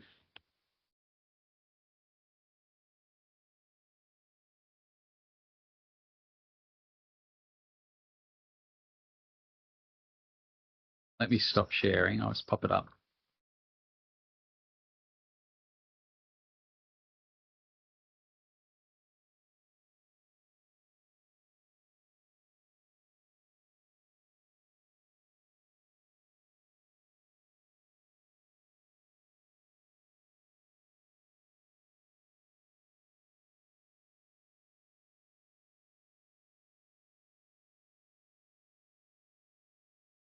Oh, sorry, this is in the Parks document, isn't it? Parks, yes. Yeah, sorry.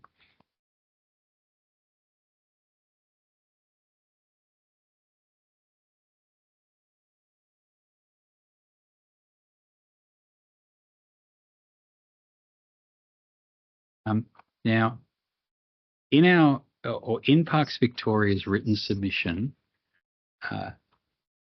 Parks Victoria invited the committee, invited the committee to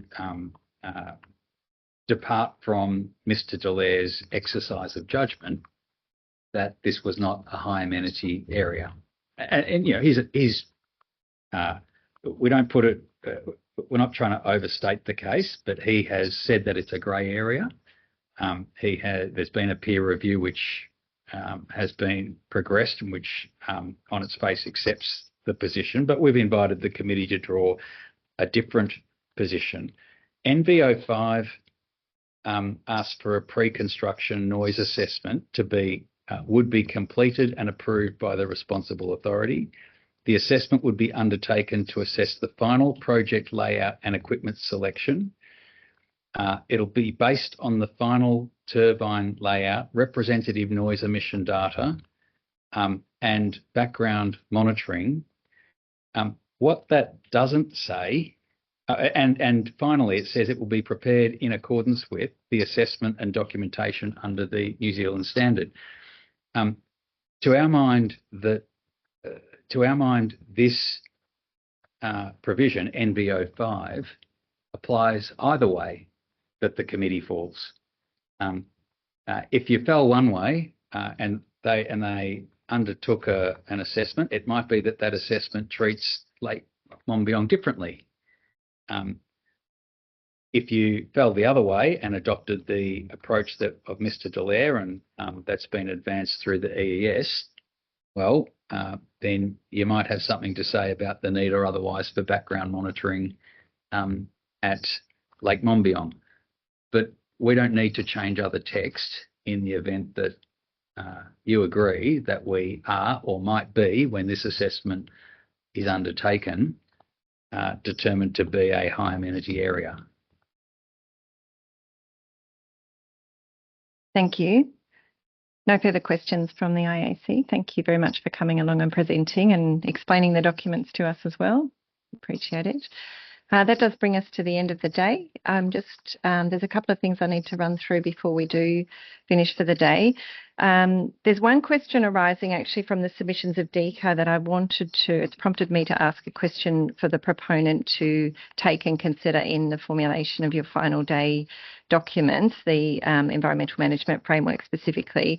So DECA has suggested a drafting change to BD 11 that refines the wording where it has the term consider used, and the suggested change introduces more targeted wording around the requirement rather than more broadly to consider something, to actually do it in a particular targeted way. My question, or the question that had arose for me, is that I had observed in the EMF the term consider is used in a number of mitigation measures without necessarily targeted application of what the assessment itself or what the requirement is asking for. So it's a general question to ask the proponent to review the use of the word consider in the mitigation measures throughout the EMF, and if there are opportunities to refine or include more targeted language that helps guide the practical application of that mitigation measure, just to ask that be taken into account. Just so that I'm clear about the question or the issue, it arises in BD 11 in particular. Is that right? That's the DECA submission, yeah. And I'm just going to actually close that one. I'm just going to grab it again. So that prompted me. When I have reviewed the EMF, it had come to my mind where I had not been 100% clear when I reviewed some of the mitigation measures, and the term consider wasn't necessarily clear what that consideration involved or what the intent of the use of that word was. And it's the example that prompted the query. I'm not sure if you have that in front of you yet. Just trying to. Yes, there we go. So it's the last paragraph of BD. The last paragraph. So in that instance, the word considered was removed. That is, the requirement that GPS satellite tracking of movements and other monitoring technologies will also be considered. Yes. That was removed in preference for used in pre-commissioning monitoring to further inform. That is as I understand it, giving effect to the department's preference for a presumptive utilisation of technology in respect of pre-commissioning monitoring. Yes. And the issue that you raise, or the issue that you invite us to consider, is the extent to which comparable changes might appropriately be made throughout that document. Thank you. So I'm not asking, obviously, that they may or may not be appropriate, but it prompted a thought that I had applied myself in thinking in a similar way previously. So thank you. We'll certainly bear that in mind as we continue to review the document. Thank you. So there are no other matters from the IAC that we need to come back to you on. So the one that I mentioned earlier is actually we've closed off on that with our previous conversation. And I will ask if there are any other matters that we need to discuss before finishing today. But before I do, I'll just cap on where we're heading. As parties are aware, it does bring us to the final hearing day at Clifton. So it's our second last hearing day today. And thank you to everybody involved in arranging this venue for the bulk of the IAC's hearing.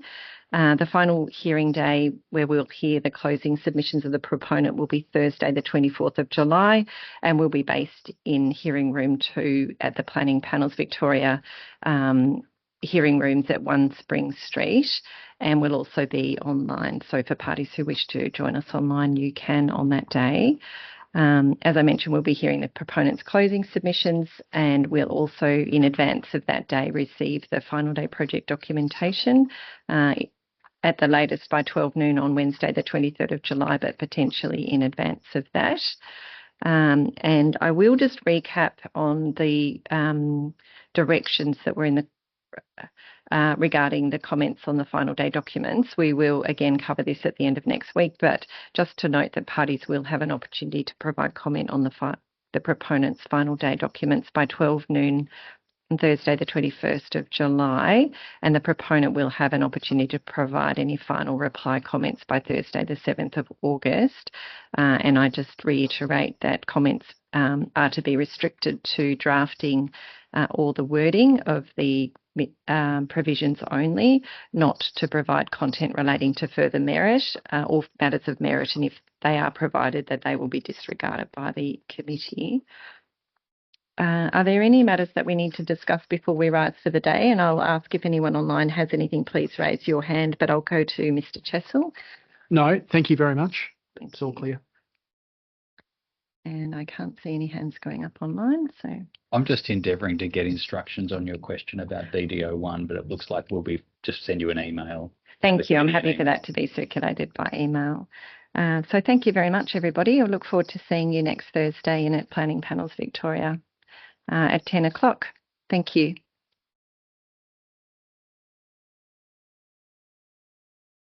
And you're welcome to stay seated.